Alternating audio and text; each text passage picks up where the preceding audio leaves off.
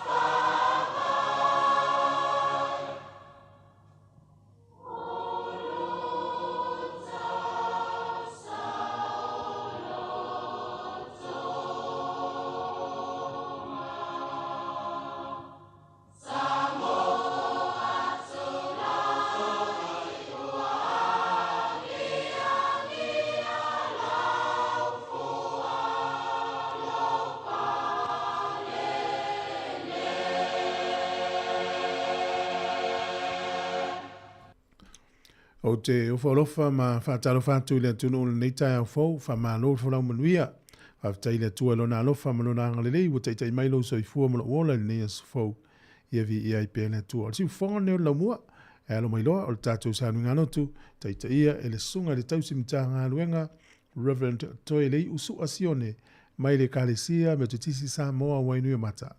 Iau si mai al whaafonga.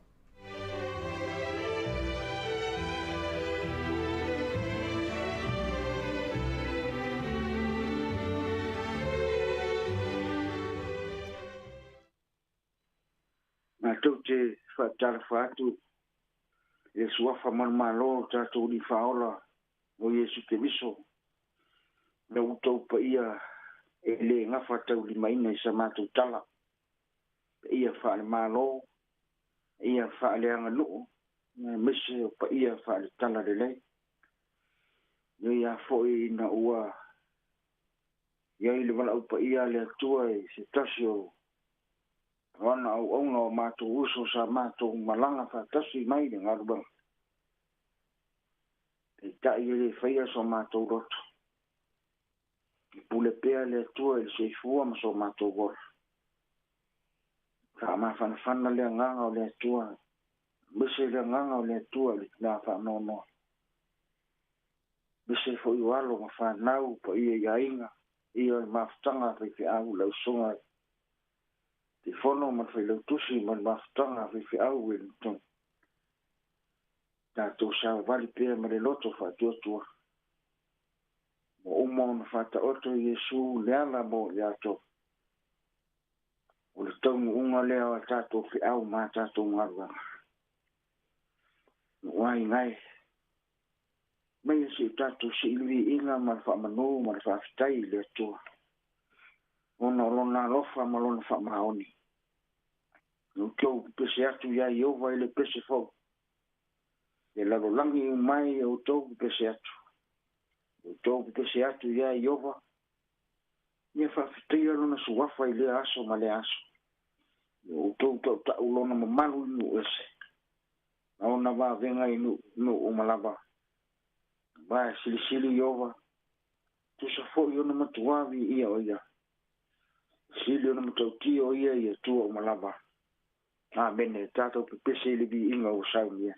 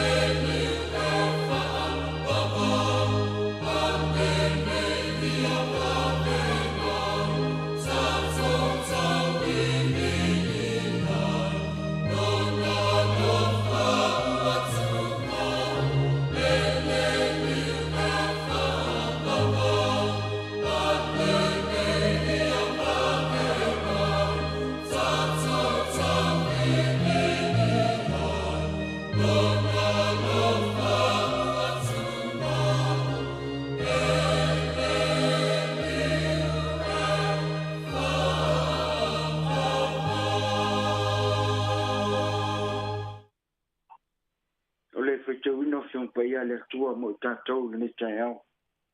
Ke whaongai na pia lawa le tusi te waso le kalesia me tisi Sāmoa. Le tusi lua paulo le kalesia ko nito, ia po le lua ko nito, i lona mta au pue wha, feita wina me fei pue sifuru ma le ono, ka ngata me fei pue sifuru ma le walu, umai le mta au pu nei, whonga mia, feita wina fiang pa ia le atua. O le mea lea mātou te le wha vai vai ai. O wai ui lava ina tau wau ina umaro mātou tangata i whafo. Ua whafo wina le i tutonu le aso ma le aso. Wao lo mātou pua ngā mā māsangia ma le vave ma vai. E tupu mai ai lo mātou. E tupu mai ai ai mātou. Le manuia ma mafa e sili ese lama ma le whaavavau. Lo mātou le mana tunatu mea ua vaaya. Ao mea e le vaaya. Wā o mea ua vaaya e ngata mai ia. Ao mea e le vaaya e whaavavau ia. Mia mana malama e le nganga o le tua na fionga o tātou whaanongo a whonga iai le nei tai au o whaitauina. Maulava ia te ia rona vi inga e o le whaavavau. Leu tu ni mafofonga fa le nganga le mita yao e maua mai lava tusi sa foi tau o le maenga muli fa i posful mal balu fa per no foi tau wina wa o mea o va ia e ngata mai ia ka o mea e le o va ia e fa va ia wa o mea o va ia e ngata mai ia ka o mea e le o va ia e fa va ia le mata upulava le nei fa o fa manino ai el apostolo Paulo le soifu au ona o le au apostolo ma le tau unga o le ngalu lue mo le fe au o le atua mei Paulo o wao i matou nei o ola tu ina tu pe lava i le oti ona o Yesu na ia faalia fo ile soifu o Yesu yo matou tino o wanga vale soifu o wo fo inat soifu o tu inat ele ngata o le au apostol na oe u fatu tua ma te tongu au ona ile tua e ui e fia ngai ma ti ngā ma pua ngā o le ngaluanga na u te tonu tu salava pe oti Awa ioi ma teletonu wa iloa le tau unga o ngā ruenga whaingata ma pua ngā. Lava ina sawa ina pua ngā. Awa wa ai lava ma le whaatua tua. O loo iai le atua le tau unga le lei o whi au ma ngā ruenga. Le mea lea mātou te le whaavai vai ai.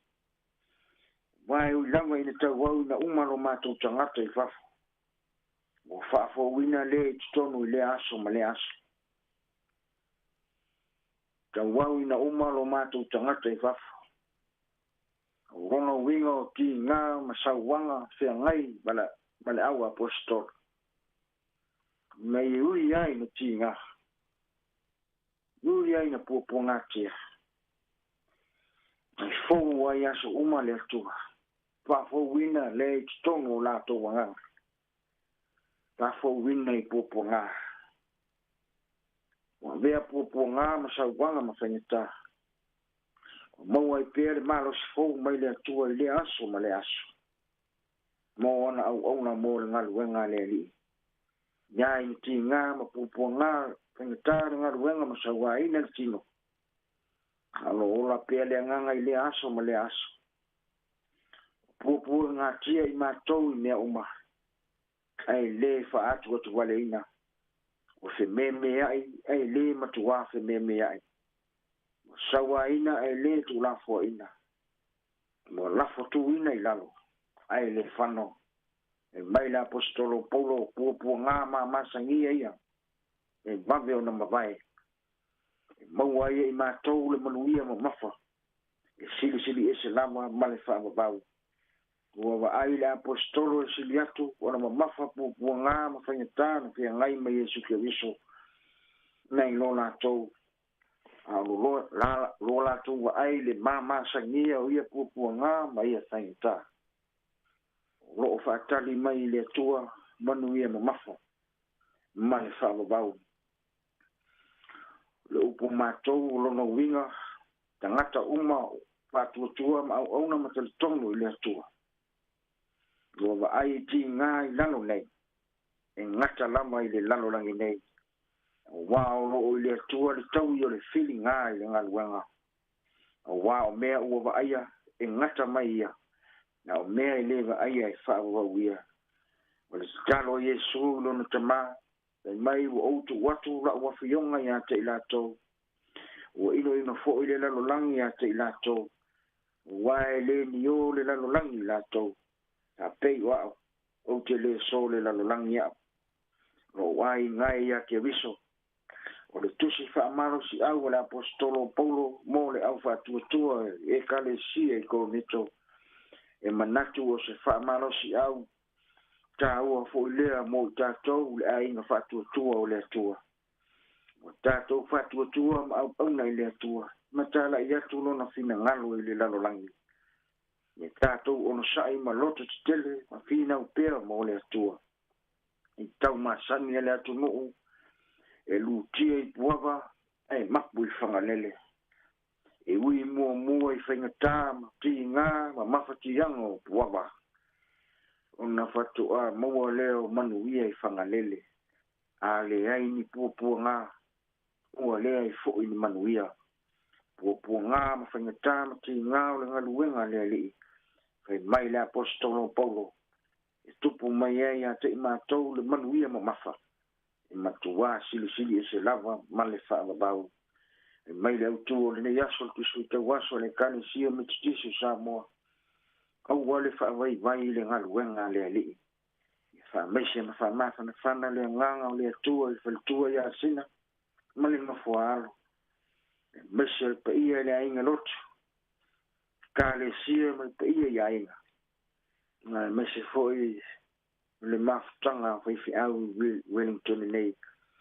Ma whanawhana lea nganga o lea tua i ainga whanoa noa. Ono Yesu. Amene. Hio tātou titano. Lea tu wae lo mātou ta mai o le langi. Tupu silisili lava lau whionga i le langi a toa ma le leila lo langi. Te maa oe o le whaavavau o le ali lau a whionga o le file mo. Lea tua lo whafua ma lo whamuti vale lo mātou wola. Ma mātou fisili le neita e au pēnā fua se a le neita e fōu mo mātou. Mātou te tali lava i loa lofa, malo wha maoni. Mao loa lofa lea na e te tai mai e le malanga lo mātou a inga o Sāmoa. Mi lava ina i eila wala upa ia se tasio mātou uso na mātou malanga wha tasi mai lau fi au malau ngā luanga. Na ua umo nei wha ta oto le ala fua o mātou fi au mga luanga. Mātou te ola, ia i le teimi e te wha na vai a mātou fi au mātou ngā luanga. Lea li ie mana tua pēa ngā luanga le lei. Mana tua ngā luanga tā ua.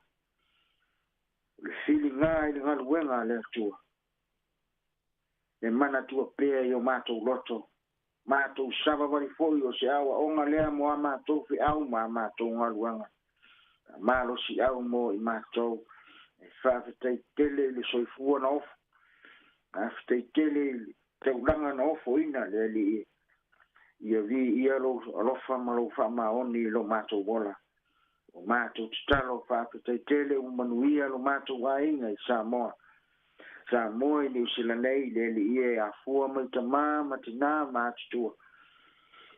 So se vaenga i o lava ina ia mātou whanau. Ia vi ia lava lo alofa ma lo wanga le lei. Whaftai lau tau singa le ma vai lo mātou wola. Whaftai au whamanu ianga i le aso ma le aso. Whaftai le tō whatitala ma le tō whamadino mai a te oe. O tā lemi ese maanga wa. Le atu wai whaftai ke le lawa. Mātou titalo whaftai le manuia mai a te oe. Mātou sava wari pia ma le loto whatuatua. Te le tu lafo ina lo mātou wola i o a oanga le lei. Aftai lau tuspa ia fola ina mo i mātou.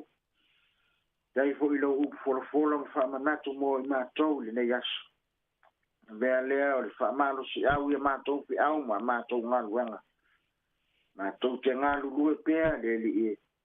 Nei le aso I te bala awina ai lo mātou wola.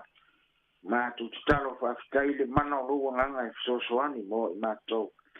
O le taulanga e tasi ai afe me ta pena Iesu ke viso lo mātou li faola mo I mātou.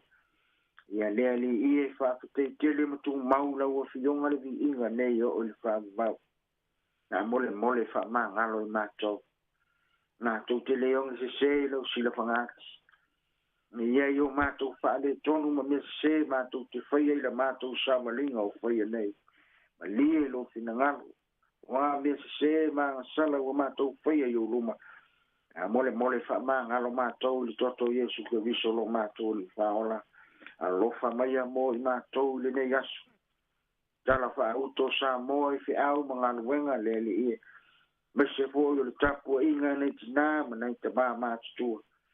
O na ua mapu mai le au ma le tala le lei. Mole anga le lei la ua fionga mo I nātou. O mātou te talo fa manuia Sāmoa le li ie o no nofu I ni usila nei. Ia fua mai monga si o lama I whana witi. E sila fia le li ie lo mātou fa wau ona o lau wala upa ia. O mātou te talo fa bese ma fa ma whana le mana o lau nganga te nā fa noa. E mese o nei fa nau ma a inga.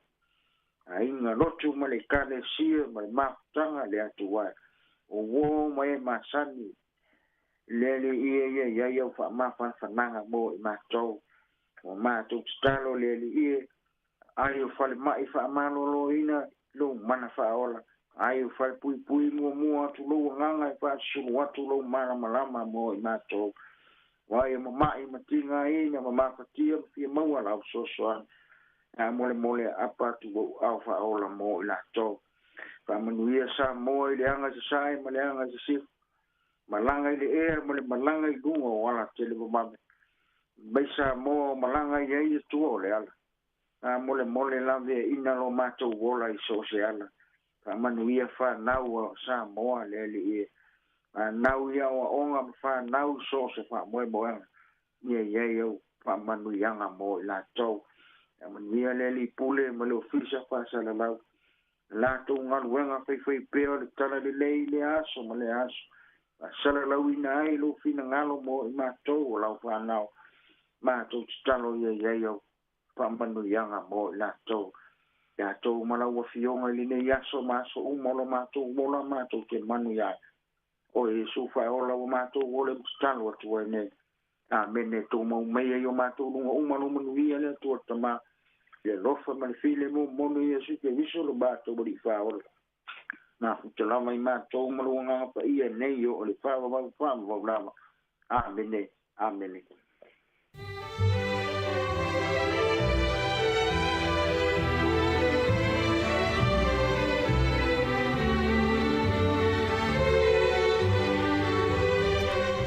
Ua whafonga le tunu I le tātou sauninga loto le tau nei na taitaia e le sunga I le tausimitanga luenga Reverend Toilei Usua Sione mai le kale sia metotisi Sāmoa wanui mata. Ia mori atua I le whawhitai ma le whamalo, whawhitai tele mo le tāpenanga o le nei tai au, whawhitai tele mo le upfolfola le atua, e ngā te reo te talo whamanuianga.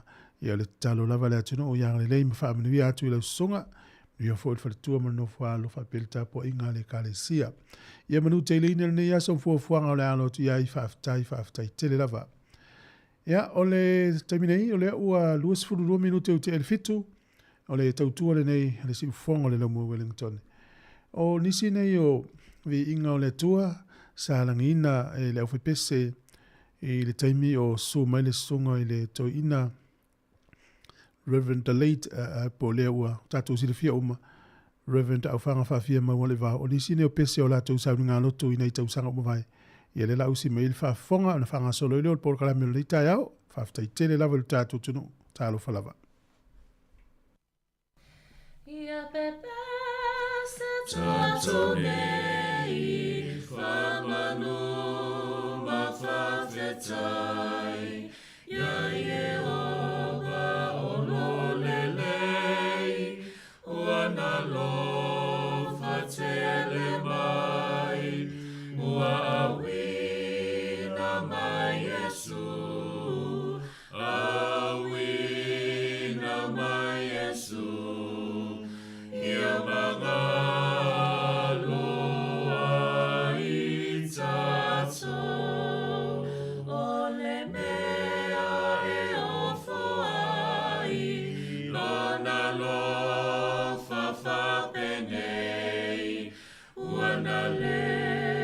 pasawin ai lona lolelei ina ia mga loai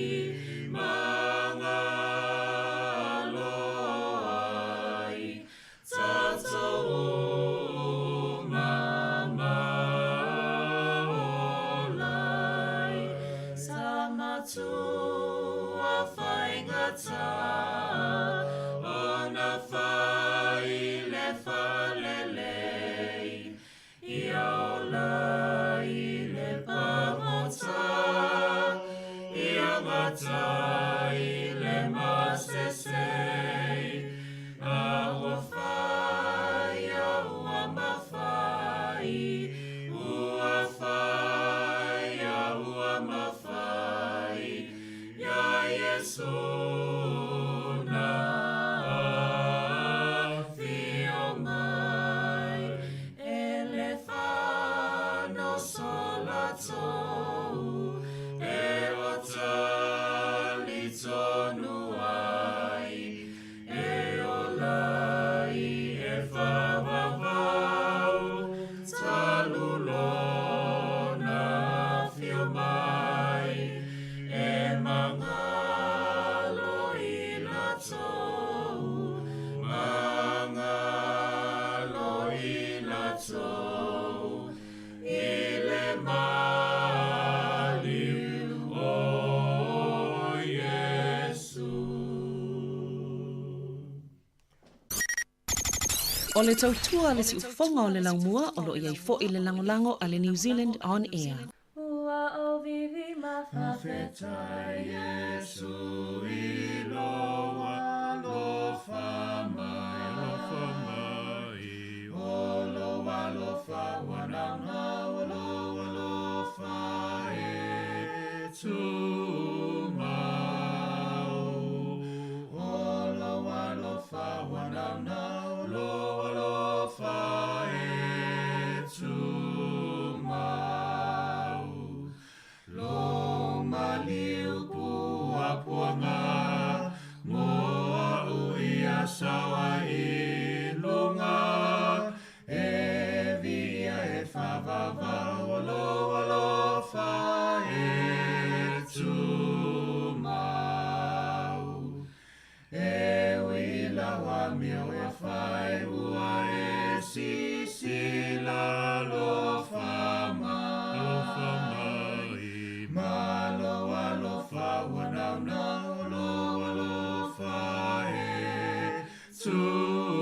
mau malo alo whawanau nau lo alo whae tu mau lo maliu pua puanga moa uia sawa i lunga e via e whawava o lo alo whae tu mau ua mutula wano whamai ua tu sama se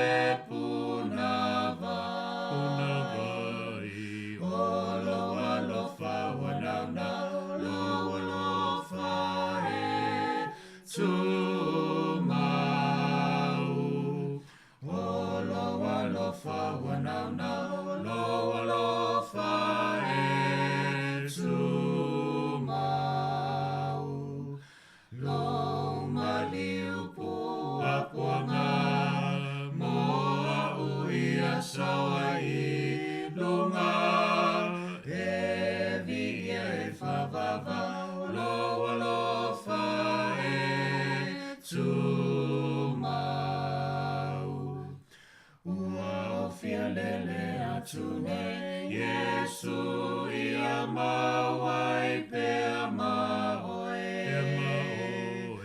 mao vivi e whawava i lo alo whae tu mau mao vivi e whawava i lo alo whae tu mau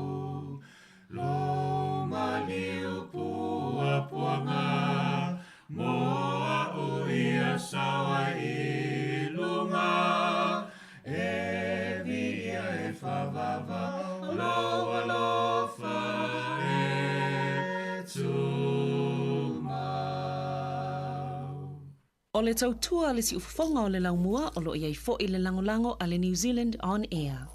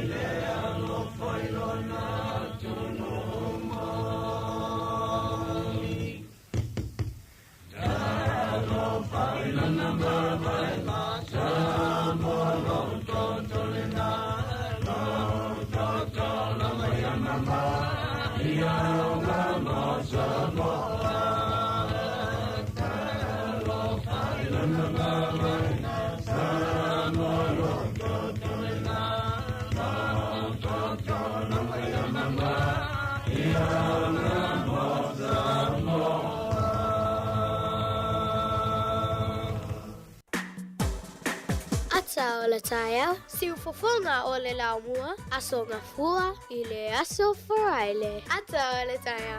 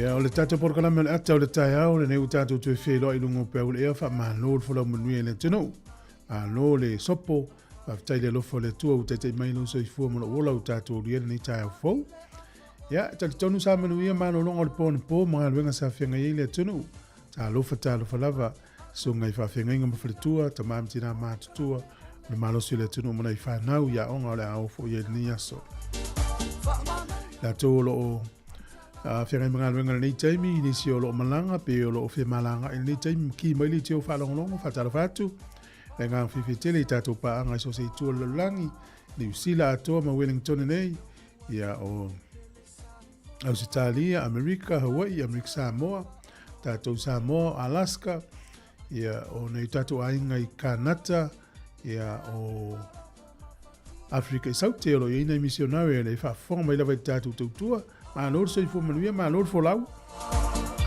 ia e tali tonu ia o lo maua e oe le so i fo le lei o le por kalame lawa i o le ata o le tae au e pe ona whai atu e ina i a inga ma i tātou uma o lo ma ftia fo i onon malanga le marima le o tia whaalo tele atu por kalame me wha manuia atu mo perfile mo le tua i uto fina ngalo mo tātou loto. Ia pefona ta ua fo i le tātou sanga nei te tai au, ia ua sile fia le tunu. Ia o le tasi leo o ta maa fo i ese fo i le te leo lona sau i le si fongo le lau mua, ia whapea ia le mātou fo i mawhitanga whaale au whainga luenga fo i le mātou lau whainga luenga le tio. Ia suma i lava le tio, e tala noa fia, ia pangale, ia i le isi se whailoto, ang le le tua i le.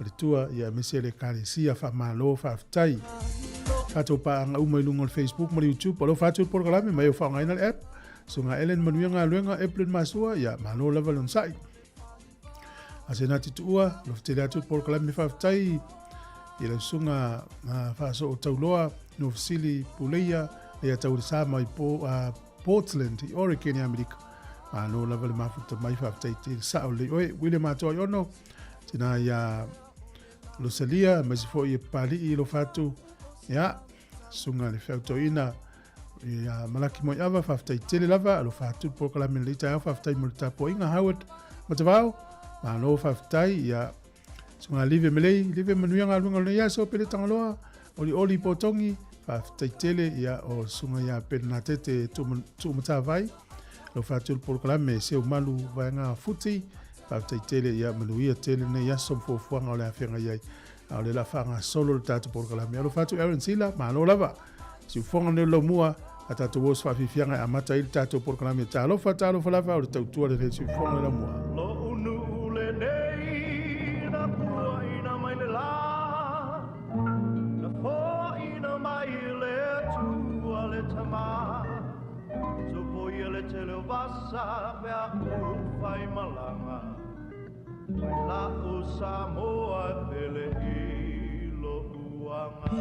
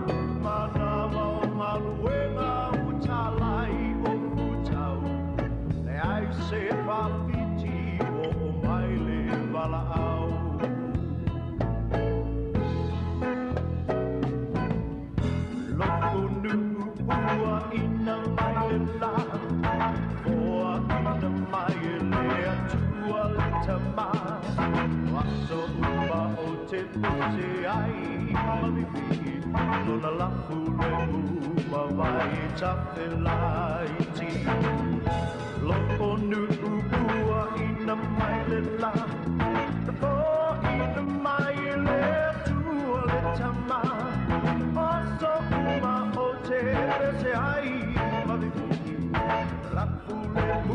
mawhai tapela iti.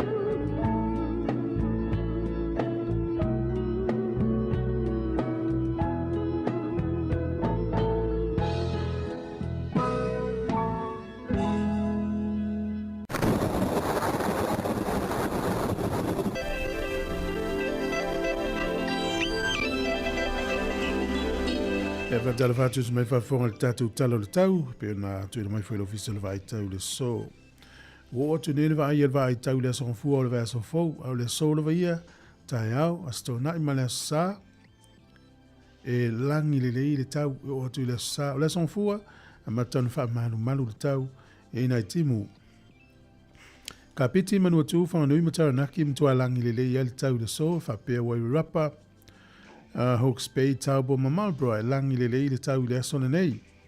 O le malulu e olo whamawina sifururua anga i lunga sifurfa e a mawhanawhana e lua sifuruma anga i atu i lunga lua sifuruma le lima inu nei. Au kilani langi le tau le asona nei. O le motu i saute i eina i timo i Queenstown Dunedin ma Invercargill. Ia o le pito i lunga o le motu i saute le au fia ina le Soni, Motueka, Blenheim, Picton.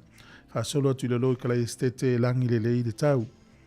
O le malulu e olo whamawina, valuanga i lunga sifurfa, e a mawhanwhana sifurima anga i atu lunga lu sifurtolu. O le atelenga o le atunu ne yaso e matele ina langi le tau. O a pia e langi le tau, lua sifurono fu e a malulu, e a mawhanwhana e tolu sifuru fu e vela. O le angoto ifo le lai le so Wellington e lua sifurfa minute te el fitu nane le fiafi. E oso a ele lata e au il aftonu le fitu. O le fuole malulu i Wellington manu tua oi, o le valuanga i lunga sifuru tolu le iai, e a mawhanwhana i lua sifuru fasolo lunga lua sifuru lua.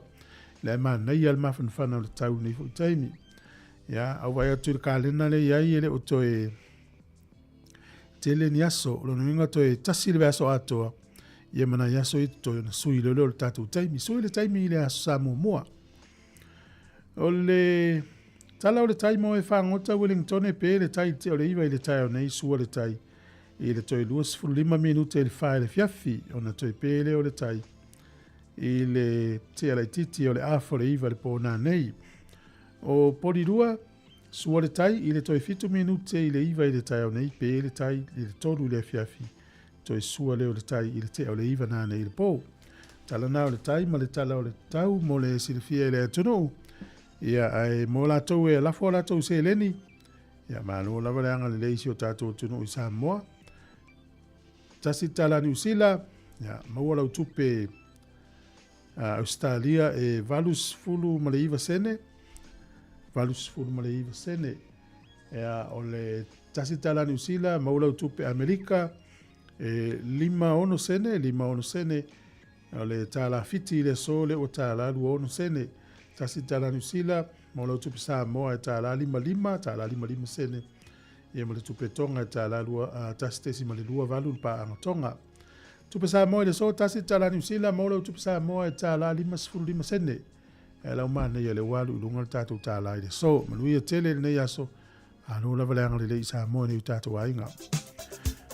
O le amano whaminianga wa soifua, mo wena i soifua nei aso, ne fatalo fatu por la même famille yelo was fanau. O le tato email level na so fanau at samocapitalradio.co.nz. Pe afia mais family yanga. O le tus faitau le so e mau le tusi le a Filipi ta upo fa fe upo sfruiva.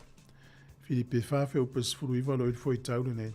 A o lo atua e fa atua e ia te auto me umai mantitiva i auto. E tusa ma le faula i olona vi inga i a keriso Yesu. Aula watua e faa atoa e ia te utou mea umai matiti vai utou. E tusa ma le faula i olona vi inga i a keriso Yesu. Tato i loo foi tusi le a Filipi mta apu e fafe upas fruiva. La tusi paulo le kalesia le a hanga le leito e a lolofa o Filipi. Ia ua le kalesia e a lolofa i le ngā luenga. Pio na whamtala i paulo o ngalua i a sa hanga le leia le kalesia le ia. E lau toi tusi e ia aura watua e wha atoa ia ni me mati vai utou. ia mo oina soifua le so ia manuia te lelo wa soifua le pesile nei mautou.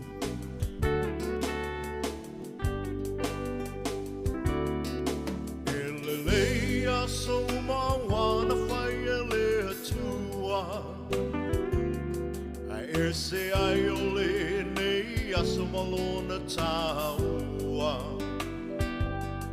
wa ato ai se si tau sanga fa au popo lo soifua ono le lofa o le atua malana pule fa a soifua o ai ele tangata wa ia manatu mai ai le tele o nei tau sanga wa ia foa i mai fo i le atua le vi inga le fa manu ma le fa fetai aua ua ono mea matatau ai ia manuia waso whanau ia manuia waso whanau ia wha manuia le atua i lo waso whanau ia manuia te waso whanau ia manuia te waso whanau ia wha manuia le atua i tō aso whanau.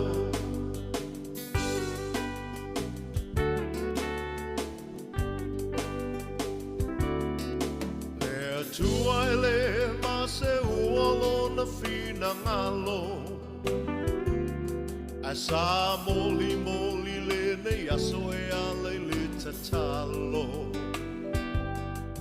le atua whaafofonga tatalo o le atua e tali manao o ia fo'i e mali e ai o tātou manao o whaafita o le whetai ai le o langa o mai o le tino e tapatau tali ai le malanga pawhetai le atua i lana wha malo lo mamana mai malo si ai maula i le tele o nei tau sanga ia manuia lo waso whanau ia manuia lo waso whanau ia wha manuia le atua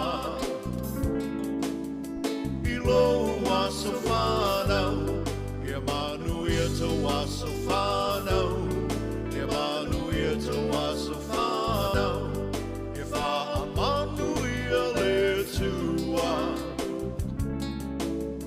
i tō waso whanau.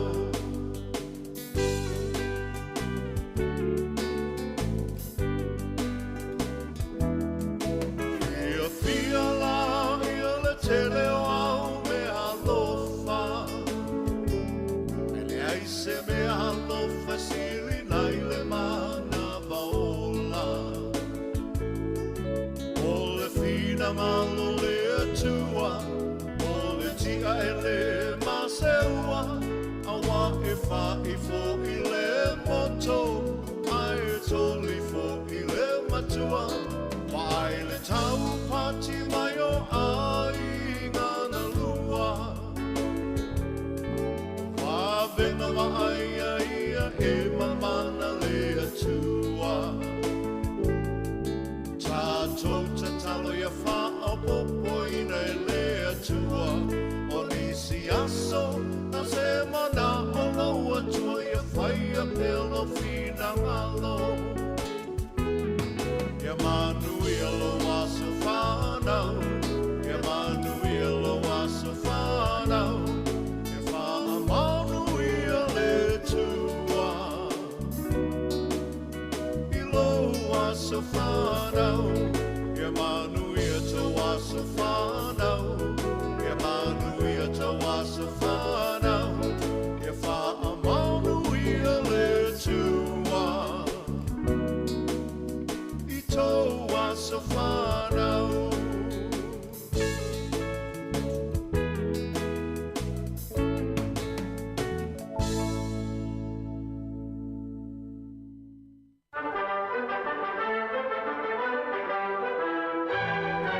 talo fatu le tunu si mail fa fonga le vava ile nei tala o tala fa sol pito le langi me na tupu ile so tu sanga mo vai ile so lu su fitu le masina le nei mati o le sol tu sanga e tasi ono lua lima o Charles Muamua na vea matupu e ngelani maskoti lani le asol nei le mai o le maliu o lon tama James Muamua o le asol nei le tu sanga tasi valu lima fa e ana tau o Crimea War ia na si tau atu ai falani a Lucia. Tausanga tasi valu tolu o le li ofisa o le Salvation Army o George Pollard ia ma Edward Wright na tau nuu i New Zealand i le so ina ia fatuina le Salvation Army. Ia leu tato iloa uola le ia Salvation Army i New Zealand.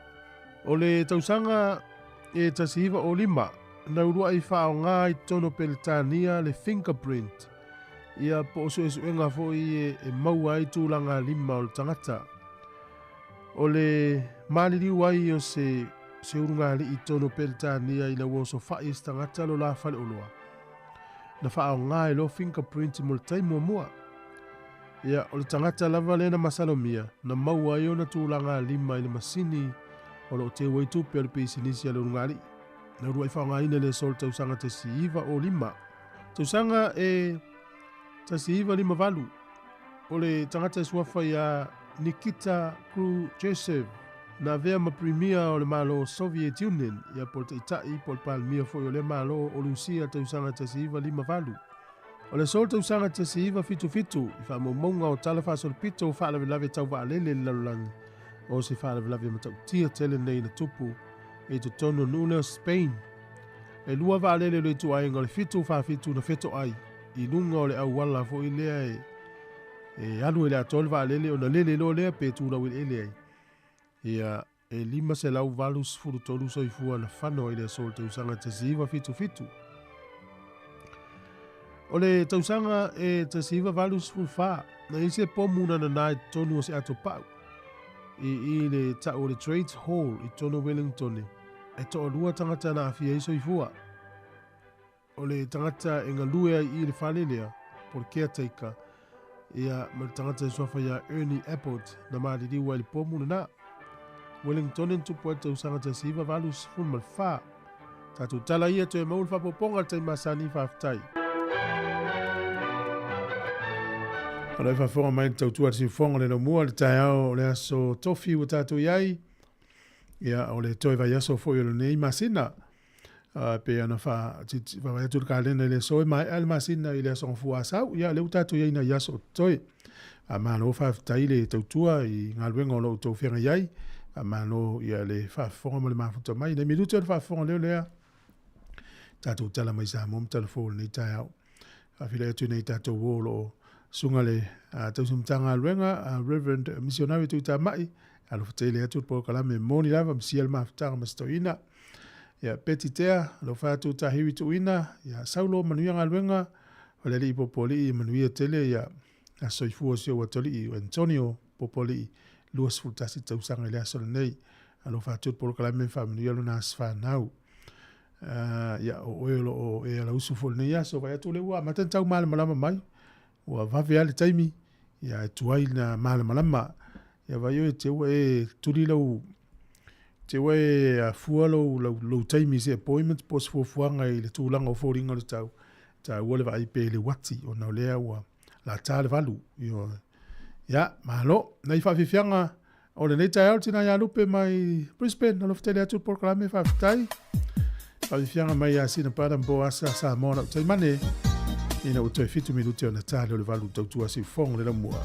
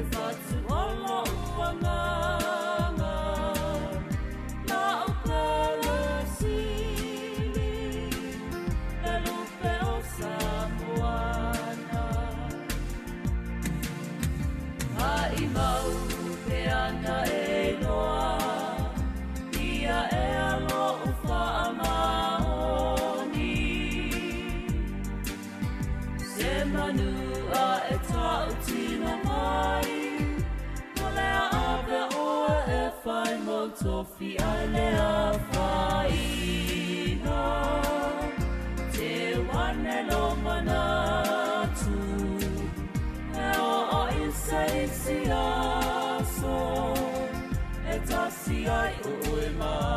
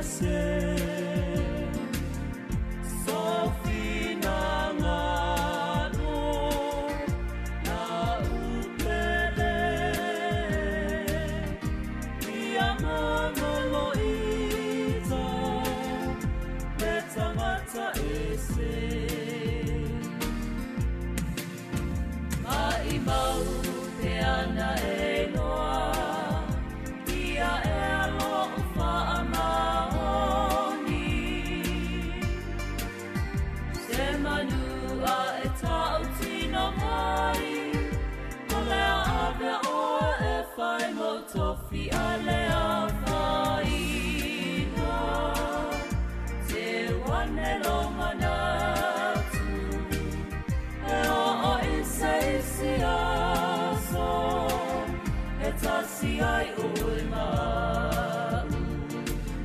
E o isa isi aso, e tasi ai ui mau. E o isa isi aso, e tasi ai ui mau.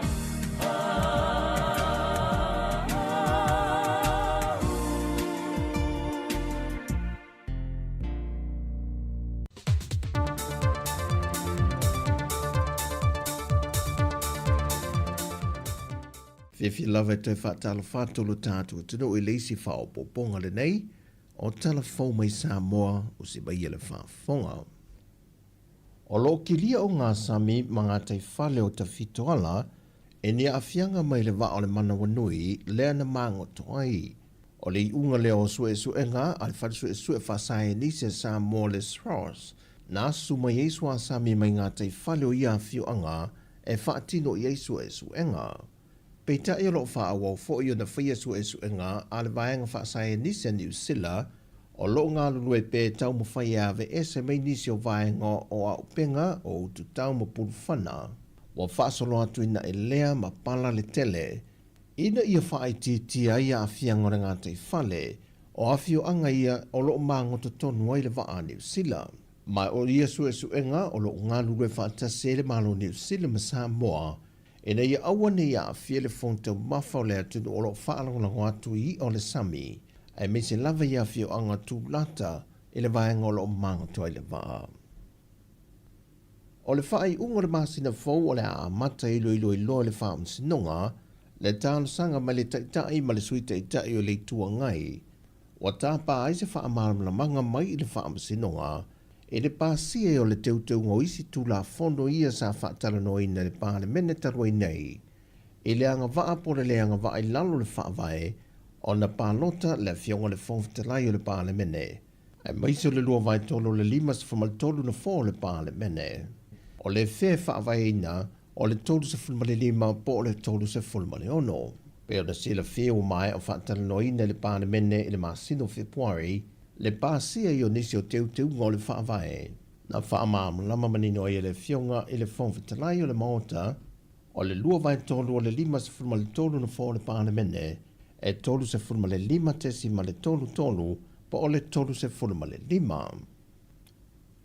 Ua whaamanino mai e le taitai awa o le kālesia so fitu tutu o tasi, le sunga ia Willi Papu, niso tustu singa matua ingan mamalo le atunu nei lunga o pengta whai nangi, e le whaamatu wai o se nonga tu petele me le nupi whai le kālesia, e le whaatino i nai o se pise nisi. Peita ia le toi wha le leia o le whalitani malo le anawai moana, na whai loe Pastor Willi Papu, O le whaamatu o tua i o le se leni malinu pi wha, ona ua la vele e ka le si la lo wha la popitonga lau whai pisi nisi, mai o le whalitari malo foi, o le wha moe moe ne ia wha whai ngā ruenga i nai takato le ka le sia, e whasoa niai nai tupe maua, e le tausinga o nai o lato a inga. Na whai loa wiri papu i le whaatalanoanga ma le TV tasi. Le long lena whai le no pi wha, ia e whai ai i le hotel nei. O le mea o tupu, ua tele tupe ua alu i mei e whai. Ina i e sui ai, ua alme sa ai, sa sue tupe e tongi ai le hotel. Anu whai atu lea, nāla neina whai le hotel. O le suenga o seisia ua la investa i le lotu. Ina i o tue whai nā mea o whapapama. A le ho whalonga mai o tue whai whai whapapama.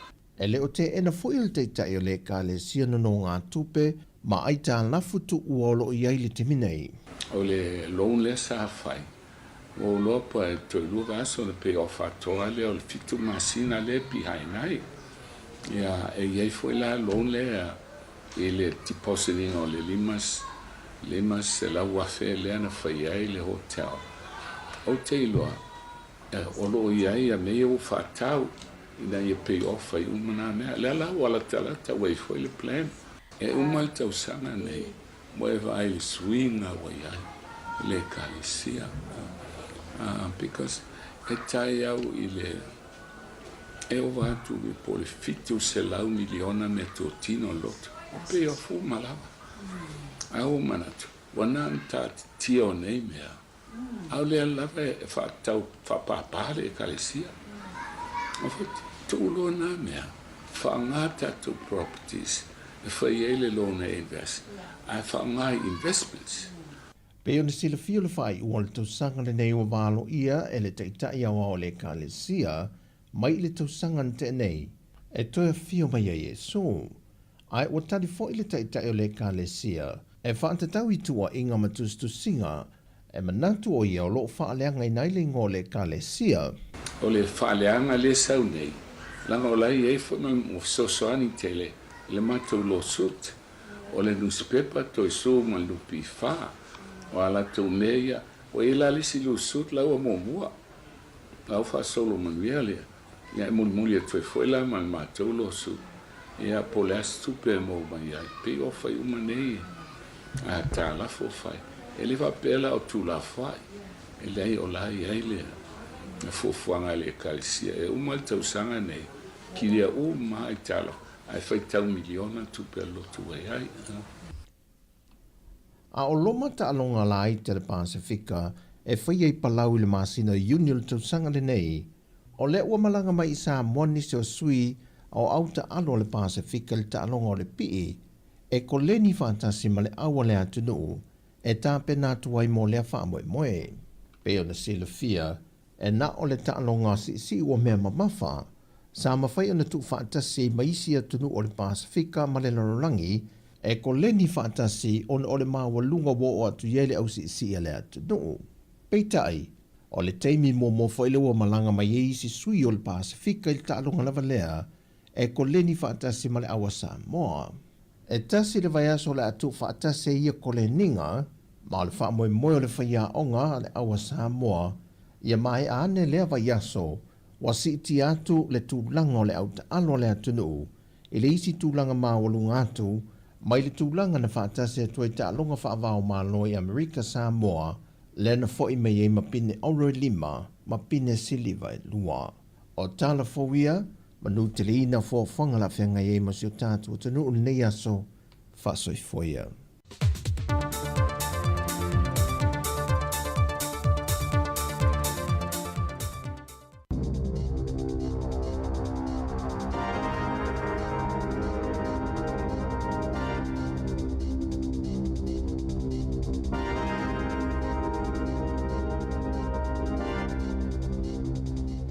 Tala flavan fa bobonga mo telefon me li si ufonga le la moa i Wellington e mo le nei tau la solus fulfito ma te loa filua lima. O le whai unga le tau sanga le amatai o na whai asu e ngai lunga o wala titele leo. Mo ave ta vale tango fia whala au whaasaina. Na ua pasi ai le pale mene le asona na filo na whai taunga whaatolo. Le tū la fono mwhena whaatino le afuafuanga. Sa langolangoina le tū la fono tau whaofia le National Act New Zealand First ma le Leipa ele ilangolangoina le Green ma le vaenga whaupwhaia Māori. Sa whaalia le Minister of wa inga Grace Bishop o whala au whaasaina o se tasi leo mafuanga i le tele o whaalawalawe i awala e mau waiso i fua ma manunu o ngai fo i tangata i nei tausanga ua mawai e tu samalatolu 10% o tangata maliliu i lunga o awala e mafua mai whaalawalawe na au fie a vita vale sainu mia ni vaila au whaasaina na whailoi se pepo whaamtalanga i o atu le 5 afe leo whaingo su engal tausanga e mawhaio na whaatino i leo. O le ati talaina ma le whalepui le tamaa i a Dean Wycliffe ina ua mai ona tula ilu mo le komiti o le palola i le vai asonei na ave Wycliffe fitu tausanga le matua le whale mai le asonga fua. Ona sa whaia sana tite e alailona musu o tau mawha talu mai le aso se fulo o mati ma o lana tala na wha o 5 ni leo le whalepui le Spring Hill Corrections Facility i a te ia na ave le whalepui ona sa ia solia tu unga le palola sa nofo i te tono lana ta avale ai le o se whale na wha amaoni e ala ngā tau ona nofo ai. Na tūla i le asona na file komiti o le palola ina uto e tu umai iluma mai le aso tolo a perila lana mata upo ina ua talo sanga na loia na whaamaonia lana loia o Sam Vincent i le leitio New Zealand. Ua talia le talo sanga Wycliffe ma ua tatala i tua i le palola ma ua mai ai fo i malana tite le ana le toe tau mawhai i aso i se fuluono o lo iai pia Wycliffe i le whale mai ma amatau na toi whawhanga le mō a o mata i tua i e fō mai. O le whaamatalanga ana loia, e whaapea na whaieni whao o ngā lima ia Wycliffe, ina ua muso e alu i tutono lo na sela, wa wala au loia nei e whaasalalau whaalawa i tele se ata o le mea na tupu. Wa wala au le whale tua o whaanana e Feso Collins ina ia whaiese su enga le maliu o whaanana ma ua ia tua ina ila tau sa tāpena ina le polokalame le ana awa iei e Feso le taimina maliu ai sa maliu whaanana e Feso Collins i le masino Februari i le tau sanga talwai ina ua ososona ma i fatu i se whaatasinga ma se polokalame mo ngalwenga fsoswani na whaiele Prito Mati au Kilani sa iei whaatasi manisi fo i tangata i longa o New Zealand i se tū unga na mili ai ma aveni pakete vai o se polokalame whaalau iloa Ali Child Fund o le tau mawha i le swawai mama i le Pasifika. Sa whaia se fono i le asolulu le Specialist Courts and Tribunals au Kilani e ilo ai pe te tauna whaia se suenga o le saunua ngā vasa Fia Collins ina ua fofonga ina le mata upo e tele ni ana fesile winga i le maliu o lona toalua ma e elo na talitonunga e le i whaia vaenga umasa te tauna whaia pui ma lavea ina i whaanana ma i e talo sangai e ma whaia na tali e fesile uma i se suenga po o se ilo ilonga o whaanana na avia ma se tasi o whaipule o le vaenga whaupwhaia le Green. E tatau i se kampani e iai whale no fumaututongi kala i stete ona tutongi se tupe lata ili se fulufaa fita la ona iti inga ona le saunga le mole fale ma le muli i to la fono asa yetu ua lava ni tangata e nofo mau tutongi ai na whaatonuina le Trot Dairy Limited ili Tenancy Tribunal ina ia toi tutongi le se fulu afe tala o tupe o le nofo mau tutongi po le rent ma se sala e tolu afe fase lau tala whaape matau al whaamsinonga e fase lau luas fulfitu tala na amataina le matanga alwenga o pisinesi whaafotunga o ma e fau mga alwenga le suenga i le fale lea e Bishop Dale i ayu lailu afe lua tolu ina ua mauani whaamatalanga mai le pule ngā nuu kalai estete na maa wala vaenga sueni whaale tonu e au fiele whaonga e le tusai malito la fono o le fale ta vale ma se fale eno no fua i tangata o pui le pui ma le wha alo sa sawa tu i ele malama o le la le lava wha ilo asu tutulu manisi lava o whaafita uli e le ngata ilea e telefo ini whaale i tono i fafo na ngase tangata na nonofo ai o na ultulanga whaale i tono le fale e whaase fuluni fale nofo maututongia le Trot Dairy Limited i kalai estete. O le vai aso talawaina tali e tai o loto kirisiano I saunoanga, ali tai o le vaenga whaapwhai le Act David Sāmoa, I sana whailo ingam tustala le vai aso talawai e winga I whainga palo ta whainga malo whaaloto I whale. Na whai esa tala whaamalia Sāmoa I whaapia, se manu e tuua tu lava le langolango le vaenga whaapwhai. I a Yesu, pe ana whaape tau vāma le tofi pule nui au kelani po Wellingtone. Safi silingia fo isi mua pe o le aso na manatu, pe sauno langolango Yesu le Act, masai e tali atona matua langolango ina lava Yesu le Act, ona e o tutusal tununga le vaingo tangata mai a tatau I le lalolangi, pe tai o tai o e kali sekirisiano iana talano iai le New Zealand Herald, e leo ioe I lea manatu, e whaapea o Yesu o se tasia langolango I le Act, na whaalia Reverend Frank Ritchie o se tasia whaasalalau I le New Stock Set B, ai longa I ona manatu te le Yesu ini polo kiki whaale lalolangi. Ma ilona tali tononga, e sile atu le sila o Yesu I tangata le ini whale, e whiawhio ai fo I whelo ai tangata, whaamalo lo tangata, o inai whaalo ilona taimi, malona malosi. E ui o New Zealand se atunu o e mau o loa peitai, e na o le tasite simale tolu pasene o le tamau ainga, o lo wha me alo whai titono New Zealand pe amaliu se tangata, e tawala mai alato wili po ma vaenga tustusia, mo wha alapo tupotongo lo whai angaluenga fsosoani mo isi. Na wha alia John McLeod o le JB Ware. O se numero mtoa mawala lo tele pe a wha tustusa ile lalolangi, e lata ile iwa pasene o le tamau ainga New Zealand, e alo I pa anga po o taito alua, mulimuliane ua pasi atu I whanau maisi ainga, o se lipoti ale JB Ware, o lo o fuafua ile tu samalilus fulfito biliona tala ili tau sanga lua whelua wha, e whaapea le a wha solo ina wha atuputupula ia, mai o atu ile tau sanga lua whelima se fulo, wa au sia se au wha inga tasite se maleono turiliona tala, ni tu pe wha au I pe wha me alo wha mai tangata pe a maali liu, o le taimi nei e tolu se lau lua se fulo miliona tala, na wili pe wha me alo wha I tutono New Zealand tau sanga te tasi, maana Sāmoa McLeod, e leo I se tūlanga leanga, e mawhai ona o atu I le tasi le biliona tā la. Pe a whai e wha popo pe si itia ine nai pasene, tu pe ia e wili pe wha mea lofa pe a maliu se tangata. E lona fitu New Zealand le lalangi il tamau ainga, pe a whai lau wha inga po le numero tangata, o se tasi o mafu anga ila hai te tu pe fua I wha anga potupotonga pe a maliu se tangata, ona I tele lawa ina toi tasui wili po ma vaenga tustusia, mai le o taimi umai wha amomoi ma fofau o tangata taitasi, ni wha ala potupotonga fesosoani, pe ona Sāmoa McLeod. Na Sāmoa President Donald Trump o le United States, o se wha le tonu tupu wha fuasei, leana se ai ona iai masetu sitala, I tala noa ngai le jet, anisi o sui pito si ni o le malo, sa tala noa I o sofa inga I lungo le e ai whaia Yemen, o lo o wha awa una langlango ina pe Trump lana vaenga I nafa, ma le pui ngo le atono o ewi I lea wha le tonu tele, na wha iloi se li po tala wha atono le mekasinia le Atlantic, o Jeffrey Goldberg, le tala noa ngai lungo le Apple Signal, e fe wha asoa I malafo ini fe autos tusia, o wha amatalanga matala noa ngai winga yos wha inga le Houthi.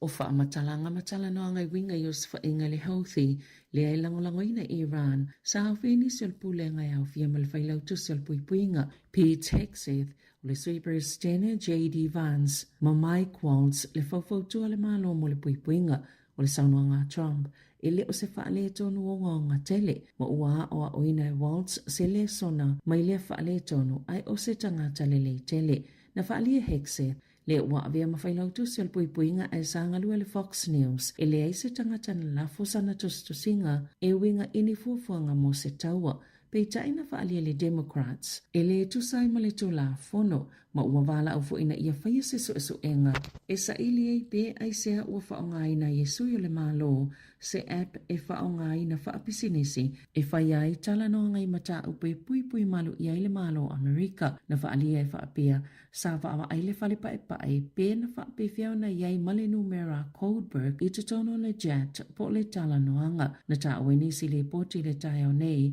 na lafo le whailau tusi le puipuinga le taimi a mata mole o sofa inga, le ana fuafua fasio te se tasi le Houthi, I Yemen, I le asa se fulu lima o mati, whaatasi mani au ili ngā onisi o sofa inga mai le ea, ale United States, Maoni whaamatala ngai māsani o na malu puipuia e tu sai maniata na pueina po screenshots o lea talanoanga ile jet ele the Atlantic sa te te e hexet na te le ilafoina ia fuafuanga. I taalonga, wa mai alta aminsanga o taalonga ta iluas full over pole T20 series ala Black Caps a New Zealand ma Pakistana. Ngoto la e New Zealand e manu malo ile ta aminsanga e fa ile tasi. Ile taalonga fa ai ule poana po sa atuli New Zealand ayo Pakistana se la iluas full valu ma pe eiva. E na ole se full over na mafai o na tuli ai ma pe e lua. Ole alo atulo ala ta aminsanga o ODI series mai amtaina ilea soto onai. Tala fawia ma le si ufonga le laumoa mo le nei vaenga le tai au.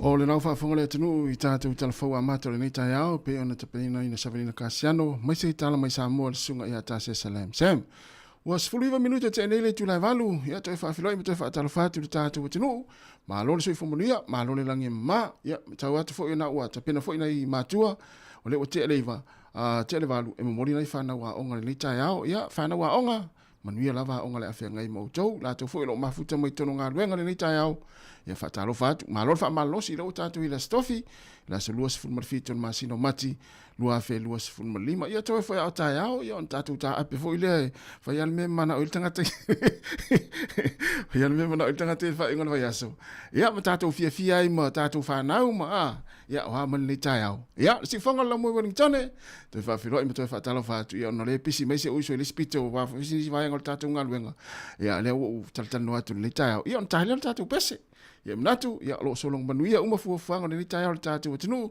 mai se fo tapo inga nei matua tausi tonu mota malawa patalofa foi nei matua lo whaafonga mai tonu mota ngase o mota o tangata matua ia ai fa pe foi la tau o lo ngale rua ai ia lunga foi la wala ia le pise foi la ngā luenga le tai au ia na whaamanatu pea le saonga le mua o ianga ia tui ngā ruenga ia I nā mga ala lo ianga ia tui le pisi le tai au ia ma au le whaavesi le tai au fu I te ita ia wau taimia nei e tele na feita le to tele a mesi a taimi fu le laua kolosi le sta avale whaalawelawe mo le sta avale ina ua whai kiu I lunga le awala ia to o le tātou ma mātala ia ai au te whaanonoa ma au te le fia ia na fu e nau na tangata e whalewhai ngā ruenga I le ngā ruenga ia na hu e nau fu ia paun mea mua paun mea taun wha mua ia o le tātou saonga le mu a waleanga ia tui ngā ruenga ia la tātou mafuta pea tātou whai mea fia au ne sisi fia fuso le tātou luas fultasi minute te ene le tūlai valu la avatu ia le wha fia nei e vai foi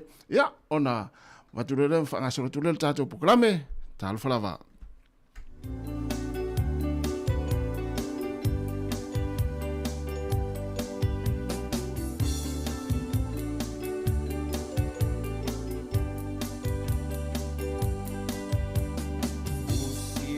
Papofonga se I pai o lau tala E uinga I le nu Male nei o langa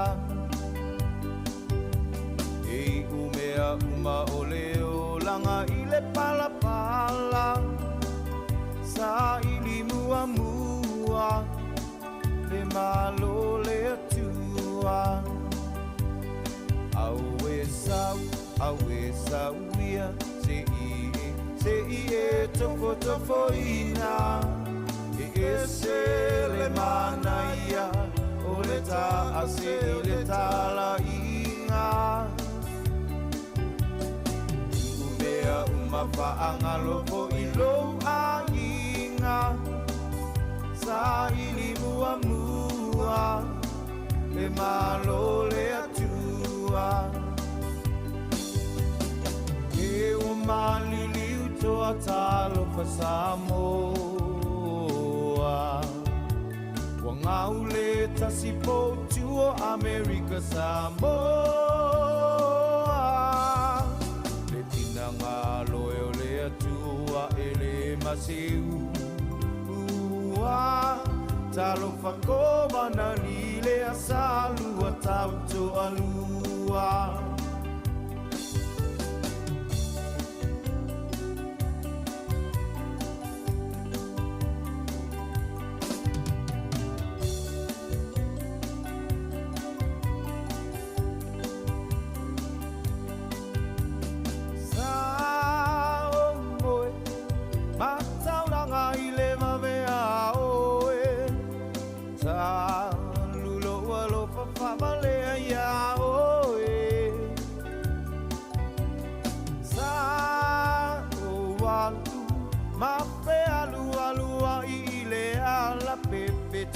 ai I tā ua I le ta whamai o ata Mo e ta I le alanga I sa sa e Toe ape Pe tawi matangata toe fo I anga I sisifo Au e ta ilo ta ino Isi a me pa vale vale Wa ila vea tele Ile lau le vau tele kea O le papine lea o eva ua malai ai o le lalo langi O na o siana ata ma vala vala au mai o e tia darling au e pepe O a mio ale ai lalo langi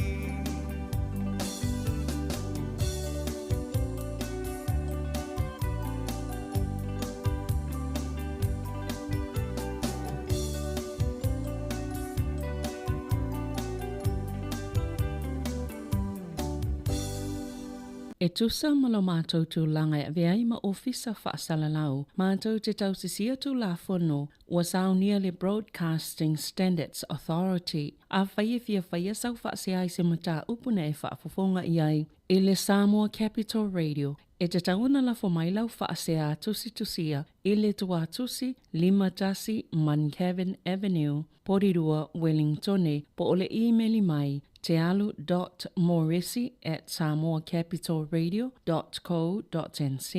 E te tauna whaia I te tono le lua se fulu aso whai ngā luenga, talo ona whaia le whaasala launga, a whai e le o whaamalieina o e ise whai onga ua tuina atu. E mawhai ona tuina sao lau whaasea I le te mana whanonga kai baho po le Broadcasting Standards Authority. E mawanisi whaamatalanga I le whaanga solonga e whaialoa I ai lau whaasea I le upenga ta whailangi bsa.govt.nz whaafetai. E le whai ngō fiele toi fo iatu o le whanau ia onga ona o le taunga tā o le soifuanga o nei. Ai ua te penaina I le Teacher Sound se whaapitoa. E te ono manu malo ai I whailonga ta I lima se lau tāla cash e se fulu. O le ase ina ia so whareide ta itasi. E lima whailonga ta I lima se lau tāla mo New Zealand. E lima fo I whailonga ta I lima se lau tāla mo Australia. Lafo nei loa sau top up luas fulu tāla pe silia tu fo I mo soa manoa te manu malo ai. E te anga wha fo I pe a e whaonga ina le waunanga le ClickX. E lafo ai lau se leni le mai cash o Teacher Sound I Sāmoa, whiti tonga ma Vanuatu. E iai ona ia inga whaapitoa, mo nisi whaamtalanga, asiasi I le www.teachersoundpacific.com. Seki a Teacher Sound. Mo los fulu 50 minute te nei le tu lai valu, ya, toi whaafilo e ma toi whaatalawatu le tātou atinu. Ma lo lava le mafuta mai, ya, manatua whaasoatu le tātou Facebook I lau page. Ya, mona. Ya, tātou mafuta le tātou tau tuore nei yaso. Ma lo tasi. Tai le foleli I naua toi whaasau mai oe.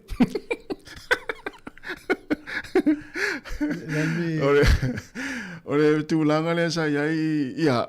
Atu koe. Sa iai lo manatu o tile toi fo I mene yo haonga. E momorin tamaitia haonga. Na ngata la momorin tamaitia haonga le 5 tau sanga taluai.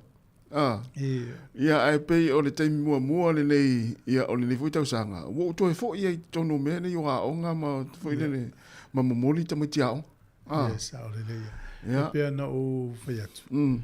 Ia, e le malu pea le tai. O le isi, kuse, le o ngā tatara noi mea ia. O isi teimi, te au whaiatu pe tauntu I le ea. O whapepe isi se o le te mawhau fau. Ia I la ta ia ai I le ofisa. Ia. Sa le valia ufutatu I le ea. Ia o whape aua. Wa le ele maua se fofo le mea leo le anu moe ta avale. Ia la, o whiala e adu ia I malulu. O ani me te tau ana toi fo I alfale. Ia la na u tatu ia le ea. O no le mea le nei o le. O fwere leo whana ua se stinga I nei se mori kao. Ua nai, tate mawhau fau a fo I iu. Mawhau fau pere ai. ala te vala mai molta vale e ta wana e fo il fan ya malo la vale ta fi lo ni ta ya u fen fam mulu mai oi ya ano wala za ya ole tu lang vo na e wal to te vo na to ma sani vo me ne mo ta vale e mi jera wori e tari e mai ole me ne wa ta to mai tau wa va ve ali tai tu ai na mana mana e te o ise se e vai tu fa fo la busa ele o la o tal tai ta u la vai de wati sa ole le o tu vai se si le va le po sana appointment po fe la vai a fo fo ngol eso e vai le la afa le valu ale le vai al matala le vai al matala e la pong sa ma ya fa fo ya ai o le vai eso fo la sa su ele tatu taimi ana ya no nga e lo ai fo le la tatu tau malulu yo e ta pena tatu tau malulu ya mo la to info fuanga o te mile umile fie feita faonga ya manen afal lima o amato ta faonga la lu va ven po ya si e ba wala va ina ta fa wala va na ta fa o na ta fa o mai ya le kirisi masi tau sanga te nei ya alena o tolu le o tolu masi no ta fa ya ma tu ala ta se e o lo te misuelte ya te tau le va inda tel malai ya o vol te men no fol fal ya pio le wingana ta la ya la toso mato e mato ya o te fieta fa o wa tu ta fa ya tu fa mana tu le hotel lo tu ya so la Sāmoa e va mai lo tu le nga fe una ta fa mai tu ta fa tu ni mo sabe chalana nei lo matua ya mai le vai te mini o se la le upu fa nga ai pe ato o te se lo tu ya tato ya ma lo nei matua tau si uma ya inga lo fatele tu por clame fa minu ni yaso ya ole wa fa le valu yo ya si fa talo fa tu si va nga yo fa talo fa malita ole fa to afia la mai la tale iva el sunga Paulo ya saulo fa ya talo fa mania lava ne ya saulo ya sunga alen solmona lenta fa fa po nga luenga le wa le fa le moe ya mania la malo longa le ya so alen sunga fa vale le fuha le wa le ta fa nga luenga ole uri ta fa nga luenga ya sunga konefesi paione malo lava le mafta mai ya o kala lango mania lava le ya so le sunga il pulo nga luenga ya teka wa talo vatu malo fa taile mafta mai ya o nau fa le tolu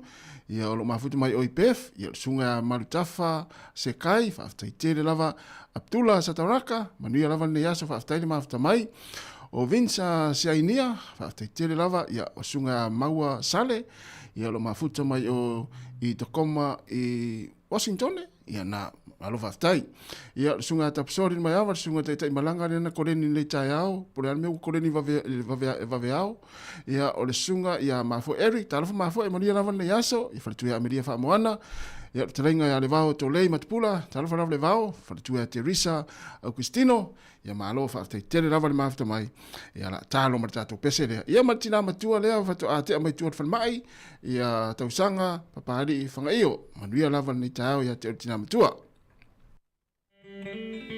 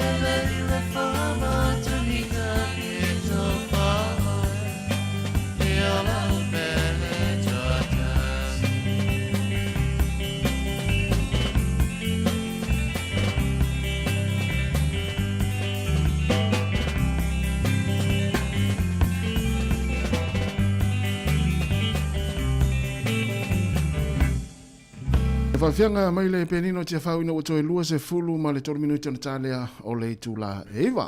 Ia o mawe te lelo le tātu teimi. Ewe, sa ori.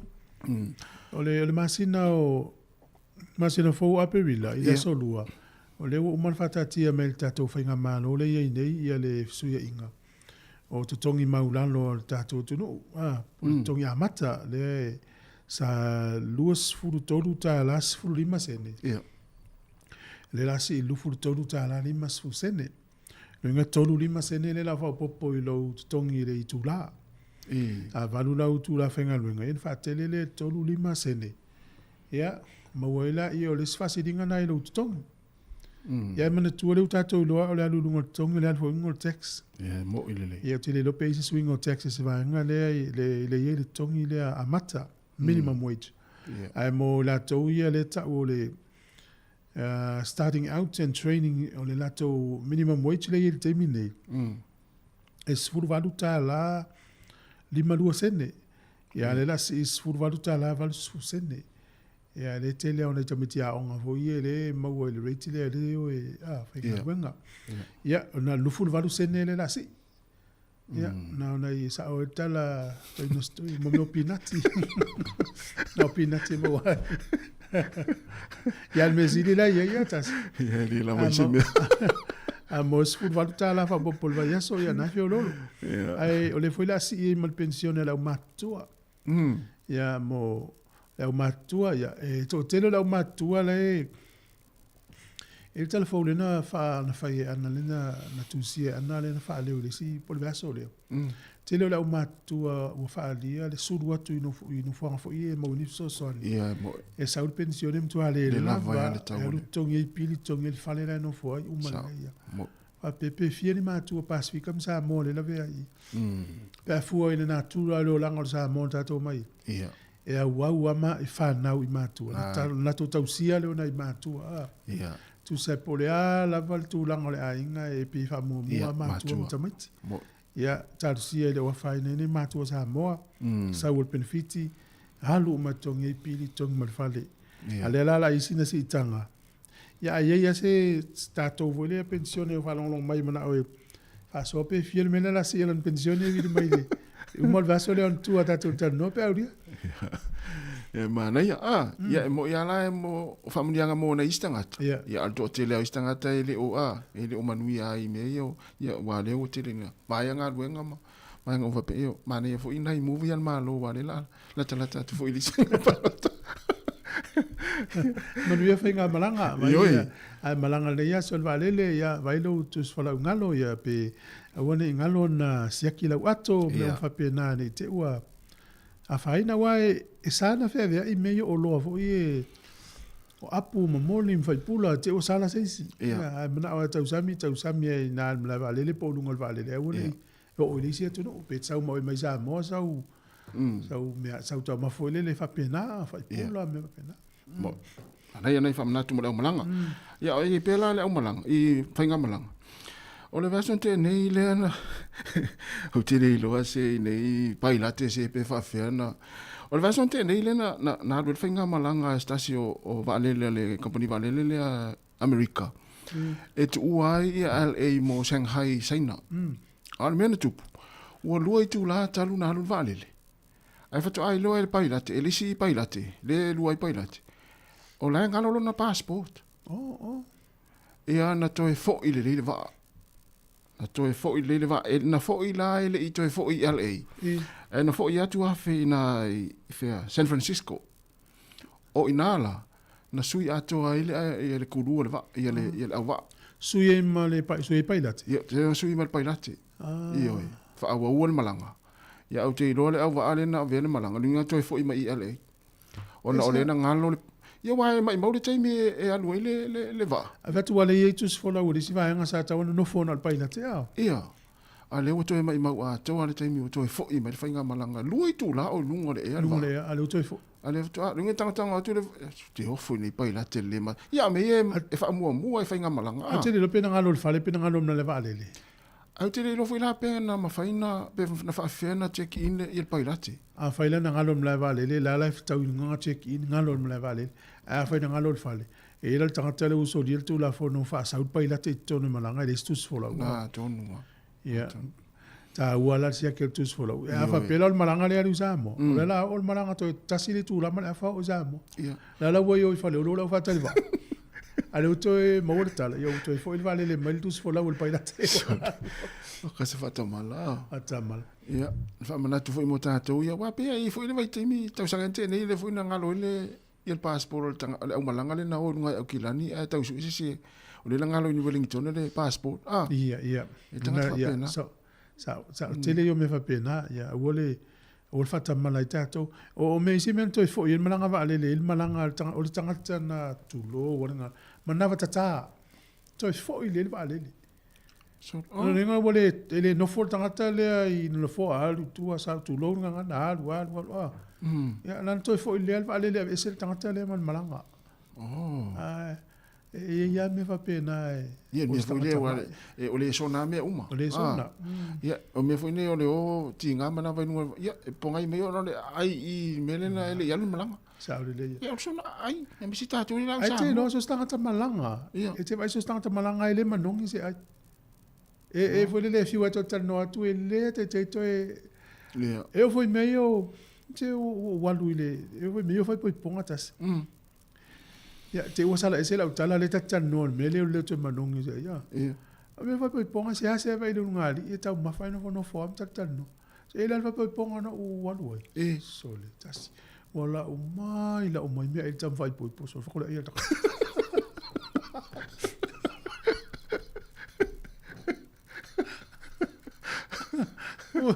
Ola fiu atanga te wale wala o mai te mersi e alu malo fa sanga e il mafu anga me va pena wa ilo le tam fai po E olo ne aingo le teine le aso le na o fai me alofa. Na tele to mo me alofa mai le to ai tele. Ya ola matela.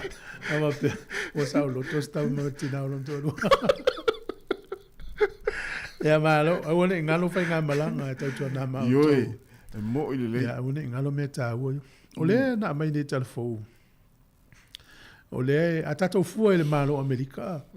Pio le malo e fata itai o meri saunga le mu o me uma. Ale na matua liki e tua fetusia inga ala wali i ele malo Amerika leva a ele security ele malo. Tangata maulunga le o afia i le sui Palestine. I lato fetusia inga na whaonga ai le app na ta o le signal. Ai vaina ia tatou Sāmoa, tele o le app le whaonga tatou o le messenger. Ia, mo. E le app le whaonga tatou li ti o le ta o le Free CX. O le tele yo app e le langi mana i foi pe isi si o whalongo mai e vili mai po ia whaonga ina i le app le o le signal. Ia. O le signal le ingoa. Ia o le app le e pe na o le tangata na whawaina le app e ta o le WhatsApp. Na ia fo ia le 5 miliona la le whawai le app le le signal am faina tu ulunga o lau Android. Telefoni le Samsung, Oppo ma Huawei mai telefoni. Ia ma le iPhones.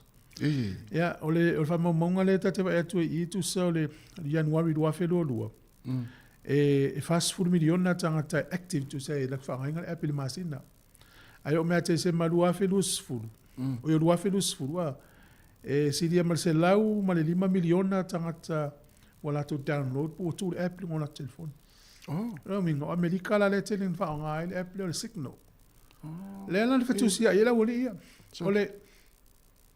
Ole signal. Ole meta ole open source e free e alawa umana siake la woli e to mai fa to e meta u IT. Umana encrypt no winga me foi le ele maua se sia o poia fa maunga lilo me va pena o man fa lilo ai u fa lilo ai peta yan ele meta o open source software fa mo fu ele tongi lo ninga so se sia fa ni fa ngaina e vai le ta mai o tanga fa ni la Turquia e tu me pa ya liru ya o le mela le na tupu o tu singa umala o li e le security America le na fu so fa Yemen. E wala le mun muri ta yata o i meia. Ita wana e fai. Ita ua ia le fai ni. Ia sa uma ina tal no ngala urina. E peila o le sasina le matu ai o le fesi. Sa le tatau i tangata maulunga o le malo Amerika. Na la to o e fa ngale mele le app le open source le po le vai ngale fa ngai tangata la hotel le public. E ta wana ia se la to wa app. Fapitoa mo la to e fa ngai na. E sa fo. Ioi. Mo tangata e tele tupe ta un fai ngofina fai sera tu app. Ai le vang ai la ele nga va ai le public ele nga va ai tangata la hotel. Ele nga va ai na ola tu ale mele tu pola uri e fa nga. Ya maua ilo i mana to tu singa. Te vai la. Ioi. Fata mal la tele la woli. O no fa long ben na fiota no tu ana marry the people. O fai sa people ya sola. To say e sa le people te le tu sa una lo mata people ele fai sa account. Ya tu sa la. Ala we. Tu sa le ata. Le fi wale se au va ngana e fai mai po fai sa people fa tu le te le wanu te le na me. Ina vai taimi. Taimi na fa mo ya o tanga longo pa tele. Vini mai tatal noa. Ai ni si app fa pe fai fetu sia inga o fa tolu va lima o fa tas. Ya mana fo ye lo fo pe sa ngole mo e tasi ele mo tu atele o le. Tele poli. O me ye fa ya o le app le messenger le fa na vili. Fa na video call, fa na la fo ye video mo images mo WhatsApp me uma. Ma to ita ua la langi ai o le signal la le ana fa nga ha o de vai la ya la mo ila to tano ma o le ila tano ya ta pese o me la to e a fa ina yo lo na fita ya mana tu la e fetu sia ila o li ya ala makka ma to Iran Iran na le tu no le no mertasi au va nga ye le fi ameri e fetu sia ila o li ya fa ina yo lo fita la fa ye tau male hamle hutis tono Yemen. Asa ole mo tangata tele tupe au milionea sa tau fai la tau e fa pilo tala no ya la tau me va pe o le mena fai tete termine fai tete lo tango text pe message mela se pin number po se password au fa tete mena a me se ala wa mo umata mana ya fa pela tato Sāmoa le o vile tasi la la fa lilo o lau card pe lo tal lau card ela tanga le tau mai ava pele la mai se si o ela ilona malo se loto se lau miliona ale te fitusia il messenger me va pena a mo ila ya o mo lau pena me va pena fa tete al ni sa te le lau tau fa va le amla ngau o mele ye te ya wo se tupe mala account le lo pe fa fen sa tanga tai to sa o le na ta mai o tanga anaya fam natul tai au ya la tata tu pese se so ta ya tu le sunga le pepe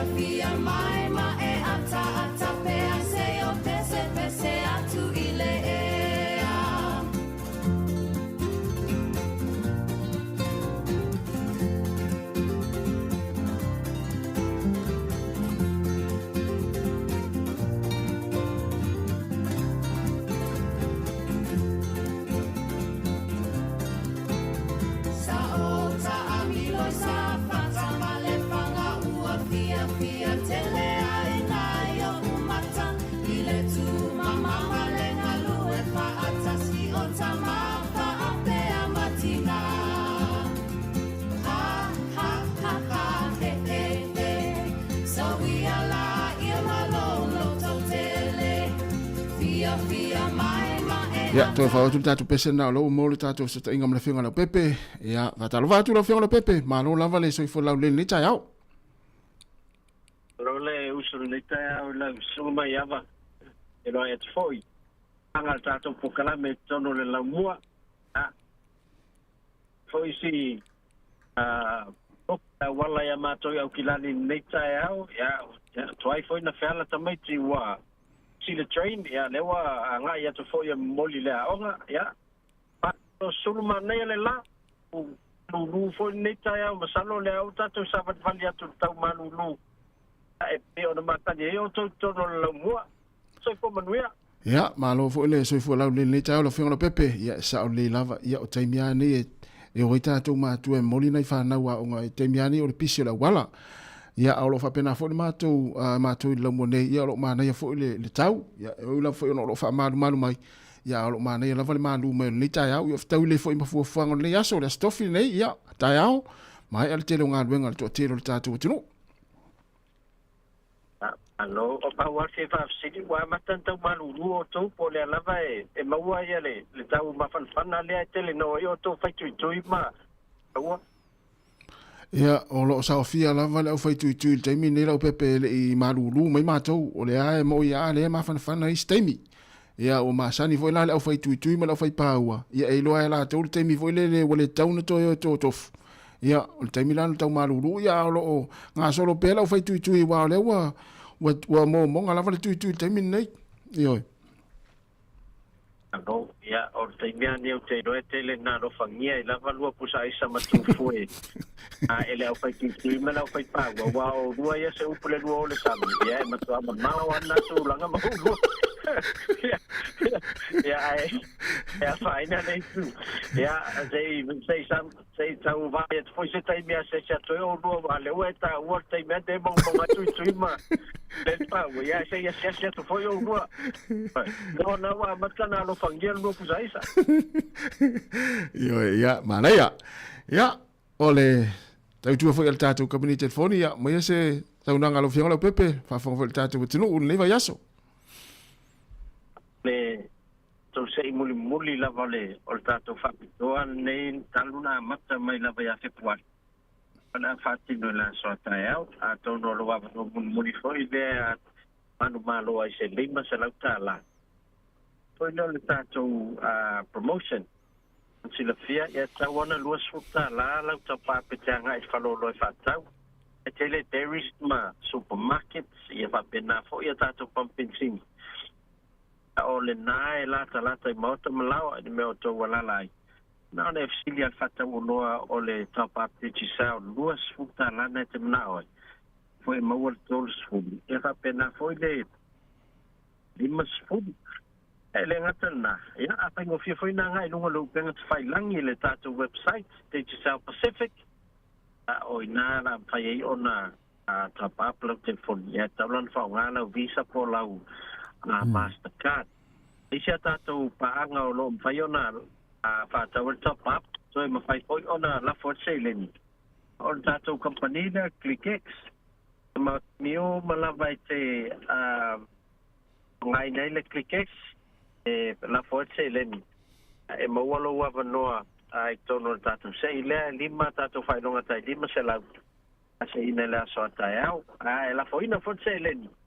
Ola no, e fatau fata pa plus futa la pesile atu le ClickX. Mo follow up no le tatu sei. Isia tatu o nanga I Sāmoa le wa awa foi. Ele ngata ile il tatu falolo ye piam sale longa nem pai ona a fatau telefoni. La fo o mafai ya ona fa ngale tatu internet foi le tamaleo Elon Musk. O le Starlink. Me se la vai nei a inga nu I tua e leo le leia le internet ma leo ye le coverage al tātou broadband. Nā fau am whai o nā au ngā le Starlink. Ai apalai la tātou digisao li Sāmoa. I tau tau Starlink I Sāmoa pa fufo I tau New Zealand mai apa. Pea vai atu pe e awhi lima se lau a yele units.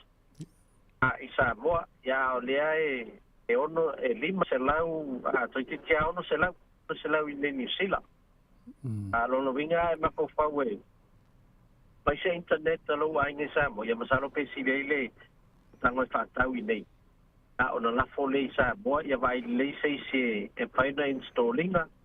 O nai whaina installing tato o whangarunga digisao, ia la fo e si agents on Starlink I Sāmoa e whai ona to installing. A peo tūlanga whaingo fia mo tato a inga mai apa. A wha peo leta mana o tutongi fo o e le pili al vaenga le Sāmoa le internet a au anei to e alu se. Tupe voi le. O ngā le o na kepit kako lau tu sa whaanu le account I aoi. Ea fo. Ai na la foli unit install Sāmoa ia nei le te pole ala ia pe o pa pe le internet o laua au motino ala o tu sa o ma anu satellite ia ma na ia o le tau foi la vaanga na wa sa no ela pepe ia le fai le account foi le e alu no tai ngoa ta itale no foi atu no mau au ta mana o ave ese wo over tele le fai Facebook o vaanga la Sāmoa ele fai nga luenga ia fai ana na tape tu ta ita le pepe Nei a tele, ia, vaenga whaingo whiara na, au te loa, au e te loa whai matu fuana tūlanga, ia lofa pe loa a inge Sāmoa, ia la ta pēla e wha pesto ta inga. Ia, e au ngā tele pisinisi, au ngā episo ta inga, me se lava pe a whai, o le au ngā le Starlink I lau vai atu. Wha mai e whai topa povi I tua maota, voi lele, e matua mao lava man meno no fai. Te le tau pone na voi le whai taunga o tau popi. Wa nana ona le internet, tio, whai whao ngā uma ia mea tu tia se solo whao ngā I farming I nei vai temi. Wa le Starlink, e le tau popole a tau po feo sa moa la e le tau pisinis. E whai tau whane, ia, e mautinoa e ona le internet. mana ia te lela vaenga na ia salo laua fa fo mo ta tu tinu ia ta ua fo il so ni na ia ngai Sāmoa ia sa oi mo ta ula fo tu pe fa ta ua ia vaenga uma fa nga i la tu telefoni e mana ia le fa ia tu e fo le fa ia tu la ta account pure tu ita fo le e tongi nei ia ai fa nga vaenga le Sāmoa mo ta ula fo tu pe fa ta ua i vaenga fa pe na ya, sai si vanga te fia no ila pepe ma tana muri o mai le tape nanga tatu au. La elme o tupu to au. Mato au le malo lo vea son nei. La foi malo lo le Chiefs. Ya, fai sito te lo matu tamala vea.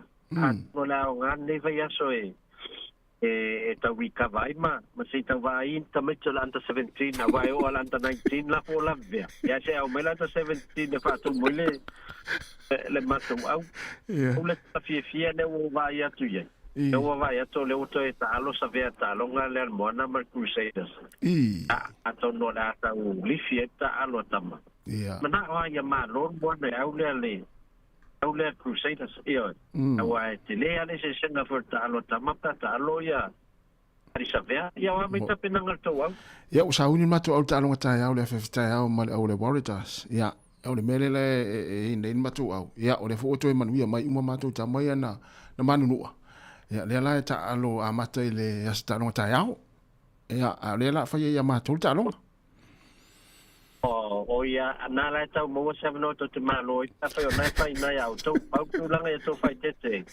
Sāmoa war ta la Sāmoa e matu a mata tia pa le si tu langa to e fa no fia o stadia o le mai ta wa tu le la ra te mine soli ai lunga o le top 80 au mai fa Australia.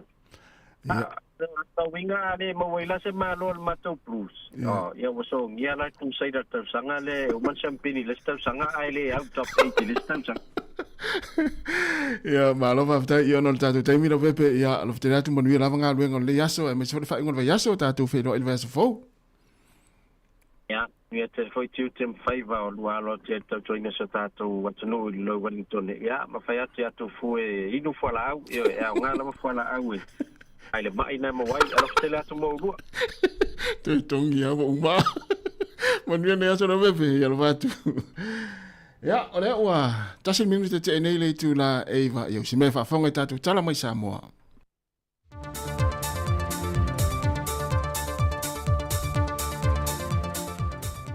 Fefi lava te whaatalo whaatolo tātua tino i leisi whao poponga le nei, o tala whau mai Sāmoa o se bai ele whaafonga. O lo kilia o ngā sami mga tei whale o ta fitoala, e nia awhianga mai le wa o le mana wanui lea na mango toai. O le iunga leo o sue suenga, ale whare sue whasae ni se Sāmoa le Sros, na suma Yesu a sami mai ngā tei whale o ia whioanga, e whaatino i Yesu suenga.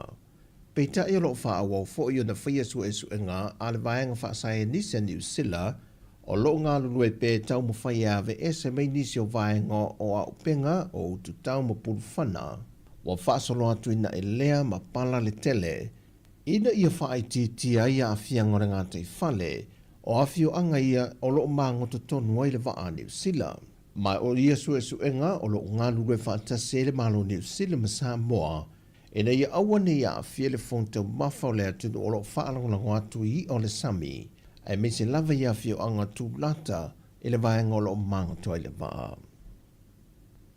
O le whaai unga le masina fau o le a mata ilo i le wha msinonga, le tālo sanga ma le taitai ma le sui taitai o le tua ngai.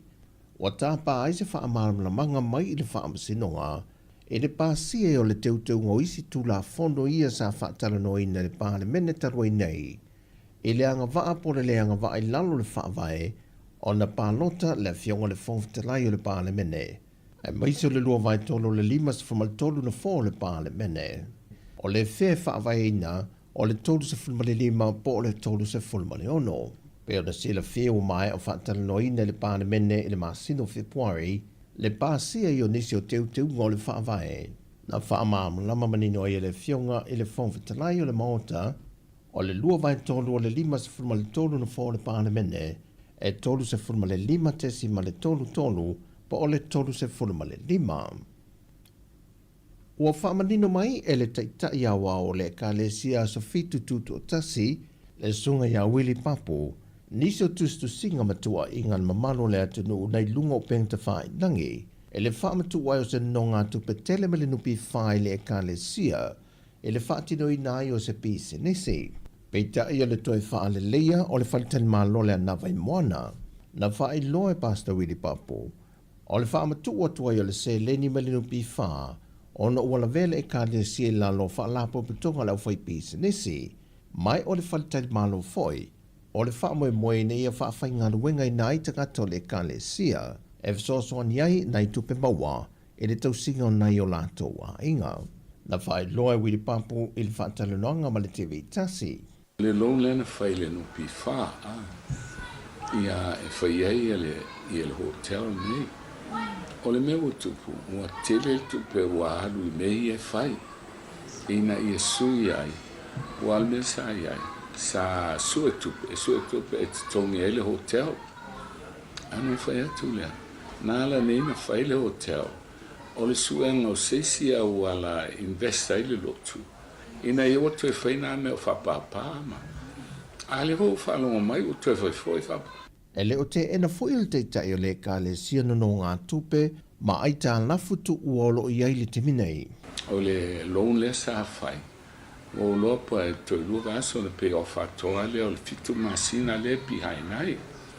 Ia e iei fwoi la loan le i le depositing o le limas se la wafe le ana whai ai le hotel. O te iloa, o lo i ai a mea o whatau ina i pay off ai umana mea. Le ala wala talata wei fwoi le plan. E umal tau sanga nei, mo e vai le swinga wai ai, le kalisia. Because e tai au i le e o vatu i po le fitu se lau miliona me to tino loto. O pay off umalawa. Au manatu, wana anta tio nei mea. Au le alava e whatau whapapare e kalisia. O fati, tuulo na mea, whaangata to properties, e whai ele lona invest, a whaangai investments. Peo ni sila fio le whai ua le tausanga le nei o walo ia e le teitai awa o le ekalesia, mai le tausanga te nei, e toia fio mai a Yesu. Ai ua tali fo i le teitai o le ekalesia, e whaantatau i tua inga matustu singa, e manatu o ia o loo whaaleanga i nai le ngō le ekalesia. O le whaaleanga le sau nei, langa o lai e whanau mo sosoani tele, le matou lo sut, o le newspaper to iso ma lupi wha, o ala tau mea, o e la lisi lo sut lau a mua. Lau wha solo manuia lea, ia e muli e toi fwela ma matou lo sut, ia po le astupe mo mai ai, pe o whai umanei, a tā lafo whai, e le whapela o tū la whai, e lei o lai ai lea, na fuafuanga le kalisia, e umal tau sanga nei, ki rea o mai talo, ai whai tau miliona tupe lotu ai. A o loma ta alonga lai te le Pasifika, e whai ei palau i le masina Union tau sanga le nei, o le ua malanga mai i Sāmoa nisi o sui, o au ta alo le Pasifika le ta alonga o le pii, e ko leni whantasi ma le awa le atunu, e tā pena tuai mo lea whaamoe moe. Peo na sila fia, e na o le ta alonga si ua mea mamafa, sa mawhai o na tu whaatasi maisi atunu o le Pasifika ma le lororangi, e ko leni whaatasi on o le maua lunga wo o atu yele au si ale atunu. Peitai, o le teimi mo whaile ua malanga mai e isi sui o le Pasifika il ta alonga lava lea, e ko leni whaatasi ma le awa Sāmoa. E tasi le vai aso le atu whaatase ia ko le ninga, ma le whaamoe moe o le whaia onga le awa Sāmoa, ia mai ane lea vai aso, wa si iti atu le tūlanga o le au ta alo le atunu, i le isi tūlanga mawalunga atu, mai le tūlanga na whaatase atu e ta alonga whaavao malo i Amerika Sāmoa, le na fo i mei e mapine oro 5, mapine siliva e lua. O tala fowia, manu te leina fo whangala whenga e masio tātu o tanu nei aso, whasoi foia.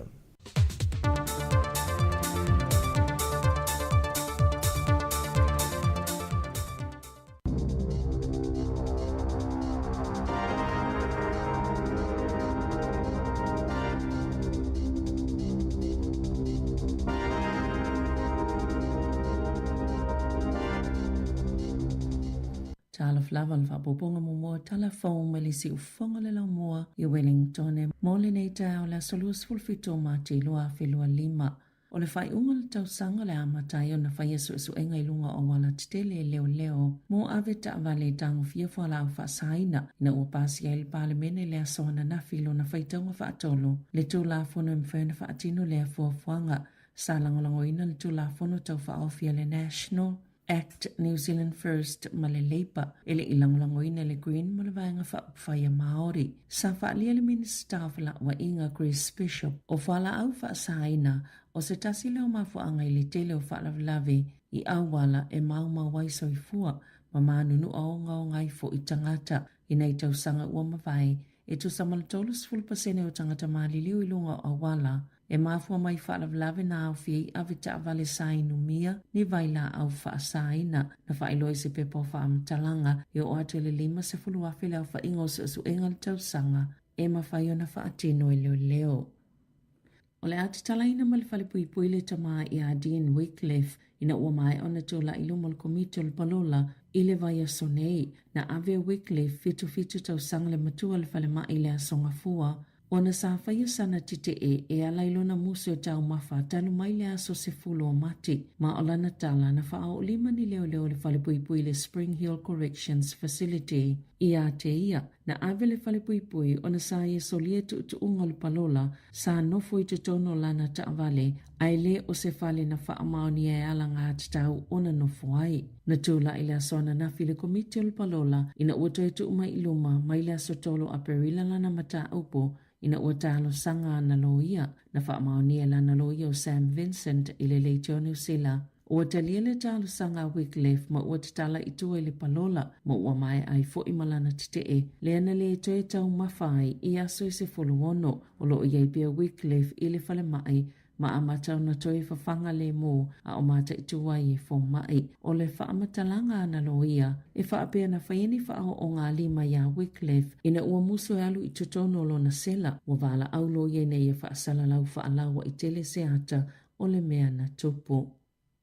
Wa wala au le whale tua o whaanana e Feso Collins ina ia whaiese su enga le maliu o whaanana ma ua ia tua ina ila tau sa tāpena ina le polokalame leana awa iei e Feso le taimina maliu ai sa maliu whaanana e Feso Collins i le masino Februari i le tau sanga talwai ina ua ososona mai fatu i se whaatasinga ma se polokalame mō ngā luenga fsosani na whaiele Prito Mati au Kilani. Sa iei whaatasi manisi fo i tangata i longa o New Zealand i se tū unga na mili ai ma aveni pakete vai o se polokalame whaalau iloa Ali Child Fund o le tau mawha i le swawai mama i le Pasifika. Sa whaia se fono i le asolulu le Specialist Courts and Tribunals au Kilani e ilo ai pe te tau na whaia se su enga o le saunoa ngā Vasafia Collins ina ua fofonga ina le mata upo e tele ni ana fisile winga i le maliu o lona to'alua ma e elu na talitonunga e le i whaia vaenga umasa tau na whaia e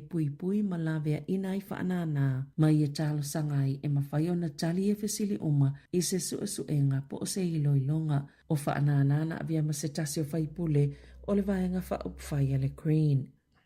E tatau i se kampani e iai whale nofo maututongi i kala estete ona totongi se tupe lata ili se fulufaa fita la ona iti inga ona le saunga le mo le fale ma le muli ito la fono asa yetu ua ilava ni tangata e nofo mau totongi ai na whaatono ina le Trot Dairy Limited ili Tenancy Tribunal ina ia toi tutongi le se fulu afe tala o tupe o le nofo mau tutongi po le rent ma se sala e tolu afe fase lau tala whaape matau o le whaamsinonga e fase lau luas fulfitu tala na amataina le matanga luenga o pisinisi whaafotunga o ma e fau mga luenga le su enga i le whale lea e Bishop Dale i aiu lailu afe lua tolu ina ua maua ni whaamatalanga mai le pule ngā nu ua kalai estete na maa ua le vaenga su eni whaale tonu e au fie le whao ngā ele tu sai malutula fono o le whale ta avale ma se whale eno no fwai tangata o pui le pui ma le wha alo sa sawa tu i ele malama o le la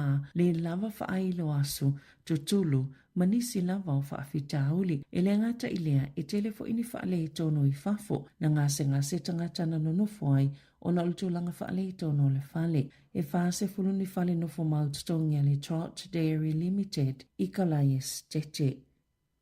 O le vai aso talawaina tali e taitai o loto Kirisiano I Saunoanga, ali taitai o le vaenga whaapwhai le Act David Seymour, I sana whailo inga mtus tala le vai aso talawai e winga I whainga palo ta whainga malo whaaloto I whale. Na whai esa tala whaamalia Seymour I whaapia, se manu e tu ua tu lava le langolango le vaenga whaapwhai. I a Yesu, pe ana whaapeta wāma le tofi pule nui au kilani po Wellingtone. Sa fesilingia fo isi mua pe o le aso na manatu, pe saono langolango Yesu le Act, masai e tali atona matua langolango ina lava Yesu le Act. Ona e o tutusal tununga le vaingo tangata mai a tatau I le lalolangi, pe tai o taitai o e kalisia Kirisiano ina talano iai le New Zealand Herald, e leo ioe I lea manatu, e whaapea o Yesu o se tasia langolango I le Act. Na whaalia Reverend Frank Ritchie o se tasia whaasalalau I le New Stock Set B, ai longa iona manatu te le Yesu ini polo kiki whaale lalolangi. Ma ilona tali tononga,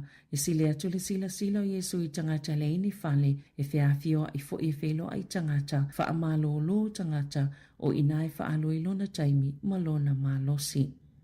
E uio ni usila o se atunu o e mau o loa peitai, e na ole tasita si mali tolu pasene o le tamau ainga, o lo wha me alo whai titono ni usila pe amaliu se tangata, e tawala mai alato wili po umawainga tustusia, mo wha alapo tupotongo lo whai angaluenga fsosoani mo isi. Na wha alia John McLeod o le JB Ware. O se numero mtoa mawala lo tele pe a wha atustusa ile lalolangi, e lata ile iwa pasene o le tamau ainga ni usila, e alu I pa anga po o taito alua, mulimuliane ua pasi atu I whanau maisi ainga, o se li poti ale JB Ware, o lo o fuafua ile tu samaliluas fulfito biliona tala ili tau sanga lua whelua wha, e wha apea le a wha solo ina wha atuputupula ia, mai o atu ile tau sanga lua whelima se fulo, wa au sia se au wha inga tasite se maleono turiliona tala, ni tu pe wha au I pe wha mea lofa mai tangata pe a maali liu, o le taimine e tolo se lau lua se fulu miliona tala, na wili pe wha mea lofa I tatono ni usila I tau sanga te tasi, maana Sāmoa McLeod, e leo I se tūlanga leanga, e mawhai ona o atu I le tasi le piliona tā la. Pe a whai e wha popo pe si itia ine nai pasene, tu pe ia e wili pe wha mea lofa pe a maliu se tangata. E lona fitu ni usila I le lalangi le tamau ainga, pe a whaila o whainga po o le numero o tangata, o se tasi o mafu angai la hai teitu pe fua I wha anga potupotonga pe a maliu se tangata, ona I tele lawa ina toi tasui wili po o mawaenga tustusia, maile o taimi umai wha amomuai mawhauwhau o tangata taitasi, ni wha ala potupotonga whesosoani, pe ona Sāmoa McLeod.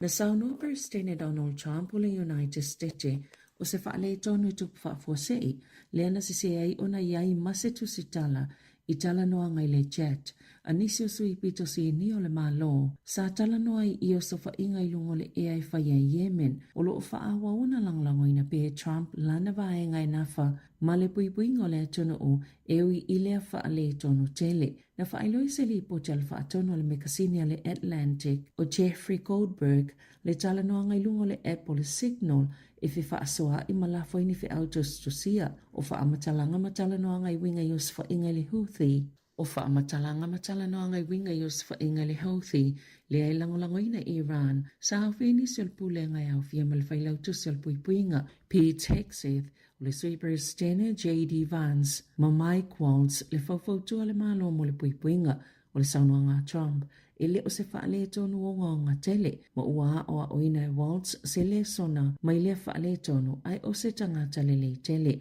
na whaale Hegseth, le ua avea mawhailautu se le puipuinga e sangalua le Fox News, e le aise tangata na lafo sana tustusinga, e winga ini fuafuanga mo se taua, pe taina whaale le Democrats, e le tusai ma le tula fono, ma ua wala au fo ina ia whaia se so enga, e sa ili ei pe aisea ua whaongai na Yesu yo le malo, se app e whaongai na whaapisinesi, e whaiai tala no ngai mata upe pui malu ia le malo Amerika, na whaalia e whaapea, sa whaawa aile whale pae pe na whaape whiau na iai male numera Goldberg, I tutono le jet, po le tala noanga, na ta aweni si le poti le tae nei, na lafo le whailau tusi le puipuinga le taimi a mata mole o sofa inga, le ana fuafua fasio te se tasi le Houthi, I Yemen, I le aso se fulu lima o mati, whaatasi e mani au ili ilinga o nisi o sofa inga mai le ea, ale United States, Maoni whaamatala e māsani o na malu puipuia e tu sai maniata na pueina po o screenshots o lea talanoanga ile jet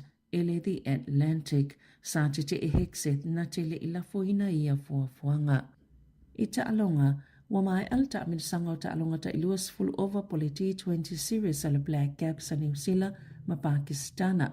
Ngoto la e mai New Zealand e manu malo ile ta amilusanga e fa ile tasi. Ile ta alonga fa ai ule poana po sa atuli New Zealand ayo Pakistana se la iluas full valu ma pe eiva. E na ole se full over na mafai o na tuli ai ma pe e lua. Ole alo atulo ole ta amilusanga ole ODI series mai amtaina ile a soto o nai. Tala fawia ma le si ufonga le lau moa mo le nei vaenga le tai au.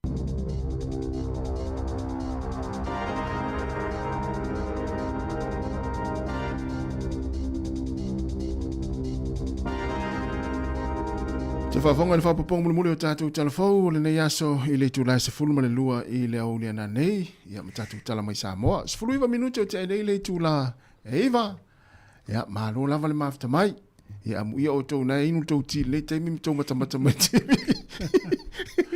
Ia e leisi meo iai o le tūtāua le nā, ia mo warfia fia nei o tātou mātua, ia o le tūtāua le nā, le tātou programe. Leo vai atu mal malama mai tau o so ile la ia a lo lava ia manuia fe o mga luenga o te miane o le vele o manga lo la mo mo va fai mal nga luenga fafo ia la wale mo le la le fai ia o mo le timu o le te vatu talo tau o ile so sa lang ile le tau mana ia ia ringa la le no fo ile fai ngol va so pe a mo nga luenga fi fai fu mawai mo a perila le vasfo le so lua.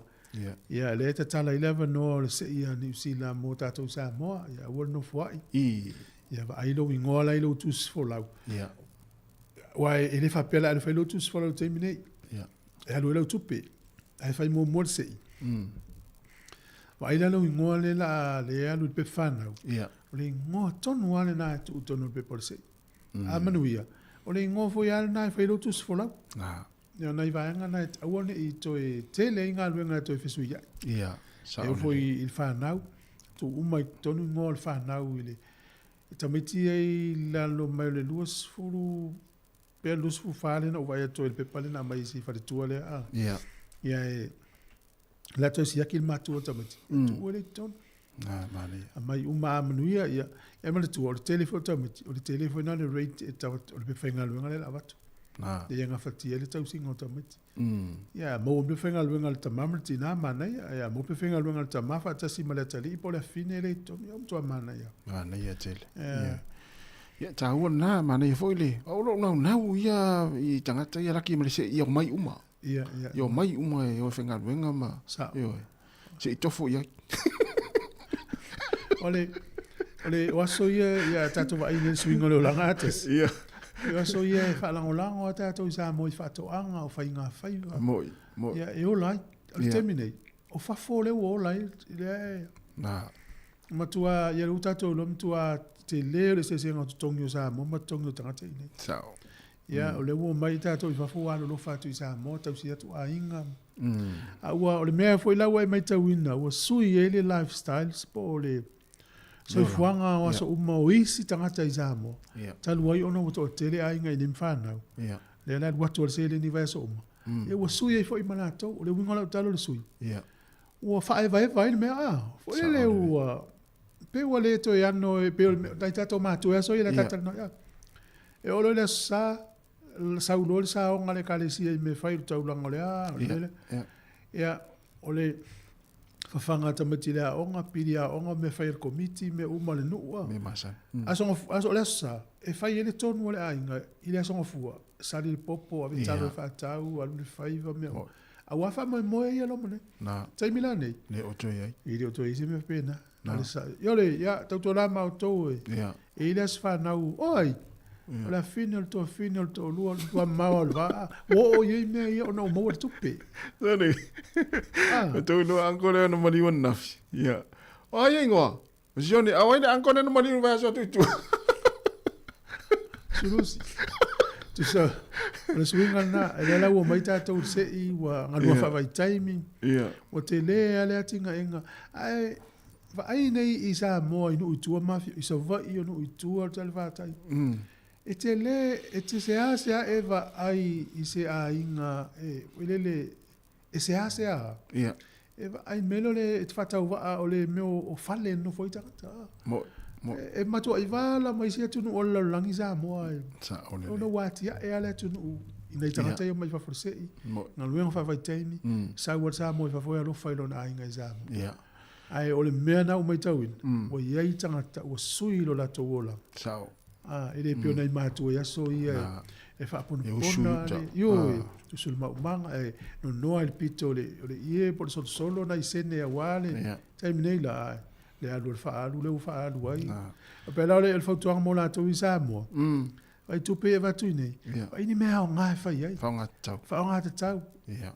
Ole soona whaonga ai te ule lei fo. O ia so vale, ia so temu. Ma lofa mai nei tangata ai nei. O nei ta maiti, o nei to uso, to whaafina. Lofa mai nei, e le whai ngofi ele o langa i nei.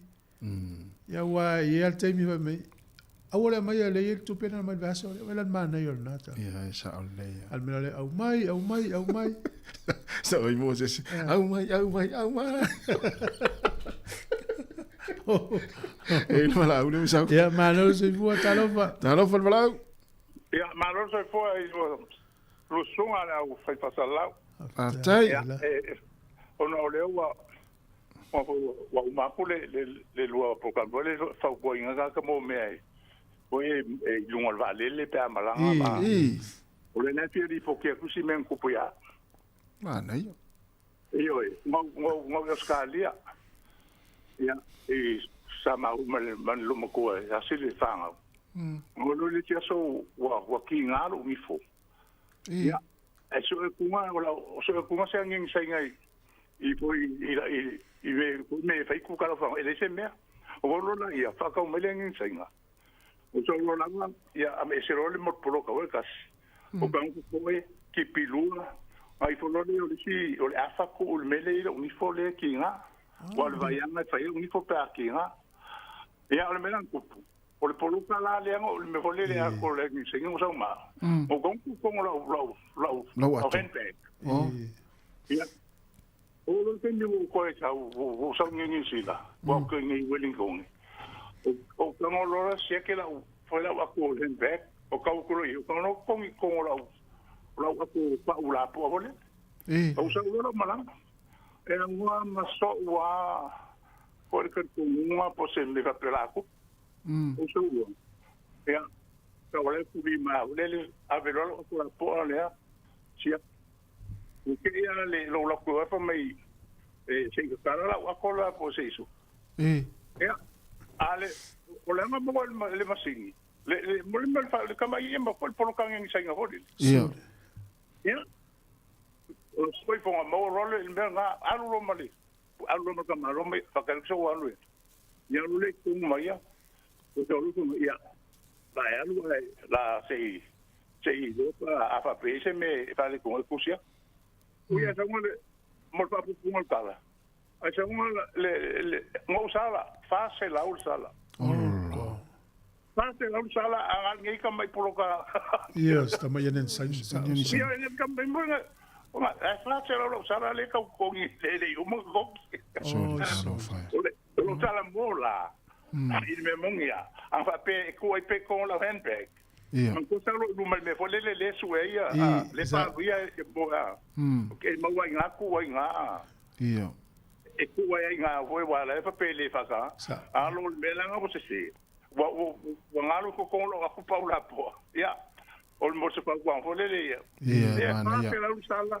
a nga singi ka mai era po manongi matongo no le ato fuole se pau ko ma pe mo o me le sa le manga ma fa lo ka ma fo ya lu me mai mo ngi fa se la na mawal masini pe na mawal se tai fa so songi le ai na mawal masini mawal masini ya o le masini o le alu ya ko la pa ai se vai ai ele masini o le pau masini le ona po a Aku kena ia tu kama fau e ngo. Ana sa mole na ya lu ye ai mawele ya matolio ta tol va felo. Ya. O le sasi ia langa la le te sau inu ne ia le telefon e ki ngā mai mai ka o makua le e walo ba se ku so nga ki ile tai ia o tu telefon sa sa le tai ia mo fa so o e fa ma ko te ngai ka malanga pu e fa ke ngā me wa ngai e se me po le ke le manga ku ma fa e ia e pa me sa o le sa no ia ma lo fa tai yo ia le ia ma ngui lu aso ia ngai fa ia vai tai lava au al fata mala tatou wala vani au pe fi fruits fo ye tau mafa ia mautino ia tongi lapisi me uma tele i alu vale a mesela tas faftai le mau inu ne ni sila aya mawala tama yo Amerika o no Asia no tama nai mtua no mercy mtua le ya se ya wala ya o Sāmoa yo le va felo ya le la ma la mani tata ngata ya sa si amese nei tata matua ya le la tau tung ni sala sto ina ya ma na ya mesina ya la il fatanga fole le tung ya le tung ya to ia mo so foi atu le apple o le signal ia e pe yo to tono le apple le te vai atu e ai le feature po le vai nga fene tango tap e ki e ma fai nga le lo loa ia fitusia inga ia is a time disappear to sa va pela ta o le ta fitusia a pela le ki e ta o le vai nga le lungo le app e ia te mit va to le ai ta fitusia inga wa o kometi anta pe ese ma no ngana ngalo la woli ia le na tape ese pe por melana ia no hack ke tangata pos fa tangata susi ia ne wala talo fa wala talo fa si mo fu good morning oi ma se fu ngia ngia ano what so mo wa ke ruso tai o wala o mangi ke me no wo lupo kala me meio ka ho ia fe wa i rungo ma de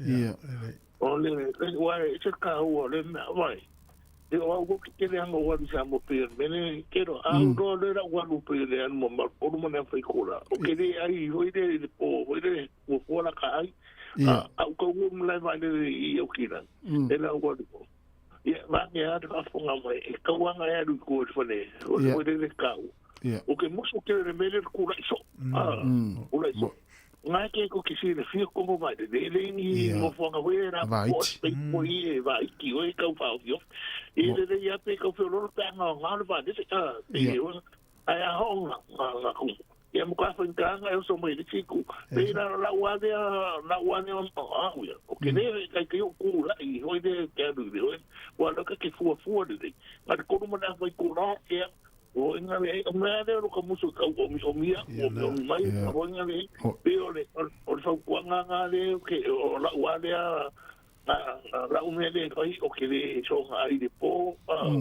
o ide au ko mo i foi de e o que la mi fo de que me quero o for de ka e la no não vai de to wana eu na sekia ai no me ne kai do i solusi de via e la ka ho ku lai so pera me ne ko fa no ko foi vai de on manga ba ia e ni se me e kai do yo la u de fa so ma ngi ke lo po la pe bona me ne ka o mis kamade no ngi se era ku sa ko e o me pe mo ka si on ma ko ga ku sa mo so de maria o ko na yo ma ko ba ngoi se i me se maka si voi de wanga e se mai da wa ko ka mo ya e wanga le yo de wanga ma ko sen mai e la fa o ki kilo i no le ka voi de sen mai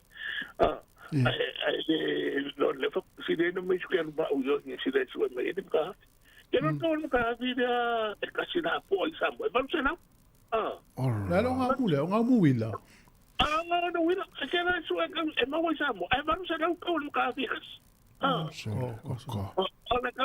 afo le makafi le kikini va e fase no vai na makafi foi le pini tuli namu ela po pini tuli namu oh ia na pini tuli namu e va na ia makano nga va kwa makonga mo fa le tinga ne au la kuna fa na wo pe maka so fa kulo ya ka sen mai nei ka me kene mo fa ku sile de sei mai so ka fi no ka ma ai so ko e va sen o lo ko mo wa dis ka wa dis nga eu so normal ka fi pe me no va no ko yo fa so wala ku ko ro ko mai kin pu sa hoi wa ke kero la wane wo ma sekia wo lo me o fa ka del paese e ko dai o ke ya lo fa no mo ko mo no e no ole ai ka pa Sāmoa mo ba me au de eu sou in many level security porque ni Sāmoa na i ko no ne se aqui na ya mai ne men o fa ko ka fi no ngau ya vai ni me ko la ya o ko fa ko ka fi no ngau la que si no screen ya so me o ka ta we put that in marcana al que ya al pamana o fa te moi la ai aka mo e ki rangi e se fa de no kwa pero esto como ene ya me me ngazawa sa wane pusa ye dice me o dale yo que me llega yo no me bueno no ka no winga la hoide yo me ka fa de con ai venga para pai de que me quedan guay para me la con la pusa de la mai poder la de Sāmoa por sa on le pera más de lo poco la mera que fa lo e di malo dan kai de wa yo na fa so ma ku fu tai lava ya lo fa so tai ngia lo te atu mo ngel los ya ase lo te lo ia malanga e te len te vala u tanga te atu e vole malanga la tamai ne no Sāmoa vala au me foi lista malo vala au me foi lista malo fa so tai mai le ale o to ton o lo talala ta ma fo pui se me o se ale ngata sile ma fuanga e ise o lo la uta le pusal tanga tele to la ule watu wa mo to e se la wata ita ile mai du mete sa mo e se la ka to pa ule ta milo fo ila lo masini au te lo ale mena mala au ngia te lo ile vala au no ole mena le tafi te lo la na vala au lo ringa ai mo we lungo ke ma fo ye na we i tanga tele ta su e sa mo le na o tu lo se fo mo fo pui o la to ina no tu le lounge fo ngale ne na na la fai pine ya e malo la vale sai le taiao ole ma we li poti au mai nei o tele ona tanga te nga lu lu ngole awala i li poti el NCTA e sa wa ina na tanga te ia i pe tasil tanga te sa wa ma fa tanga te sa wa ina upo matala ai pe tasil tanga te fa nga lu nga ma le tolu tanga fa nga lu e la fa ina lo la to ma fa tele no po e a me nga feita fu tanga te nei tanga te ngole awala pe a le fa ya wala fa ya wala ya no pole tu fa pe o le tu ai ona tu atu le va no e o ita vale ai mata rio la fa so ya te no ye le awa una tu pole hale umi ki o ita vale o lo ta fa ro ina tanga te tu ya ta fa le wala le fa nga luenga wai fa o le la le fa nga ta fu o la tu nga luenga la fa le iri sia so no sa we le mesa o ya isa ila ku me ai tono lu vale la vanga le tu le ana tu wale pito luma vatu e ile lanchu le ipe amana mia mai fafta tele la valanga le pe mama na ita male titilo mai e wala ngalwenga la fa ya wala ya sa pisi ai luma le mato wala le mato fa sa e feta uton wala finga wala vanga so ava ya so lupe to o faila fa mo il mato ho le tele le tau mo ai tas te vai initia pa langi maoli Sāmoa saina tangata ese la ulo i tau mawhane wai tele e vai i mwhangu vai e te vai de komai la lo tangata uti mo se fulu los fulu tangata alu tau maf au fa ia na fafitai ya te o pena fo desi vai yaso pia le si foi la le ta o le ta utu ne tangata la to te amana ia la to ngalu wa e tinga ina la tangata la foto up te le ya oi ya fa ina lo loto ma le loto tangata sa o le ya mo pe lon sa e tato pe mo le tangata ya le foto fo mo le tangata i lunga la wala na le mata le mai tau ma tangata la to a tasi tangata tangol so a to lima le mata fai telefoni tasi na va inga le va inga tangata pe tasi tangata la e fera imangalu o le sto fala ta to le la lo paulo ta tali o le la ma fo tangata o le polo ka wala le vetu tasi tangata fengalu nga to no la no fo le me fa pe o le atana le ma fo le fifi tangata lo a wa fa pe o te watu le te fengalu nga i to isa watu to isa ale u te vetu o Malaysia o pai te ta ma falisia o pai no o lo la ma fo O tangata lea. O ia le supervisor po le CEO. Pulut falpai. Abe, o tangata le venga luenga le falpai. Ale sau tutu I mana ofu ia tongi ngala fo yawa. Mela. Malo, ia tātou whaiam tātou wevaltai. Ia, ale la tātou pese. Ia, e vai fo le taime. Malo ale mafta mai. Se ua le o. A whai o e whanoa noa mili mai. A whai o e ita vili mai. Ole walangalanga mantua le aso nei ta silen tatala noa I me o swimming pool ia. Ole walangalanga manatu ia e una e se fuanga o pools fo ile e tasitesi ma le lua mita. Ia po le loloto po le laute le pea loloto. Talo e ono tele fo tamaiti na mali liu I me o vai. Walangalanga e manatu e una fatula fo no fa se e una fa sa into fa tau fa lolo ni usila ia swimming pool ia. Ia no le tulanga la vo sa ngale mu. Ia. Pe lu tau te pe fa e matua ai se a onga wa lo walo la titi. Ia. O le fa se a onga a au. O le maua tu alalo au te fa au te ina le no ma na ia na wa mai. Fa tanga lo walo e alu ya onga ia. Mana ia. Fa tanga lo walo e alu ya onga ia. O onga ia te fifa mtala tu wa le si o le langona foi la sa o ia pe. Pisa ngale mula onga sta tu la utas. Ia. Le wele. Wala au le wa tong fa mai. Ma lo se fu ta lo fa. Ia, se fu mangui ai, tō rua sa se rua nita e fo. Ai, alo fa le rua. Alo se fu sila. Alo. Ia na wa makakuia le mele wong wanga kai ka kum ka wa pe o sa ngoro so ya tu foi. Ia. E se ka wor va ngale me ore ave o fanga ui. Mai tani o ile intamile lo wa fingela kiki. Sa fai cosa le an makanga wenga le leo.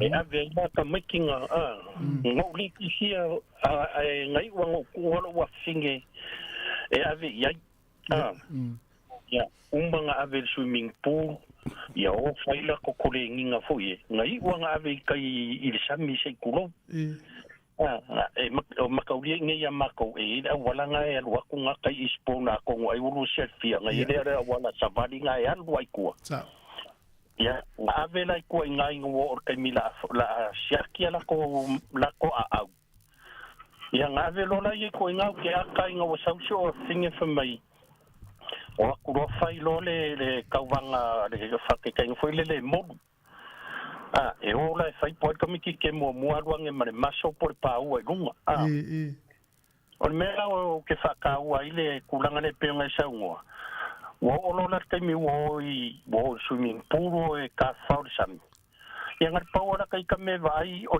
kilo le mela ya nga i le ka le kai de nga ka me ki se kuro ala o poco e feusi ia man lang sa ngore uso ya ku foi o le makwa nga ya ke o por kala mele a ka me kia o ia pe ila kulanga nga ya ka ko ku lai kulanga ka u fe malanga inga ia e mongi lei Orkele a pila o me ianga mako o I marakinga. Pe mau ke oa rungai au kilang.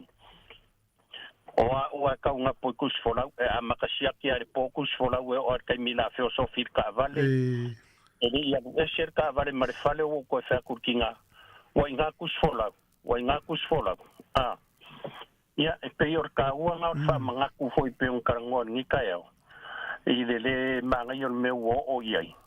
Exia ya ko ye me ye ngalo ya ya pe ngalo se akolo ye ngi lava se kulo ai awangi ngalo me ka wa yo kus folau mo me fa penga la fa wa lo matsila wa sa no po le lo pe ol malanga ye ukilani pe malanga ye lo to fa le ni usila fa ngalo la se ne ta vali ya yang na esa pe yo la ko we ngi la kus folau e fa nga ia pio menga ka ke kaunga po ia awangi ia se me fale kong ia sa ia mane me ke le inga o me fa pe o la ukala fai ka ko e fa ka dir kaimi ia e o tu dia awangi ka ko pulir kaimi ia pe kula ngo fo foi ka ya la ka mo ki ngo la wa mapu kai wa mga siaki me uma in ka ka ngo ya ya ore upula e fiu foi la fanga o kau fanga o ka ma ko sa mo kio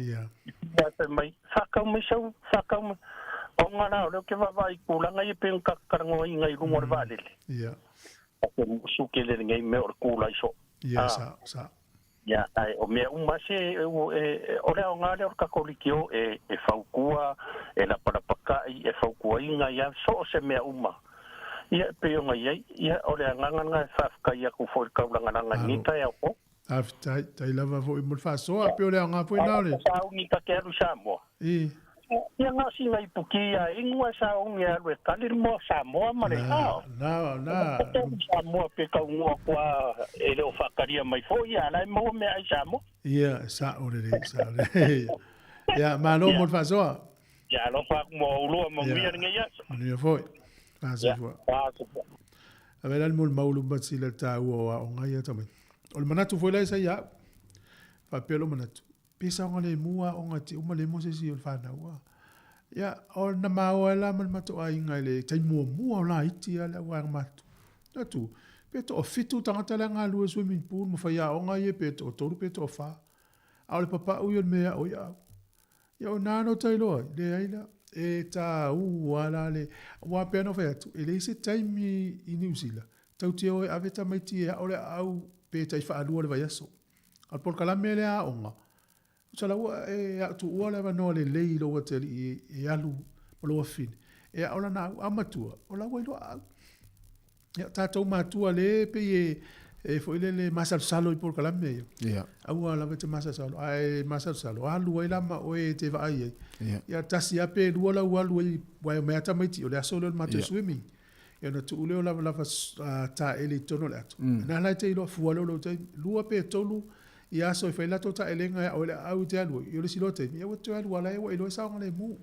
ia o so ni foi na le ainga i le matua ma fa na i matua so ni va pe wa le ni te mi matua e o e fa na o ia o le au ia le mana ia na ia o nga ia na ia o ia ma proclame ia o ia o nei fa na ia le wa ma tota o so ia na le la toto ina tota o te zami yo tu feula mele la lo ma ala ia ia tama ia o bena o me lo to ia to mi pe lua mitel mama ni po ia to ta mo ta sia lua so ia lo ale se gala e ta waita to tel sam e foi de ta to fe au si mai ia e to fio to ta wa na mai ta to mai u ta le ma na ia ta le ia la ta vai me la atu lo mala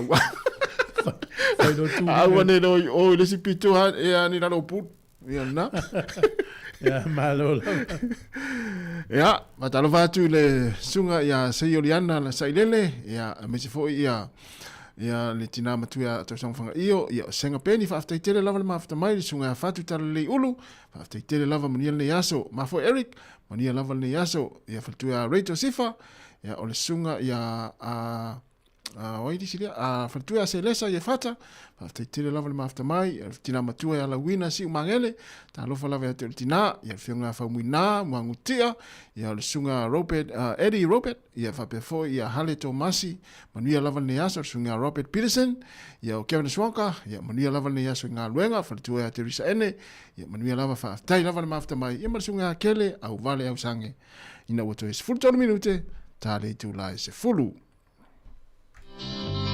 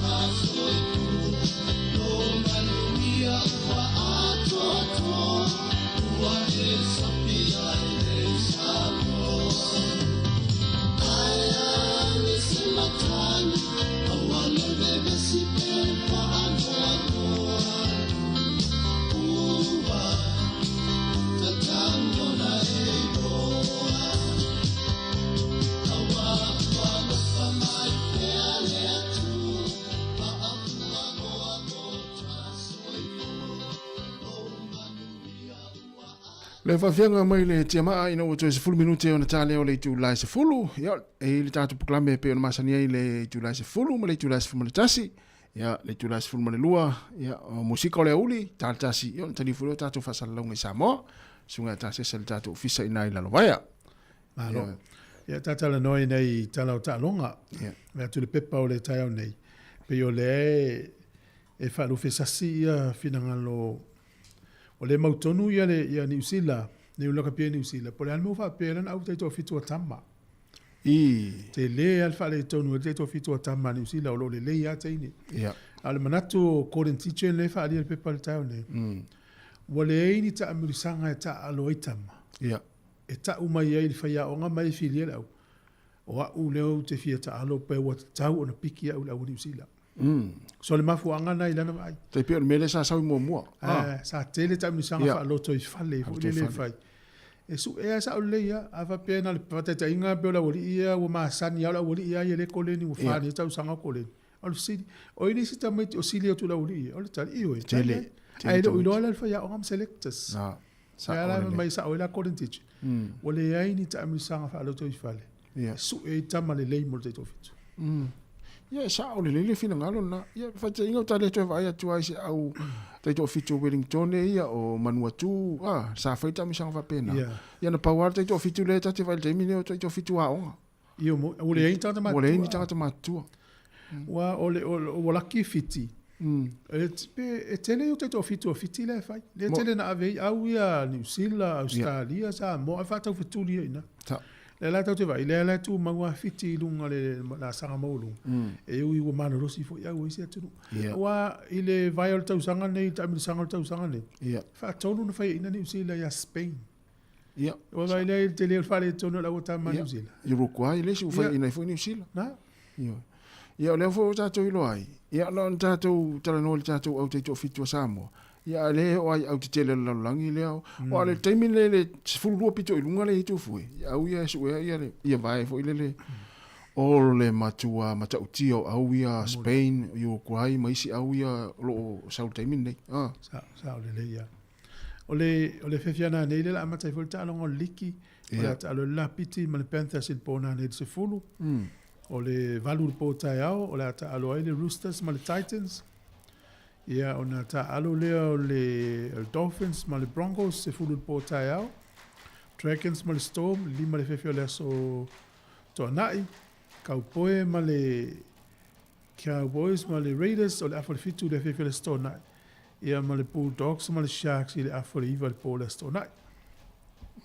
Ta longa lana le NRL. Ia le na lua tala noa nei ma au pepe. Ia le foi le amata foi le fai mo le vaso nei ta longa le Super Cup. Ia le mua tai au le fitu tatou mo le Warriors se fai tai Wellington. Ia, o le Highlanders ma le Brumbies o le pō fo ia tai au le Afoliva. Ia. Crusaders ma le Moana Pacific, ka fitu le whiwhi le stonai. O le Reds ma le Force Afoliva le pō le stonai. Ia, pe o ta alonga na e wha iunga le vaso nei, na o le wha ta alonga o le Superakapi. Ia. O le weekend nei, ia. Ia, mana ia ta alonga le la whaia tātou le awhia tai au. Le mana ia le tau, ia, mana ia fwoi ave pia ave nei, a inga nei marang mai Sāmoa e si matamata le tātou stadium lai tai. Ia, mole. Ia, inga nei marang mai Sāmoa. Mana ia, ia, natu peo na i tala na ta alonga tasi. Ia. No le tātou teimi, ai whaftai tele porka la mena le atalu tai au, tātou mafuta pe tau la wale tasi lau. Ia. O le tasi anga le tonu lela a tautua melesu ngā tasi sa mai Sāmoa. Ia telefoni i tala mea tupu i le tunu. Ia mana i tala maali e o le a e whafonga iai. Ia. Ere, umana le ta longa, ta programi tōfu e. Ia, whamanatu mo i la tōfu. Ia, le la malanga i Sāmoa. Na utou si le fia tūlanga lo i le pāua i Sāmoa. Ia, ta pena lei. Siri vaenga i Sāmoa pa ame te rata tauna i ratu maavatu. O le mana ia tele le whamanatu tasi. Tele lope ini a inga ua suia la tō malanga talu e le whale tonu le tise i le tunu. Ia. Ai sao le oe. Fiso o tai pe i Sāmoa i alun malanga.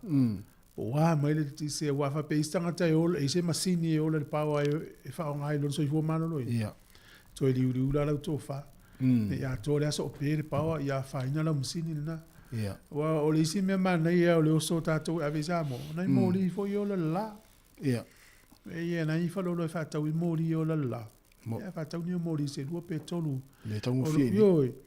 Ia, tala noi na inga Sāmoa. Ia. Whautuanga ala au mai. Mai se au ala lava ni tautu au mai ni me so malie i suka lati. Mana ia tele le tu ngā whautuanga mai. Ia. Au o ne tu mai na mea le tele i nei ua mamai i ta mai ti le hanga i nifo. Toisoi. Mana i tele nei whautuanga i mai Sāmoa. Sa o le. Inga lau mea i o suka lati. Ma lole i le tautu e mo i Sāmoa. Au mo i Sāmoa. Ma mafa i fua ato e mamai i tangata. Mamai i nifo ta mai. Ai sui la i mea o ngana na. Ia. O tō taimine na sioki e le suka. Ia nā tā whautua o ma aventau suka. Ia, ia. Ia, o le isi mea na sioki le staimil masima. Mea niani. Ia pio mea na sa sioki Sāmoa. Ia. Ai, e irisi mea lau vai Sāmoa tau le maua. Ia o ngā fo i pia, whatainga wa pio e le te Sāmoa a o leu te inei. Ia. Me lo le variu. Ia, e manuia tai au. Ola? E le baito wano. Ja, isi mea mane pulum nifo. Based nifo mea o ngā. Man wali ulu. A mele wha matala le le wali ulu. Tō tele wanga lai Sāmoa le mana o main wali ulu. Man mori wila. Ame man mori wila. Le tau ngō fie le. Ioi. Mori wila. O mea o mana ave le ato le ave lalo. Ia. Ia, sa o le oi. Ia, e whai tete ua o tele lo fesili pe i le ofisa. Pe tangana ave ni maa mori wila. Nei te ua, fesili, o le fesili e se tau. Ia, na. A pe o le te Sāmoa le pe so o le pao mena te la tu maa. Ia, tasi, pe o le te Sāmoa ule la. Ia. Ia, ua le ai ani si mea o mai. Na o moli.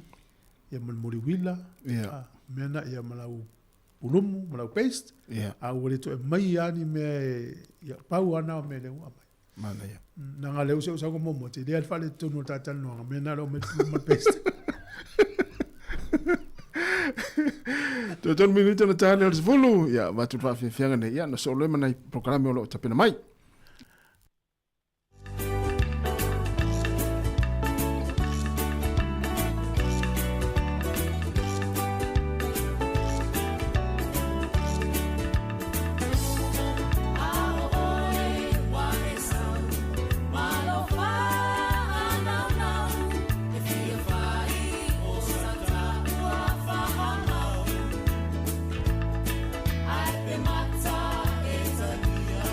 Is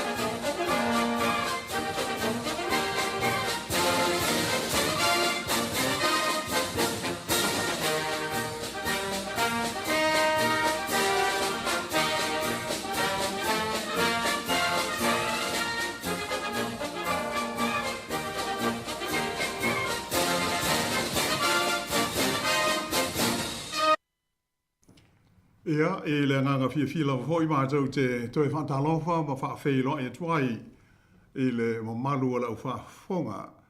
Whaamaloa le langi ma le soifua lau le lei. Ia mātou tālo sia o loo solonga le lei mea uma I lau tāpua inga whaafonga ai I le tautua le nei le siufonga o le lau mua mai I Wellington I le nei fo I vaenga o le aso.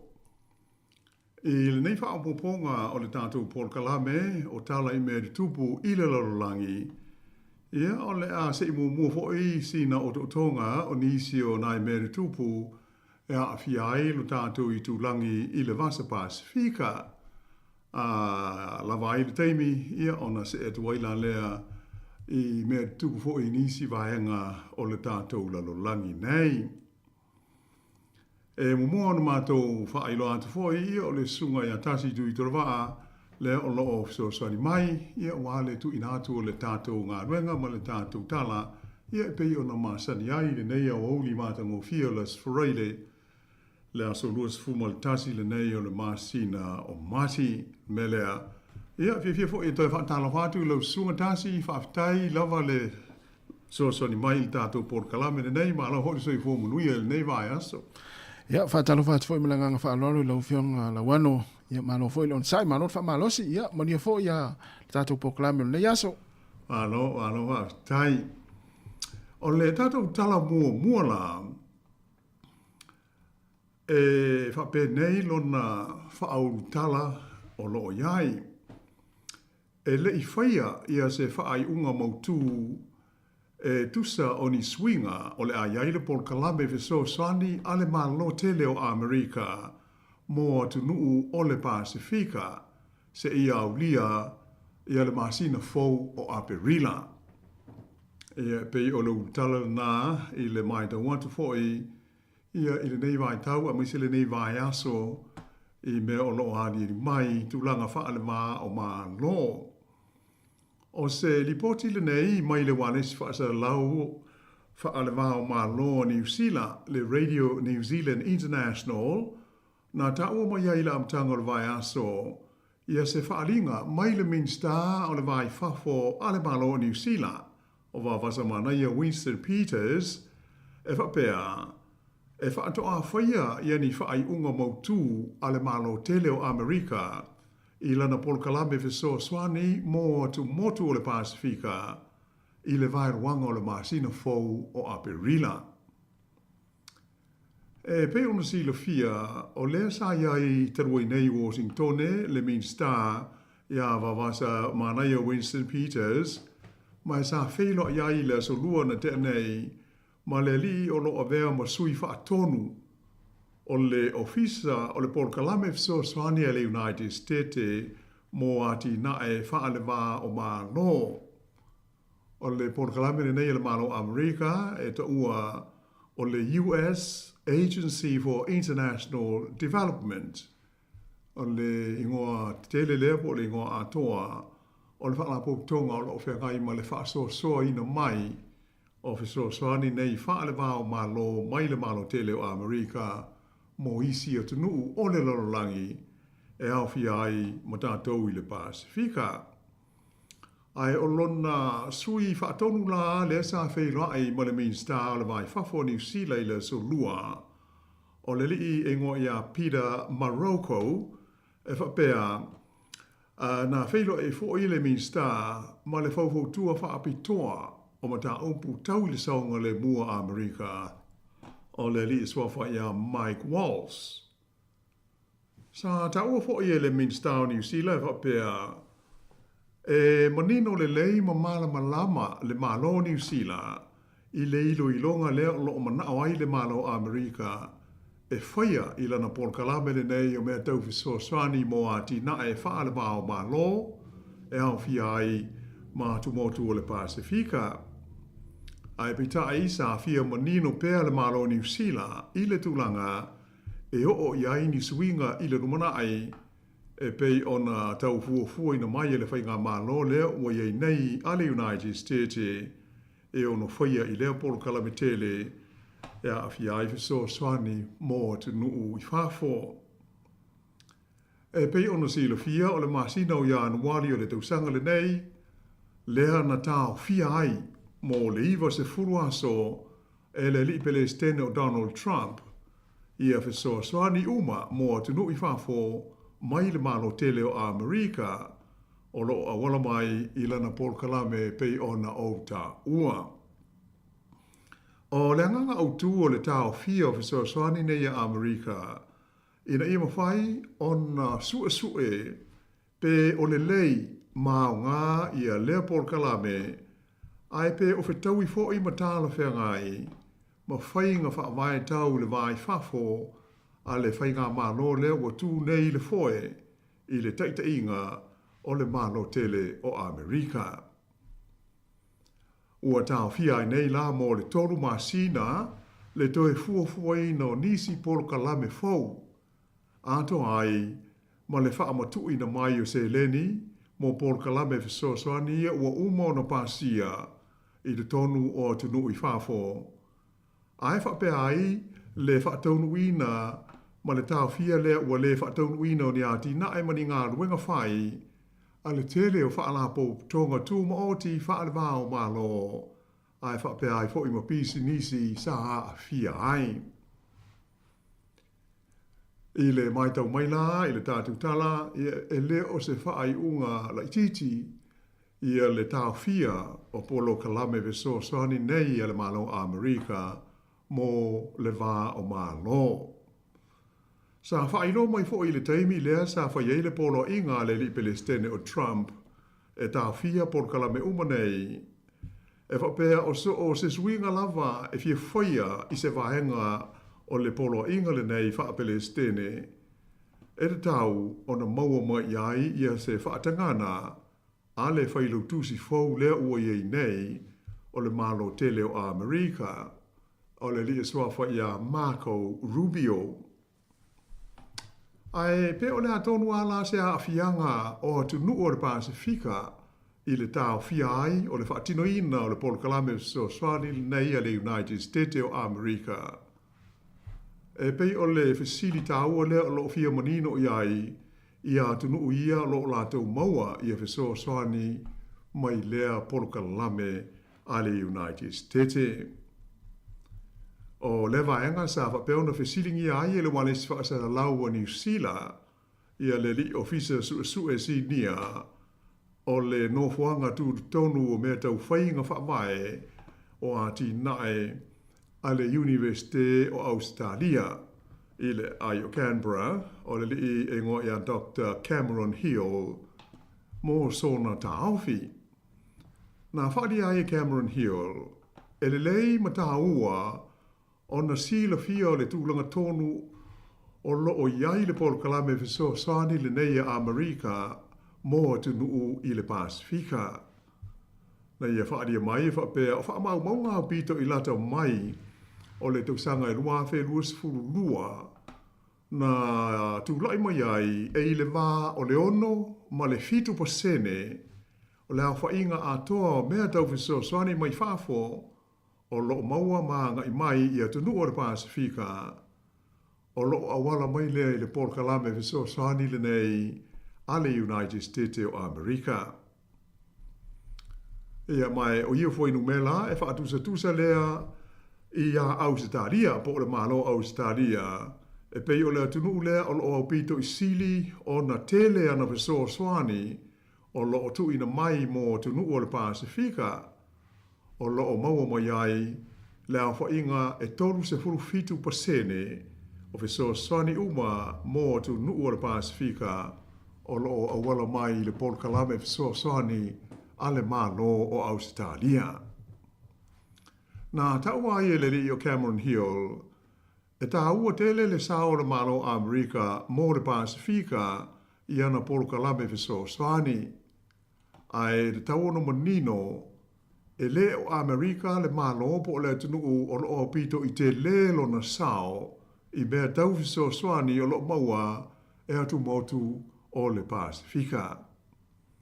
Nā tā ua po i Cameron a tonu e tā ua ia le tāo whinga e pei ona iai nei se tāo whinga le tū mau o le Paul Kalame fiso swani le nei a Amerika Awa o le avanole ma whai ai o na whaia iai ni suinga i nisi o waenga au tū e pei o ngā luenga e tau whaai ti ai i a mawhatianga e mawhua ona o suinga o le tau. Lea sa awe iai le wha mawha a le li Palestine o Joe Biden ma le whainga malo taluai nei a le pati po o le waenga demokrasi i le United States. A whai o le a iai se swinga i a waenga o so soani a Amerika e mauti noa o le avave o nailoa e tai o atu nuu o le Pasifika ai moise ai foi o le malo tele o Saina. Pei tai la o le tau finga o le Nepal Kalame e le o a fiai atu nuu o le Pasifika e ia e iai o latou sootanga whaapitoa o lo ngā lue wā mana lata ai ma le malo o le United States. O tunu ia pei o na silofia e au fia ai ia le atu Marisala po o le Marshall Islands, whaapea ia Palau, ma le FSM, le Federated States of Micronesia po o Micronesia. O tumotu nei e tolu e pei o na ta ua, e tele tau sanga o i lalo o le vainga ma le pulenga tu usaawa a Amerika. Mai o le teimi nei wa avea ma malo tu ma oti ai e iai ni tu unga wha abitoa o lo lato wa wheanoa ai ma le United States le e ta ua i le ngana Peritania o le Compact of Free Association. O lo o iai le talitununga o le sotanga wha apitoa lea i le vāo atu motu nei ma le malo a Amerika. E noa tia ai so se whainga malo, ai moise le whainga malo lea ua iei nei e Donald Trump. Ona ua uma ona pāsia mai e le whono ao po o le Congress i Washington i a porokalame uma e whaatino ina i le tonu o atu motu nei o le Pasifika i lalo le porokalame soani e le United States. Mai o le vaenga tele lava la o ia soani mai a Amerika mo le Pasifika o lo o alu saawa i a tunu unei tolu e pei ona ta ua. Ia po o se whaingo fie e le a whaina i a tunu unei tolu i le tau whinga le tu mau le ua iai o le porokalame soani wha ale mau malo ale malo o Amerika. Pei taila e le whapea tu langa mo soani mo isi a tu motu o le Pasifika e la vea ai la Papua New Guinea e pei o na silofia o le atunu ua pito i te lele i le Pasifika o Papua New Guinea pei o na silofia o lea ua atoa le tausanga tanu o na sainia ia se whenga inga i le maa o le malo Papua New Guinea ma le malo Amerika e a awhia ngā luenga so fatasi e whelangolango mai ai i le tūtau i le puipuinga po le defense. O le mea mautinoa a tonu o lo fia manino i a Papua New Guinea ma ona tai po o le a le tūlanga o le a o iaia a fianga o le tau finga o le Nepal Kalame i le morienga le nei tau le puipuinga i lo lava ma Amerika. O le whekainga tau i le puipuinga i le vāo tunu nei e lua o se vaenga leo se tau mwhainga e wha le leia ma sanga wha malo si ai i a le vā whea loa ai o Papua New Guinea ma le United States. Mai wha pesa filifilia i a le malo o Papua New Guinea o se tasi o tunu u e te tau ona si tia ai ma wha malo sia i a porokalame whaso soani a le malo a Amerika i le nei tū langi o le Kelope. Ma e le na o le tūtau le puipuinga o loa a fia ai. Ae whapea ai fo i o nā fia manisi porokalame lau tele tau i le ati nae o le soifuanga o tangata e pei o suinga o le tau. O se vaenga ua mautinoa e a fia i le ilo ilonga o lo ua whaanga solo nei o porokalame viso soani a le United States. Ai e pei ona ta ua mua o leisi vaenga o talanoanga le li min star mai Papua New Zealand a o iai o iei Washington sa feilo iai ma le faufau tua wha apitoa o mea tau i le pui ngā le malo Amerika o le li o Mike Walls. mai na whaai lo mai wa wasa mana ia sa le lei le tulanga na o iaia la ua tala noanga. Ai bitai e le i mana o ia e mua i whala wa i tele mai, ia le au i linga o ia tulanga se ia mua ona ia whaai lo atu i le ka peneta.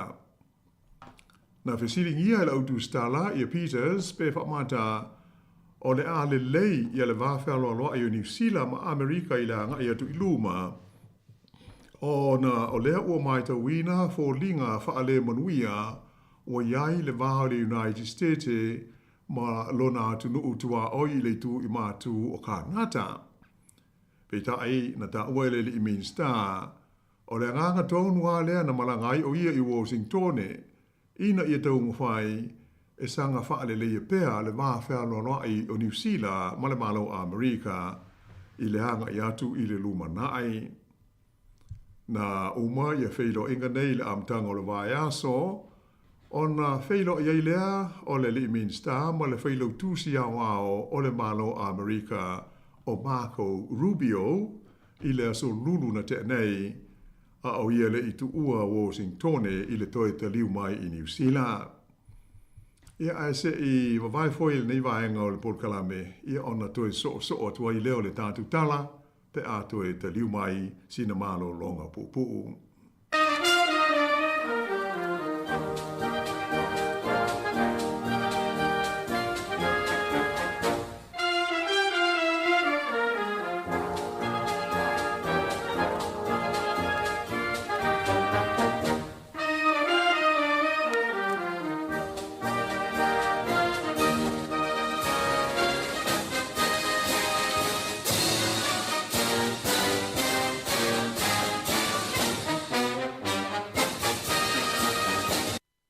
I le toe whaawa wina lao le tātou tala, ua whailo mai e le whailo tusi au ao o le whono tai o malo o le Pasifika, po o le Pacific Islands Forum o le lii o Baron Wanga, o le tau fia ai po o le whaititia o le au whainga o Fisoswani o lo o maua mai i lalo Fisoswani e le malo a Amerika, o le a te le lava se a whaina ai o ngā ruenga whai masani, a lea whaalapo tonga a le Pasifika.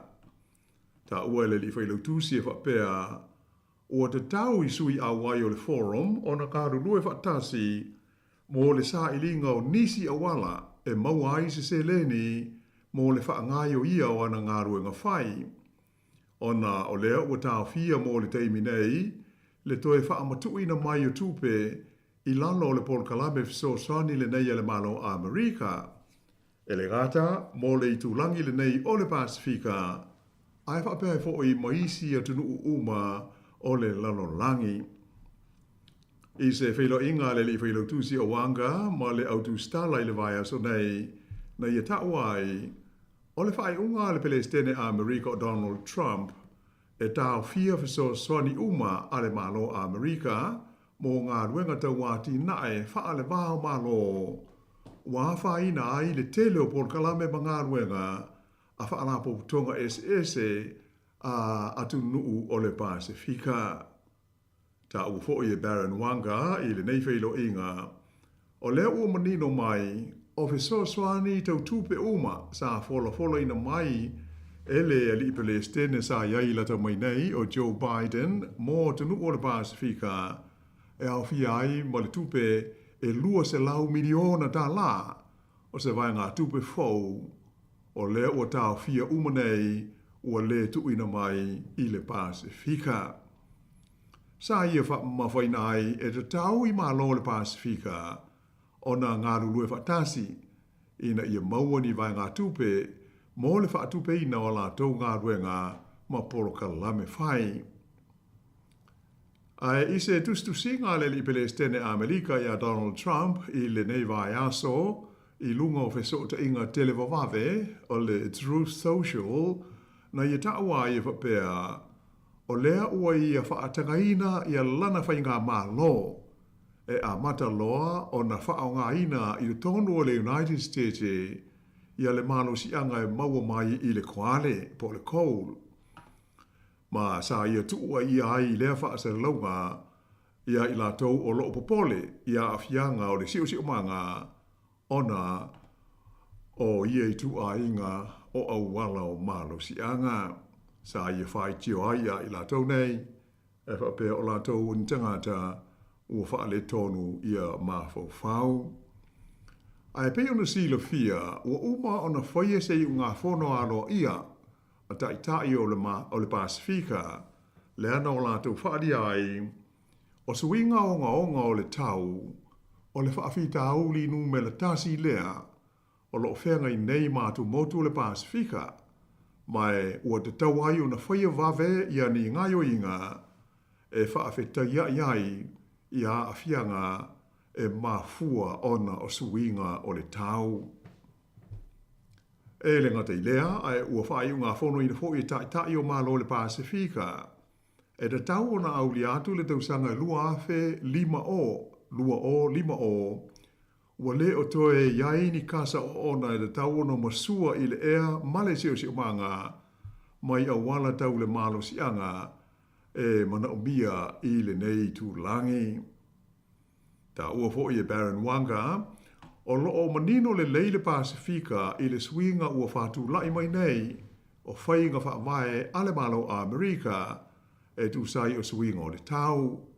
Ai pei tai e tau mo whaipea le whono a tai o malo le Pasifika ina ia whaatala noa ina pea ia ona mana onga ma mea o lo ave iai lana whaamumua a au manino mai le mana o le whainga malo ua i nei le United States ina toe ilo ina mea umalama e ui ina ua umau na pasia. Sa ia mawhaina fo'i e pule lava le malo a Amerika la tau ia na ia whainga whaamai ma le tūlanga o le ngāru lua whaatasi whelangolango mai ma whaalapo tonga le nei tūlangi a toa ai fo'i mātunu te tasi i le Vasa Pasifika.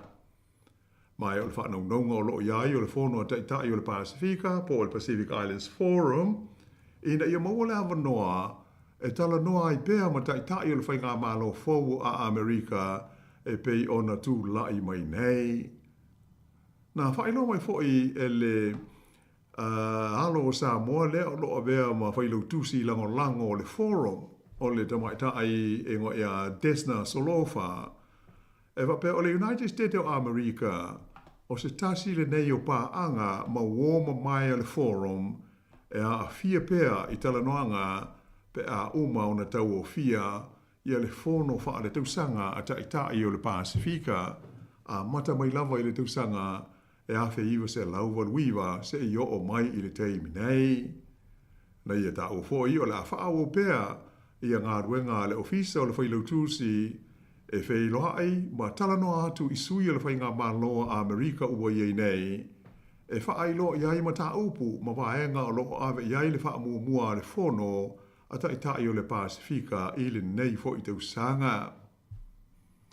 Ai e pei ona tā ua mua o le aso lulu o le vai aso nei le ana whailo iai i le Minister vai whafo New Zealand ia wawasa mana ia Winston Peters ma le whailo tusi a wawa a Amerika o Marco Rubio i Washington. Mai sa whisiringia o ia la utu stala pe le tūlanga sa iai ia mata upu sa talanoina i la ua whailo inga malele i whailo tusi.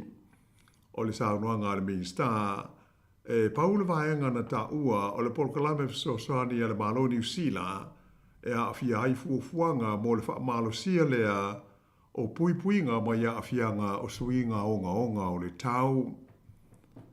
Nā ta ua e wawasa mana ia o le tau fia ai o polkalame fisosani a Amerika o se awanoa lea mo le malo saina e o no ofi mai ai ma wha atumu le awanoa o fisosani mo mia e atu motu o le Pasifika. A wha au popo iai ma le fuafuanga le whainga māloa Donald Trump e wha maamuru e se mai i a le United States mai le whengainga lea na sainia i pale i whalani e a awhia ai swinga o le tau. Ona tūlai mai ei leo se tūlanga lea manuia e ono wha apopole nai atu nuu o le Pasifika. Ta ua fo i le Minister o lo o manino le leile whailau tūsi o le malo Amerika I le tūlanga le leo le wāwhea loa i o New Zealand ma le mālo o Saina ai moise ai i le tūtau i whi whātau inga.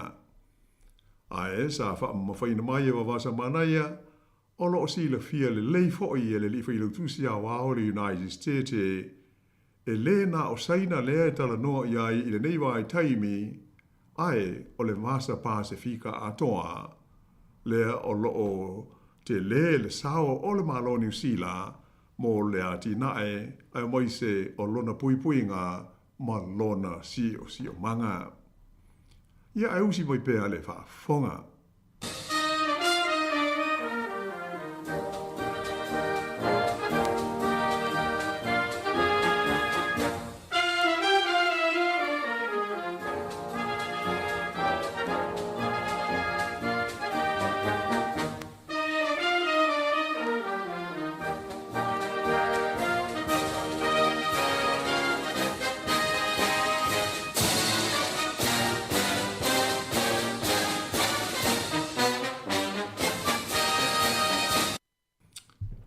Manao le partia le Greens i New Zealand e whaia e le mālo ni sā manitapu e whaasanga i le mālo o Israelu. O loo tau la mua i le parti po le vaenga wha upufai a le Greens i se tau mo whainga e una ia ai le whainga mālo sa o whaatasi a New Zealand ina ia whaia ni sā mani tapu e whaasanga i le malo o Israelu ona o le taua o loo whaawau pēa i Gaza i le wā male Hamas. Sa whailo mai e le tasi o taitai e to lua i ai taitai o le parti le nei o le Greens tamaitai whipule o Chloe Swarbrick ua matua te tau ona whaia ni fuafuanga wawe ale malo New Zealand e whaamamaru ai ni sā mani tapu tau e whaatau inga mai se tūlanga e whaasanga ai i le malo Israelu ai mai se ona os whainga i wale le tau i le vai aso le nei le ana whaia ma whasiotia ma malili wai le sili atu i le whase lau la whainga o tangata i le tonu o le o ngā ele lea e whaingoa ina o Gaza. O te se mao le tausanga na tuana i nei, le ana whaauru ai e le tamaita i whaipule le nei o le Greens, ia sana lafo whaasuia whaipule i le tonu o le pāle mene, mo le whaia leo ni sālo ia e le malo New Zealand, e whaasanga i le malo Israelu. O le nei lafo sa langolangoina e pāti uma ma vaenga wha upufai o malo i le tonu o le tuangai i le pāle mene, mai e nā o le tōno āni whaipule o le whainga mālo e mana o mia la tau te langolango iai o na mawhai leo na whaitau saa o lea pili i le tonu o le maota i lona whaitaunga mua e au noa ma le tau whaatalitali se i ane i le whaasalonga o lafo a sui a whaipule e pei ona maasani ai. Na whamawhaina mai la e Chloe Swarbrick e wholinga mai o so umalava e te tau o na tūlai mai ai se mea matautia e te tau ai o na whaanati nāti le whaio se fuafuanga i le nei lafo ai o na whaamoemoe e whaiai ni sā manitapu e whaasanga i le mālo o iai nei o Israelu. E manatu le tamata i whipule a Swarbrick e iai whipule o le tū a le whainga mālo so whaatasi e la tau te langolangoina i ala na lafo mai o le mafuanga lea o lo tau mwhai malosi ai, ina ia maua le fwai numera e mawhai ai ona pāsia e le maota. Sa ta ua fwai le tamaita i hui pule, e ta tau i waenga wha upu whai uma o lo i te tono o le pāle mene o New Zealand, o na ngā lulu e whaatasi i le mata upu le nei, ona o tūlanga onga o lo o ali ni mai, wa whai na i le soifua mai a te tau o tangata i le taua i le vāo Israelu ma le Hamas i tu tonu o Gaza.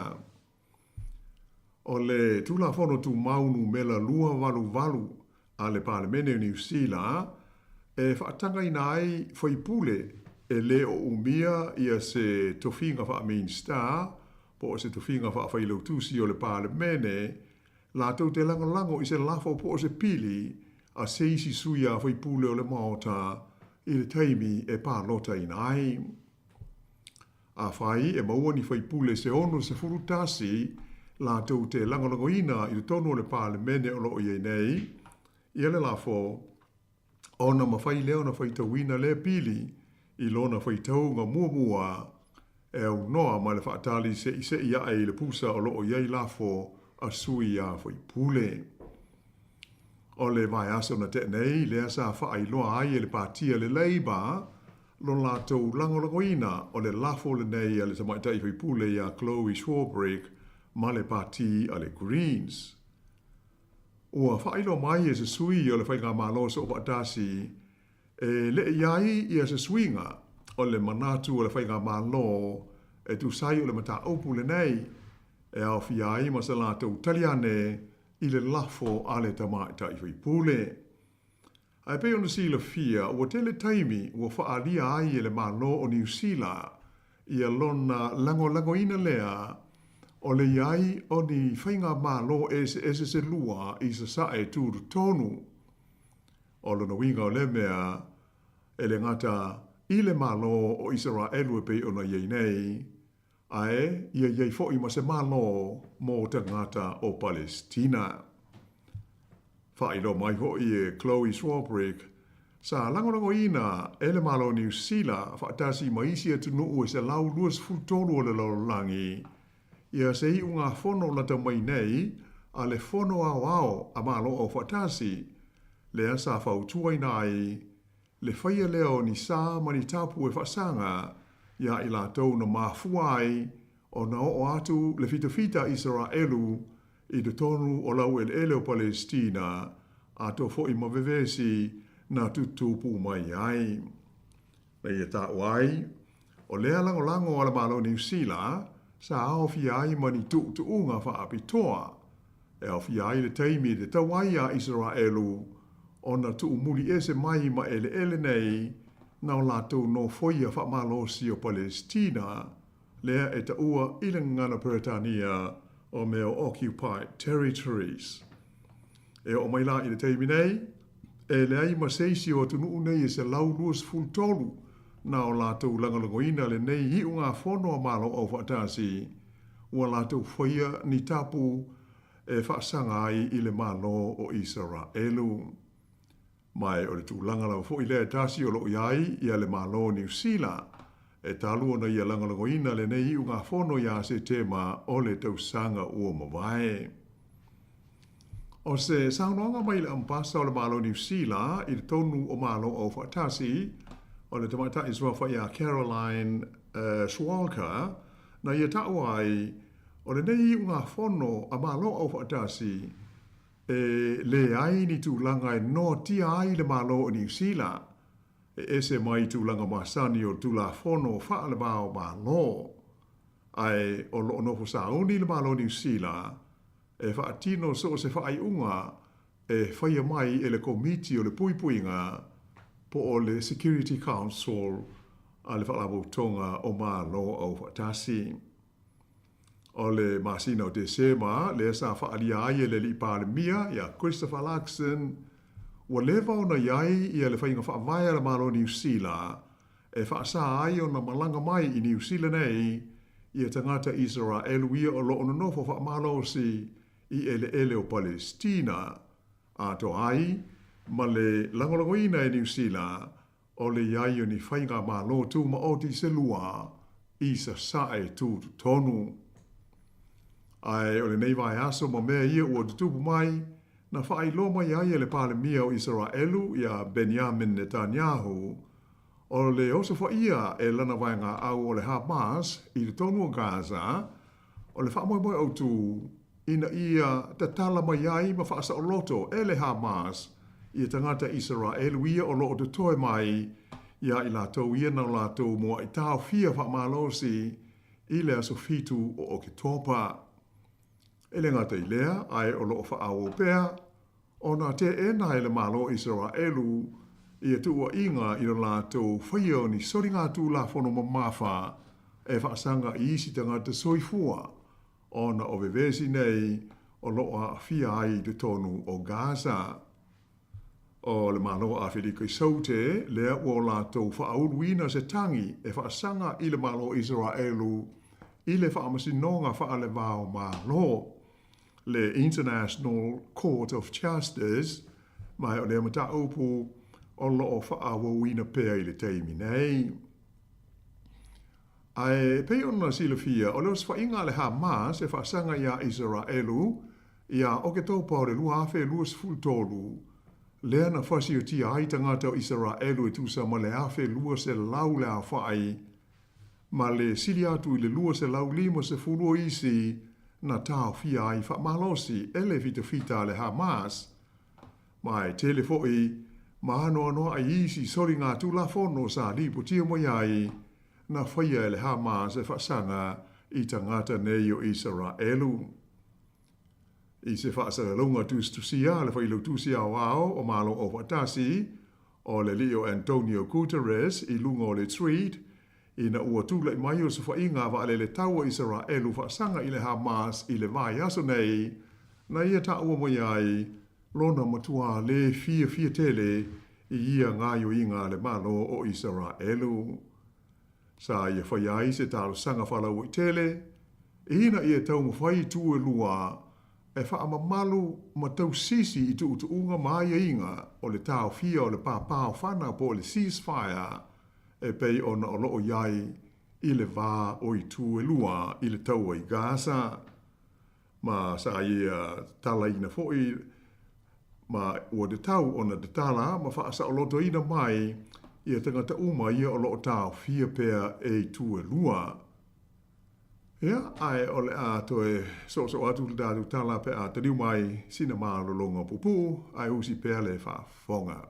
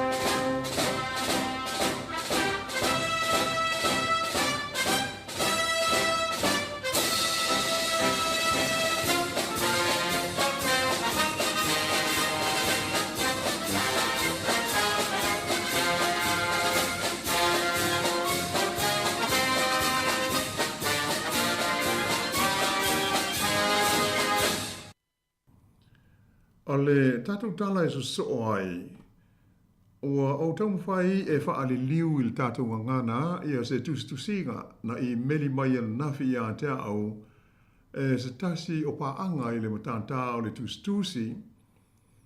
O ia lea o se tasi o le tustala i longa New Zealand nei e soa wha ia Michael Field. E mai o se tamari i fo i e lau i loa i le tōtele o le tātou o tunu i ana tusinga. Ai se I whai atu muri la se whaamdalanga e tusa o lea fwoi tamari I o Mike Field mo le silafia el mamalu o le tātou tunu.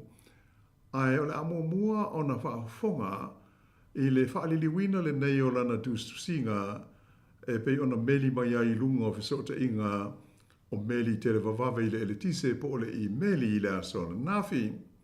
Whauru talaina I le tusinga le nei o Mike Field e whapea. O le a ave sea le whaatusa o se fita Amerika o se lau luas furuono tausanga o tū mātila I se o ngā ala I le nuu o Spokane I le stete o Washington I Amerika. O se lau luas furuono tausanga talo ona tupu se taua ma tautia e le mamao mai pia. A lea ua whaailo mai, o le a ave sea mai I se a ai o Amerika, ia se maa whaamanatu e manatu ai se li I ofisa o le fua manuao po o le Navy a le United States ma lona sao i le taua e whaasanga i le mea o whaamatalaina e whaapea o se fili Sāmoa le mawhau. Heo ia po o tangata Sāmoa ia sa tau mo so lātou mā no tūto tasi. O le fita o loo mona tua i lea maa whaamanatu e ngoa ia John Monahan o se tasi o le au waa o le manua o Amerika whaingoina o le USS Philadelphia.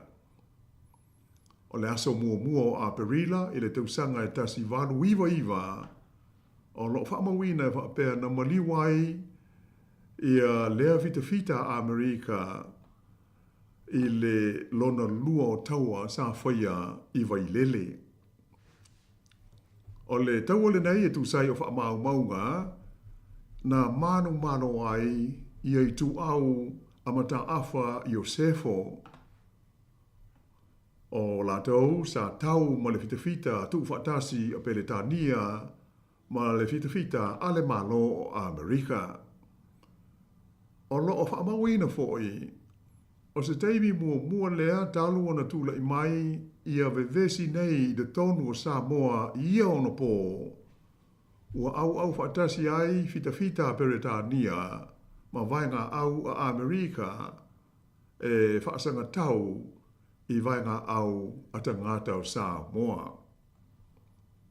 O lo o wha mawina fo'i, o le se fulu tau sanga o mua atu i le nofuanga lava lea i le fioanga o wailele. Sa mano ai fo'i i ei tu au a mata afa Iosefo i se taua i le vāma fita ale malo o sia mani. Sa ilonga o na taua mata afa i o no po taruai ona sa mawhai o na whaato i laloina e ana vainga au i a fita ma vainga au a malo uma nei e tolu o sia mani, Peletania, whapea ma Amerika i ni whetaua inga mamafa e pei ona whaamauina ai. O le fita lale nei e ngoi a John Monahan lea na maliu i le taua lona lua lea i wailele.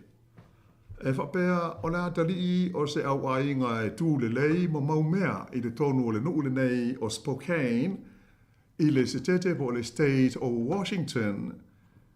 O le tausanga e tasiiva o ono, lea sa mwhai ai o na whaafo i atu i lona nuu i Spokane i a toenga o lona tino ma lango mawai le whanua ma liwa na lata ua inga.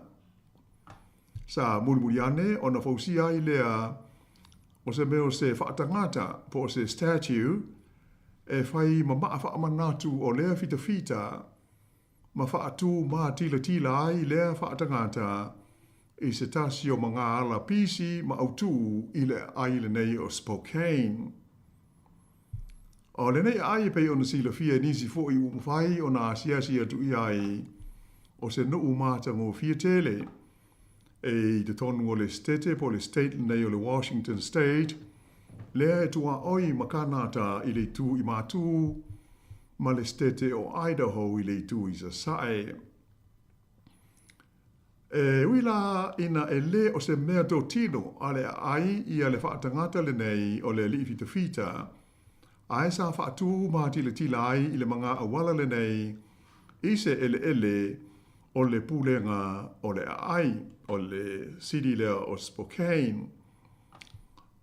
O le tustusinga o lo iai e whaamatala i nai i a le whaatangata le nei po le statue o le li fita i le ngangana Peretania e whaaliliwina whape nei.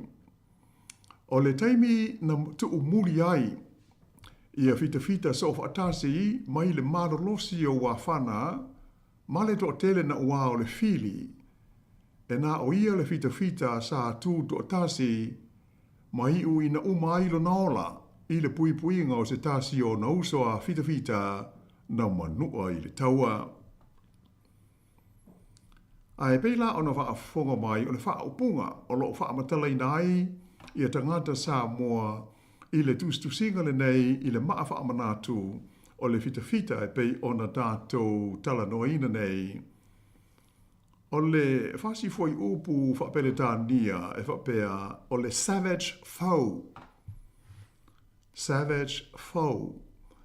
E ma o lau whaare liunga iai, o lea e tau tātou o se fili sa wā le mahou whau. E o e pei o le whao punga whapele tānia lea. E le ngata i lea, ae o lo ta ua fo e whapea o a penga fo i sa whao ngā ina i taua e tangata Sāmoa i ono po oni whao punga o aso po oni a penga o aso ana mua. Oni whao punga i le ngata ina se male sao ai atangi ai winga wha ai longa tangata. O lo ta wana le tu singa e pei on o fa liwina nei sa i se tau mo whainga ale komiti i le island o Spokane ale Navy a Amerika e na ia wha le leia ma teu i ani vaenga o le maa wha amanatu le nei ai ia wha tu mawina pēr lona wha tusa po o lona wha tangata e mana tua ai ia le toa o le nei fita i lana tau mo whainga i pui se tasi o seila o la lātou waa na manua i le taua mawainga au ma ta awha i vai lele. Ai o le nei tau mo whainga i rona tūlanga wao te tele sa le ia mana i ai pe ta uai le meo moni o le manu wao a America nei le USS Philadelphia whaatasi ai maisi wa atau o le Royal Navy ale malo pele tānia. Sa a fia i le tuiina leo le tāulanga i pia. Ai whapea ai manisi o nuu mafio anga i le motu o polu. Mai sa whasi o tia ai mamali liu le whaitau fia se lau o tangata o lo tātou o tu nuu. O lo o tā ua fo'i o le manuao lava le nei a Amerika, le USS Philadelphia, lea sa whapea o na ngarue ai le li i fita le nei o John Monahan sa fia tele i le no foia wha malosi e le fita a Amerika o le malo o tu motu o Hawaii a o le i malanga ane i Sāmoa. E pei o na silufia o Hawaii sa iai na ia lava whainga malo a o le i o ma iai le malosi o Amerika ia mawhapea o na whaato i lalo i nai, ia mawea ai Hawaii ma stasi o se tete o le malo tele o Amerika i o mai i le so. Ai, o le ai o Spokane i le taimi le nei, e tele i tu ai ngā tangata SS ua nonofo ma ua whaamautu i ai, pe tusa ma le lua se lau lua se furuafe ia lona whaitau a whai. Ea mai whelolo fo ina ai tangata Sāmoa ua whaamautu ai i lea vaenga o Amerika. O le whaasolo mai o tausanga ma amata o na malama lama ma manino tangata i whaaupunga o loo tūsi ai le maa whaamanatu o le fita le nei e pei o na talanoina le tātou polkalame. Sa tula i mai ai se langona ai mai se a o tangata i tupunga mai a Melika Sāmoa. E te tau na ave sea ma tape i whaapunga nei e pei o na tūstusi ai i le nei whaatusa o le li fita i a Monahan. O le talitonunga mau tu o le totele e mai se o tangata Sāmoa mai a Amerika Sāmoa i tonu o le aile nei o Spokane. E le iai lava i se teimi o whapea na ave ai tangata Sāmoa ma se fili Sāua le maho whau o le United States o Amerika. Mai o le melea, manatu i lātou o le tāla whengai, ia mai le tau na ave sea ia whaupunga, mai i le maa wha manatu e pei ona tā ua. O le tausanga la e lua awhe luas futasi, lea na manuia ai, i alo talo sanga sa whaaponga iai le maafutanga tangata atu motu o le aile nei o Spokane, ina ia sui ia se no whangai ave iai le whaatangata po le maa whaamanatu le nei e whaatu ai. Ai mai se, o le mana au sa tula mai o tangata i tonu o Amerika i lea vai taimi, ina ia tuu i lalo ma ave sea, ia whaatusa ma whaatangata, e mana tua ai fita, o le vaenga ho ile nei sa ta ua o le Confederates, sa awai le taimi o le taua whaaloto i whale a Amerika po o le American Civil War, ma sa iai le manatu, o le mea fo ilea le tau na whaia, i le whaatangata whaamanatu le nei, mo le li fita o John Monahan. I se tustu singa le newspaper ingo o le Spokesman Review, i le tonu o le Ayo Spokane, na ta uma iai whapea, e sa matua tuwai lava, ia le whaanga so longa o tau mwhainga, e ave se ai masui, ia le nongofuanga e whaatuwai, ia le whaatangata, ma le maa whaamanatu le nei o Monahan.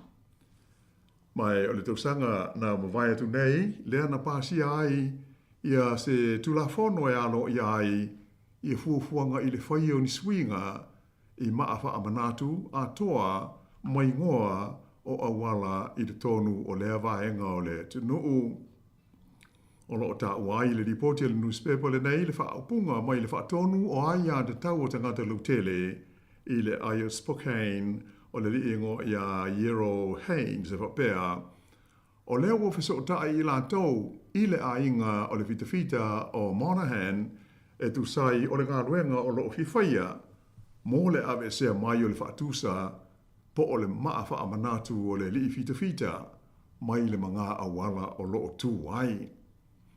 E ui la ina e le i mautu se teimi tonu e whaatino ai lea whaamoe moe aena whaelo mai Haynes, e le tau, ona ave sea i le nei maa whaamanatu, i le tonu o le tausanga o luma nai nei. Ai, o le tau o le i vai lele pei ona ta ua le tātou tala i le nei fo i Paul Kalame, le ana mali wai le fita Amerika le nei o John Monahan, sa whape fo i ona whae e ai i nisi fita se toa wha a le United States, i o lātou whailonga o pito māulunga o le loto tele ma le toa i taimi o taua, po o le pine lea Amerika ta ua o le Medal of Honor. E tu sai o whaamau maunga, o lātou e toa wha ia na whae e iai, i a lea pine tau loa, e awhi ai le li ingo i a Frederick Fisher, o Stasio Sailor o le waa po le manuao le nei, le USS Philadelphia, whape foi i a Sartini e to lua o le vaenga le Malini, o le ingo leisi o Bruno Forster, o leisi o Michael McNally. Ma leisi Malini e to tasi o se private e ingo i a Henry Humbert. O le whaupunga alo ia o lo whaamawina i le mafuanga na o lātou mauaina ai i a le pine tau o loa le nei le malo Amerika. Na ta ua ai e whapea o i lātou nei, sai longa lo lātou loto te tele, i le taimi a whenga iai ma le fili, e le ngata i le taua lea i Sāmoa, a e whapea ai ma isi taua i le atu Filipaina. Whaaria mai la, e le iai ni pine whapea na maua e fita pe le tānia, ia po o fita Sāmoa fo i sa awai le vaenga autu whaatasi le nei, ale malo pele tānia ma Amerika i le taimi o le taua lona lua lea i le fioanga o vai lele. Ia ae peila ona o ta ua mua o le tātou lipoti lana sa whaariliwi na mai le tustusinga a le li tustala o Michael Field po o Mike Field e pei ona lausila fia ai le totele. O le nei tamari o se tustala i longa e le ngata i New Zealand nei, ia ai o isi tu o le lorolangi sanga lue ai. O se tamari i foi e fai paolo i se alo Sāmoa, ia ma o to tele o nalo o la ualo. Tele te usanga o ngā lue o ia mōl tātou mā lo i Sāmoa. O ia o se tasi na malangatu i Sāmoa, i lalo le pōkalame fiso swani e le whaarapo tonga fo ile nei e whaingoina o le VSA o New Zealand po o le Volunteer Service Abroad mai sanga rue ai o ia o le whatonu po le editor o le newspaper le malo Sāmoa o le Savali i le ngangana Peretania. Ai pe isilio na lawi lo le neita mali ia ona tustusinga atono lo mona tua au ma tua ia munisi fo i fia fo i tusi o le sunga Mike Field le sa ia tusia ia le tusi fo i le nei winga i le maua Sāmoa o lua na tustusinga fa pena tusa o le talafa solo pito lo tatu tuno ia mai ono fa awo pea ia na ngā ruenga tustusi e pe i New Zealand nei o lo o ia wha ngai nai ia se upenga o fiso o te inga ia wha pea ona wha iaia tustusinga i le telo taimi ia e wha ingoina ia le web page ia po o le upenga le nei o fiso o te inga o tustusinga le sunga ya Mike Field o le Mike Field's South Pacific Tides. Te le ia tala tāua fo i me tupu si o tātou tunu e maise o aso o mawai marona tala whaasolo pito e ono maua iai ia pe awhai mo se awanoa e sisila iai i tustusinga le fo i ta maali i susunga ia Mike Field. Ia e ona ua manatu ili tātou teimi lau sunga tasi ia ua whapea ia la whapauma ia i le nei whaapopoha o le tātou tala ia se ia ria fo i le vai aso o mua ia ai whaatai le fisoa ni mai tau ina monuia tele ia le alo atu o le tātou tanu i le whaai unga o le nei fo i vai aso ai whaasau i fuia.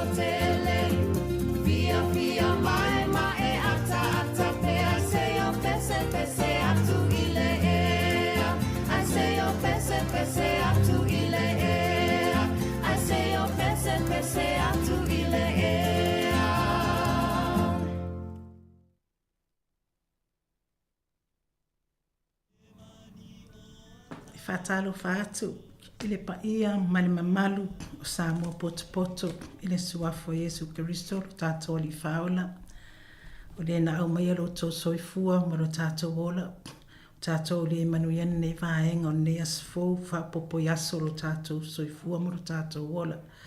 Ni ase o tātou talo.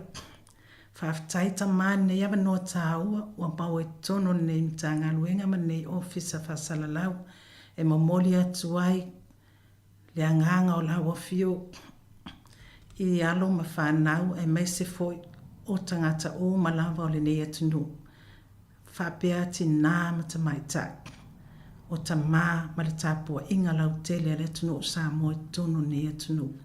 Whaftai soifua lau lei, whaftai foi wa la tō maua nisi aso ma nisi maasina ma nisi tausanga stele o le soifua whaaloa loa au na mtautua ia te oi so stiute so se mtanga ruenga so se whaiva o whianga iai mai lātou ia vi ia lava oile atua tūtas pa ia a wa alo whatausi ma lo wanga lake wa maua i mātou uma le manuia le file mu ma le saunga le mu ia tū mawatu lo vi i ngai whamau ma ia whapeo na ia au whamanuianga ia o malava o mwhai o na whalongolongo nei po kalami au mātou whaasua se sao so finailo mātou o la tia e so se mea e o iai lo mātou mwhai mo le atina ina o mātou lava ainga o alo mwhanau whaapea fo i so se ngā luenga o ngā luem au nai i tono nei atunu ma lautala lei ono Yesu amene. Ia whaatalo whaatu ai o nei tū la o le ābili tonu loa le ifia maina tu sai ma le whamoe moe le ina i lau tinam te maitai i le nei aso matanga o fie. O whata waina se au tū filfilia whapea o mata whaioi po ngā whatausi a tinam te maitai i te tono a inga nuu e kalesia ma le atunu. E lawa lunga lava le manatu ma le mawhauwhaunga upo mawhionga pa ia po wheta lainga a le atua e tu sai ma le whaatawaina o le avea i o tina mawhauwhautua po whesosoani e pe ona whaia i tātou e le atua mai le amatanga o langa fōwhuanga pa ia e avea i tātou o tina o whesosoani i ta mao a inga ia whaapea fo i so se vaenga o le o latiai o le soifuanga lue o le tangata a vea ai ma tausi mea le atua i tonu o lana whi au malana a luenga a inga nuu ma la whanga. Whamaile a whionga pa ia le atua o se tina le lei e sililo na tau i pēnina. A whai mai foi le sia whionga pa ia le atua mo te whata oto ta upo e tōsfuru foi upo e tōsu ma ta tōsfuru whapea o le matau o le tina o le matau i le atua o le matanga o fie o le pepelo lea a o le tina e matau i le atua e vi ia lava o ia ia ona au maia lea o le tina ia na whandua se whai ma whaataita inga o le amatanga o le talanoaina o tiute ma mta whai o ia tina o le tinane o nā whanua, o se ta mai tae. Lau i loa lo na tautaua, a wā o na suawhai a fua mai, i le mena tupu, i lo na soifua tupu wai. O nā whanua o se alu toto, na tanu mana nā ele peitai, na tupu e ai, se ta mai tae la le lei ma le mālosi. O le ta mai tae foi lea, na ia tauina le taua. Ma ea i se sifu, ma ea i sai. O na whanua foi, na ia tauina le taua i papai whaa. Tu ia tua, tu ia ana, na to il tele, ma le vai tamasoali. O ia foi, na fua i mai papa ia va alasi la whawhine o tonu mai pia. Ai fua ia va alasi a sara maasina, na na tamawhai. O le teine foi o na whanua, na ia malo ia le la le lei o le malo o le tala lelei, o le malole o le atua, ia mali e toa, fiti se manu, masua le la saelinga malo, o se teine i Sāmoa, o le ave fe aua le atua, mo Sāmoa. A oia foi lea, na ia langona ina mai le mapuea a tā ii, ma waile ne ia langa upu, ua longo mai pulotu, le mapu a tā ii. Ua longo mai pulotu, le mapu a tā ii. Tina o le saona na whanua, i to tono si o tātua tunu. O sta mai tai malos e toa, ai sa whana naum wha moe moelo na soifuanga lue, i le atua, mo le whataunuina, o na whaiva, o na tiute, o lo tuli matai iai. Ana ngaluinga whai mana ina i lau. O te whawhetai i le malo, i le taimi o le awhionga, i le palemia, ia tofi lau eti ale sana. Sa ia whaatawa i nai, whaatasi ma le whainga malo, ia le sao tāo o tinam ta mai ta i tono le atunu. Malato avatu iai, pe tō i nātu iai se matu pala, mai le malo, mo le whaia po le whausiaina o le mauta tele o lo iai nei te tonu o le taulanga i Sāmoa, ua whaingo aina o le mauta o tinam ta mai ta. O lo whaatino ai ngā luenga, am tā ngā luenga tinam ta mai ta i maang sota. O le am tā ngā luenga, o se mta ngā luenga o te leso na sao tā ua, i tinam ta mai ta i o Sāmoa. O i e whaatino ai mea tau wa onga, so se a onga ese, e atina e ai, le ola le tino, le mawhau, le anganga, ma ngā luenga whaatino, a wā le whaasoa i nātu, o tā leni manga ma atinata i tasi, i le tu ma le tu, o le atunu o Sāmoa, maona motu e fia.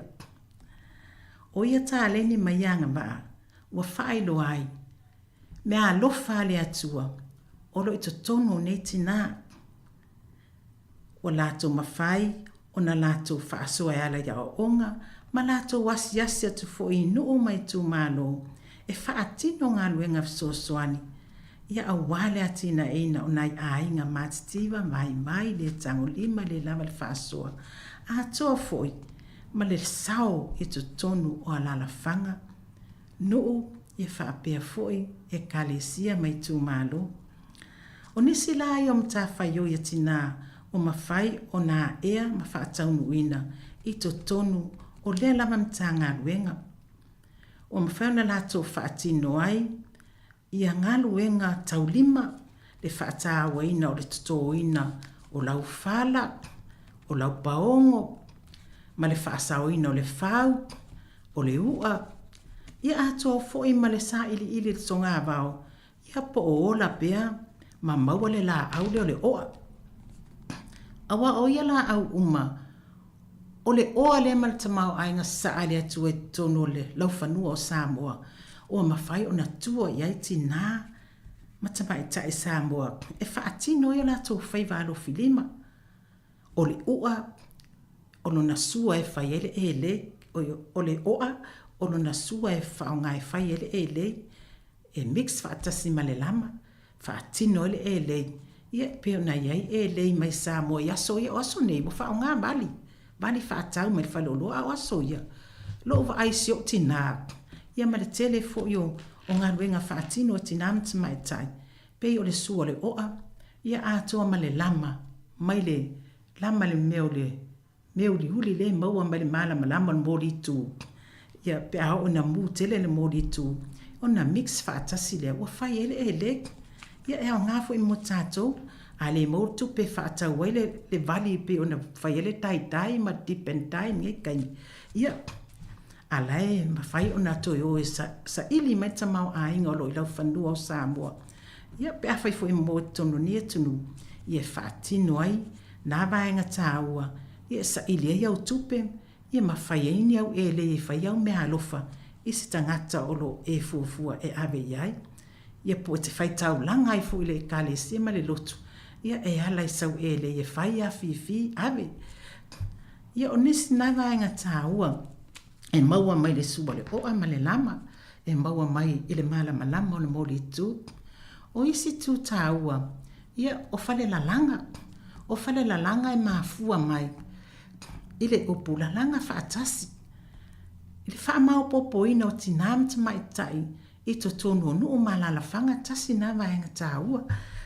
Ani matanga luenga o tinam te mai tai maang so tak. O lato ngā luenga whai na whātāua te toto ina o le lau whala. O le lau paongo. Ia wale le langa ina o whala. O le langa ina o le ie tonga. Ini. Wa tasi na vaenga tāua na whātāua ina le atunu. O mea tau lima e sa ili e tupe tinam te mai tai. Mati ai a inga wha o ngai whanau.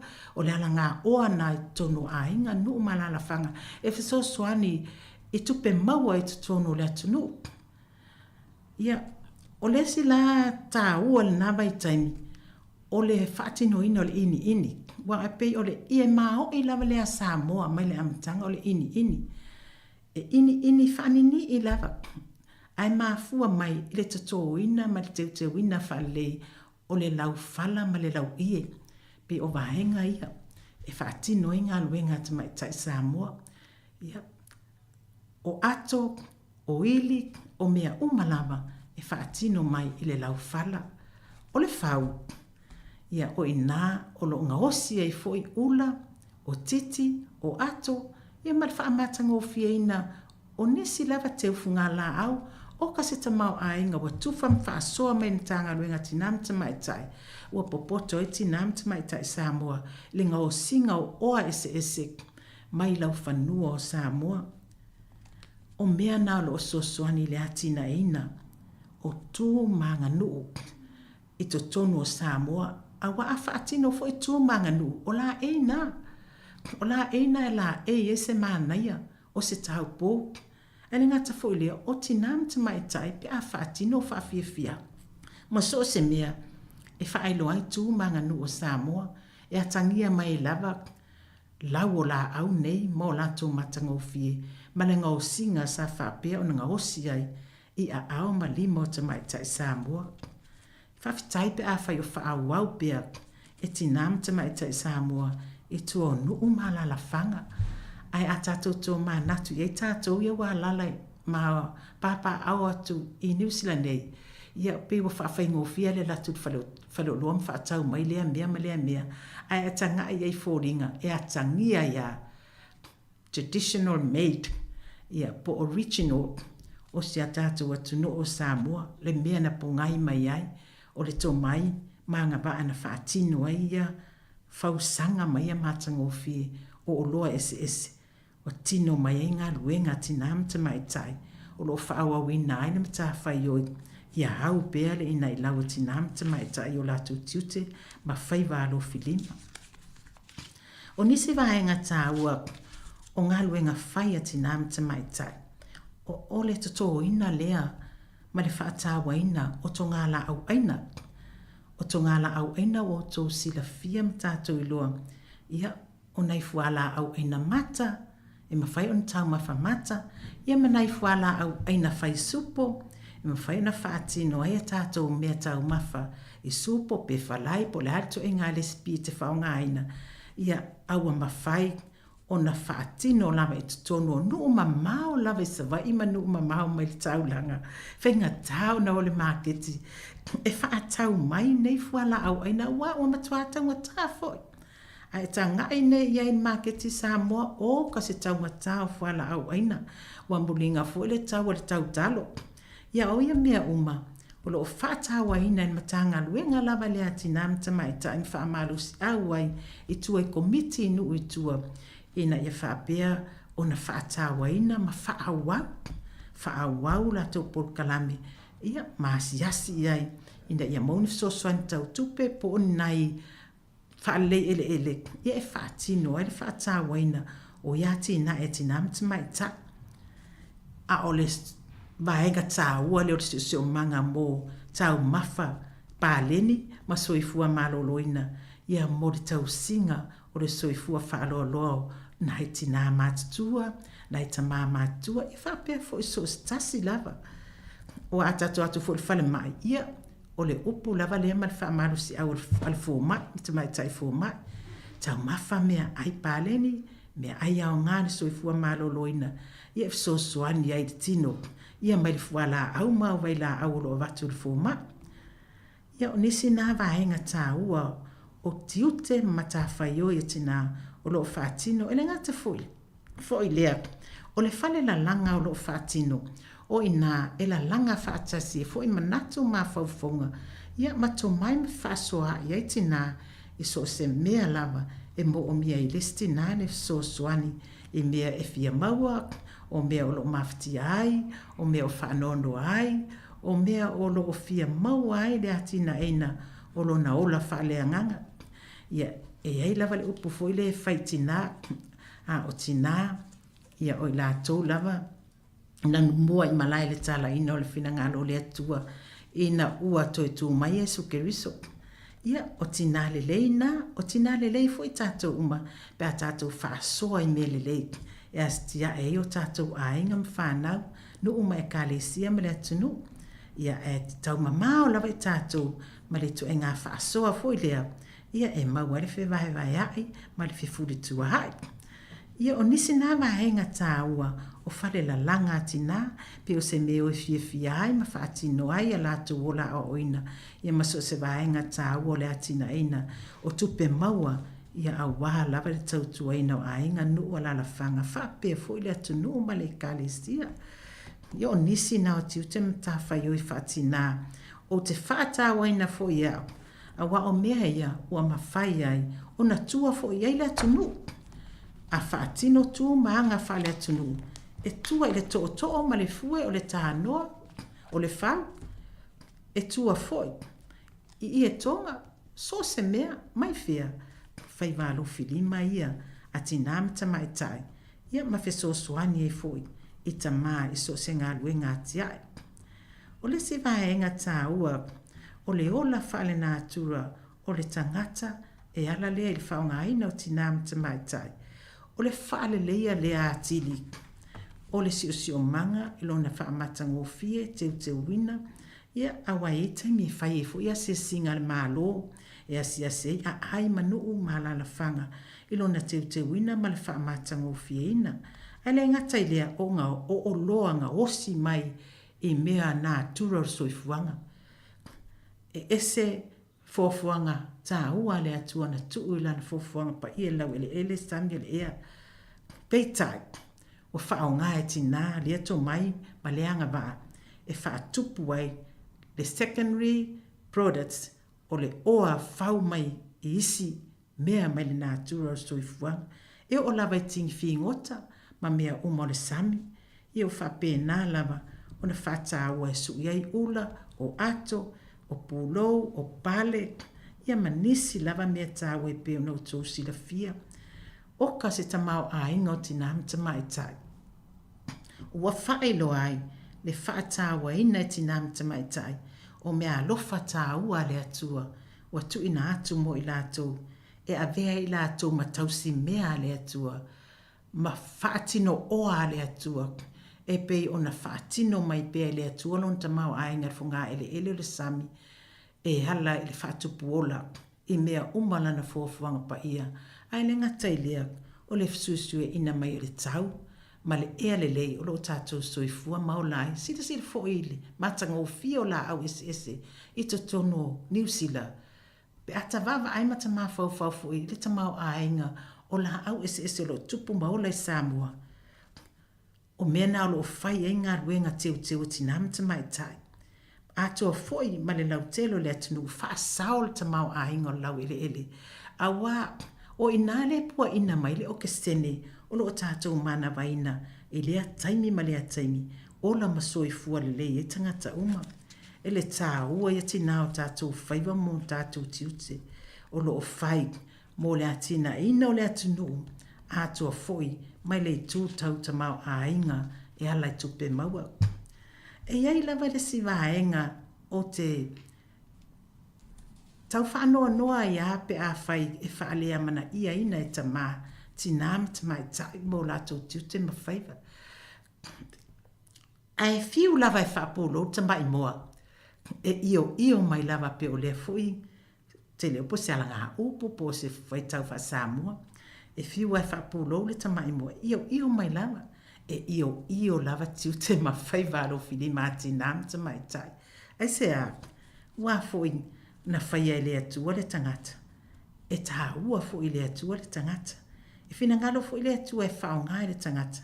Ana me alofa tā ua. Ua ia fua ina e so tangata whawhetai lawa i le malo le amana ia ina o tinam te mai tai. Whawhetai foi pule a li im whai pule.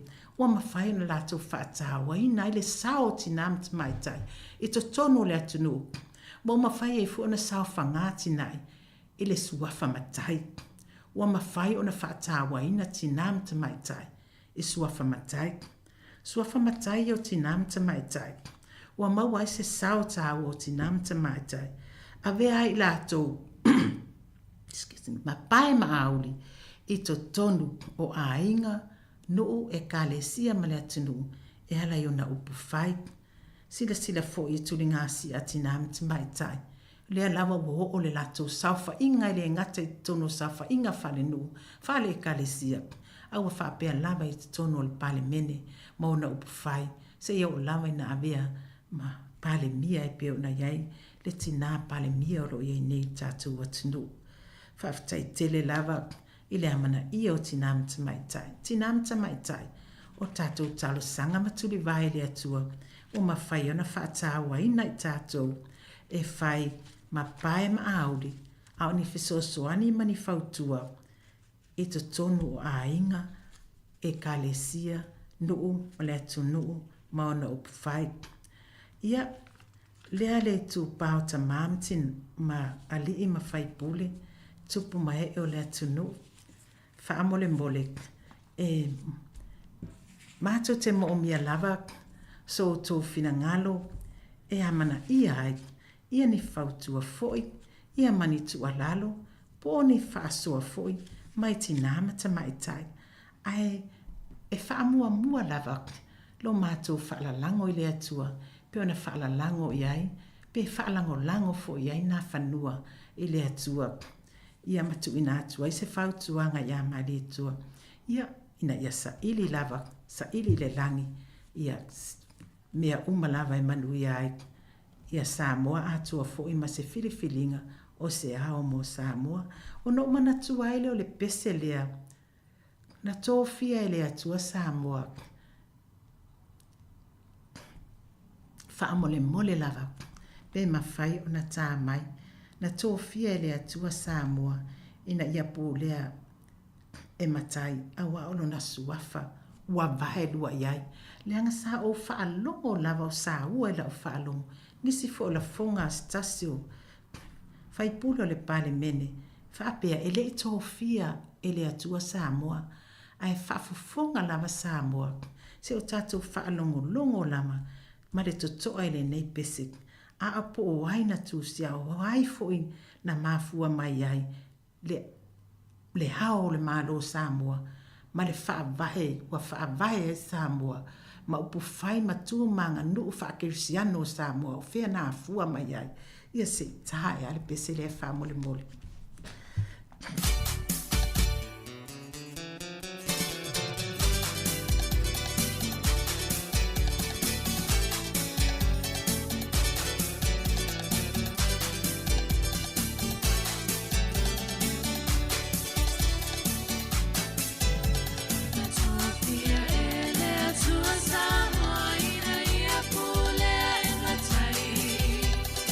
Awa no na sua paua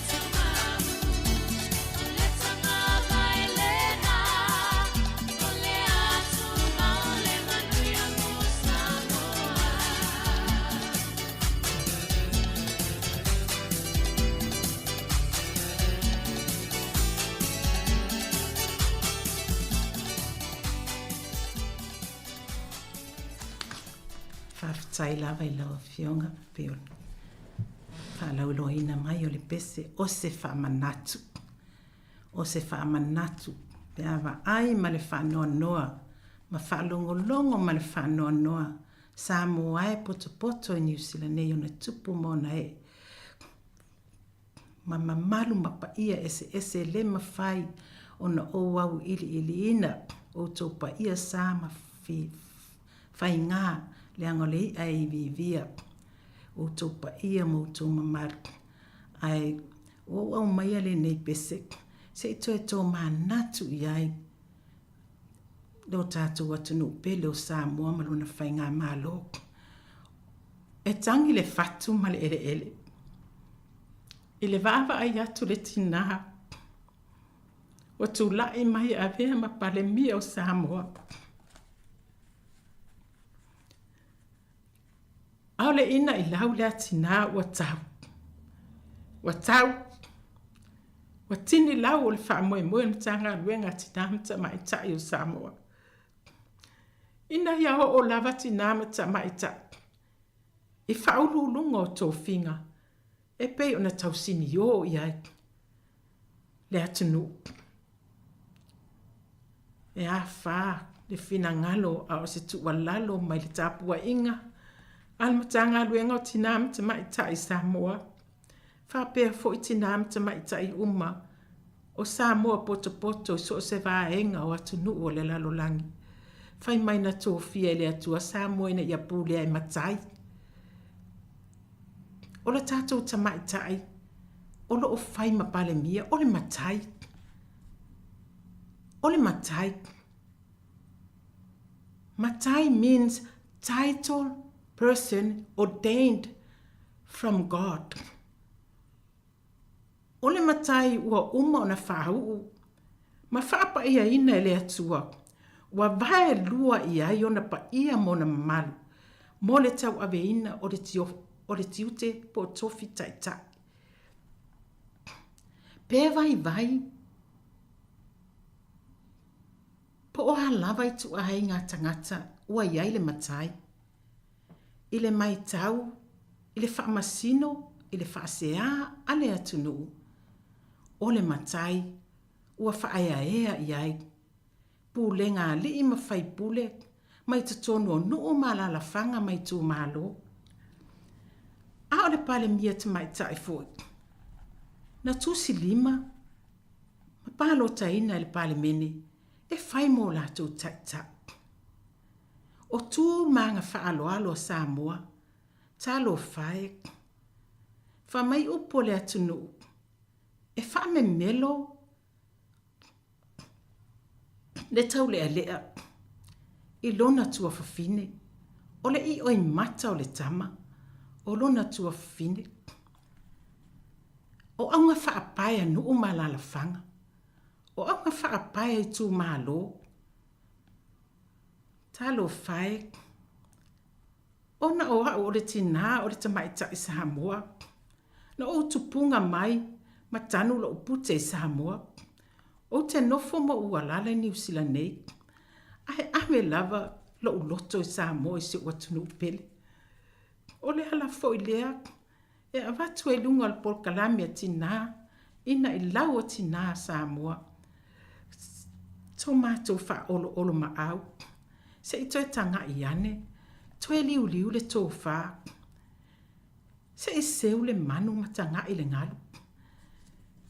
O haani o vainga, o haani wha le tonu o taita inga le tamai tai wa avea, ma wha au lulu o le matanga luenga, a tina ma tamai tai, ua tini lau o le wha moe moe, ma wa avea, ma pale mia o ma tai o se o tātua tunu.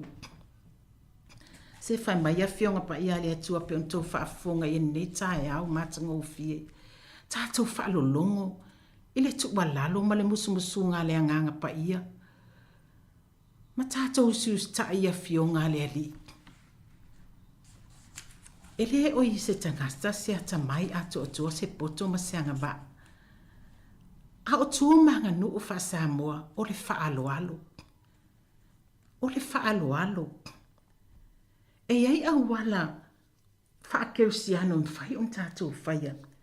tina matamai tai. E ho o atu ai so tātou matu pala pala. E lango sua hai, isi o tātou tina wa avea matai tai o le malo Sāmoa. Ta talo, whaatau anau le angapongi luma le atua. Ia fo ina atu ia te ia le mau, le tō whapa ia, le tō whalo loto, le utanga whatalai, e whaatino ai o na whaiwalo filima. Au wā lava, le fesoasoani, mō le atina eina o le malo i ona upawhai i lana taitainga. E le mawhai lava, o na mātou tua e lalo, la mātou matawhai oi, na whai ai mātou e le atua. Tina matamai tai Sāmoa. Tina matamai tai o le lalolangi, o tātou o fesoasoani, na whai ai le atua. Na whai ai le atua. E moi na whaina le lalolangi le angasala, ai ana tū mau lava le whaatua o atamu. I le atua malona ustai le atua, e le a whaina. E a Sāmoa, e le a veale nā, ma fesoasoani mo i tātou uma. A whai o sipa se la manga, tanga i ae i o au tafa, tanga i ifo, tanga i le situ, ma le situ, tanga i le langi. Tātou maua leo le whaasoa pa ia mai le atua. E utu pōpū ina ai, no tātou, whenga i ai ma le atina ina o le atunu umauna upawhai. Whai mai lesi upu. Lo whaatawa ina e tutonu le kare se metisi ala, le puna oa mai piula. O lo omulmuli tai ai pia, le whaatinonga wana ngā ruenga. Ia li imwhai whi au mai mātou umala o whaltua o lo ngā lue.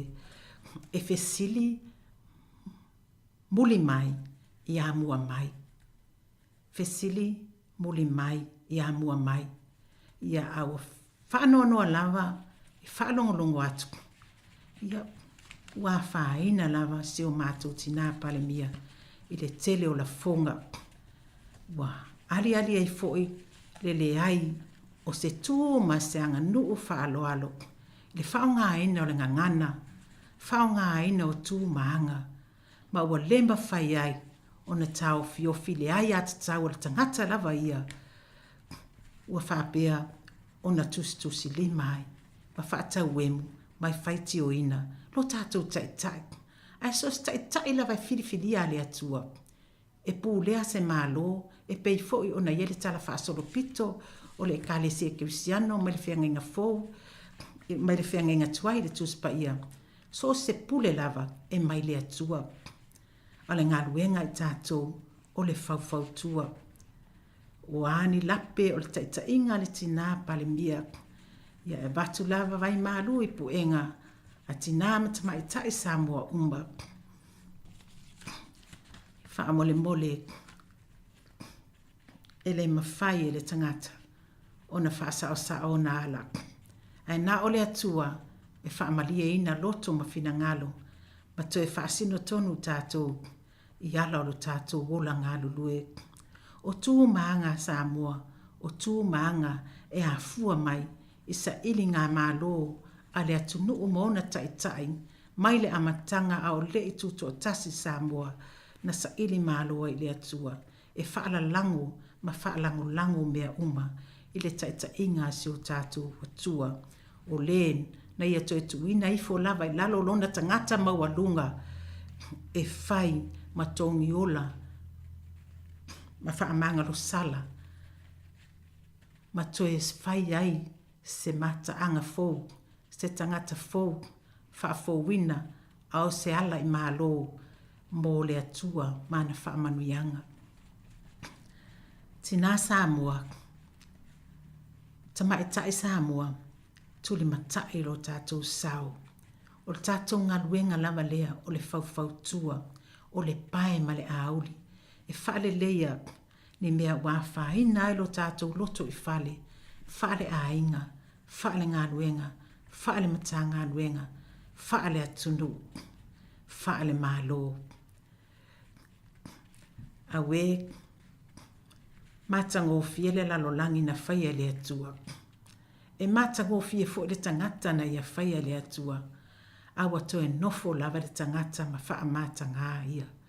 To e nofo lava le tangata ma wha le au ngā le matango fie o le atua na ia whaia ai o ia. O le ale fina ngalo o le atua mo i tātou tina amita mai tai. Ia hau lava le tātou ina i lau. Ina i lau le ngata i o tātou matawhai o i ala i whaivalo filima. A o tātou matawhai o i ala i manatu la ngona ma mawhauwhaunga. Ma mea lofa tāua le atua o i tō ina i o tātou loto. A vea i tātou ma to ala whana wola. To ala whana wola. A wala tātou whaalupenga lea mai le amatanga ina ua whaia le atua eva ola. Ola lalangi. O loo whaawa wina lava la le ngā luenga fua le ale atua i to tonu o tātou tangata. Fua ola, mō le tangata fōu. Ina ia tupu maola se ola fōu. Ele ngata fōi, ele ola fōu mai le atua i o tātou tangata. A o se ola fōu whaale anganga e mawhai o na ola mai i sa tātou sufi, sa tātou whaasoa, se tātou tua lalo, se tātou pae ma le audi. Ai wha moe i le mana, ma le pule, ma le poto, ma le fina ngalo alofa, o lo tātou atua o le na whaia i tātou. A tātou mata i le lalolangi, oka se mata ngofie o ngā luenga whaatupu o la le atua, i le aso, ma le aso, ma le aso.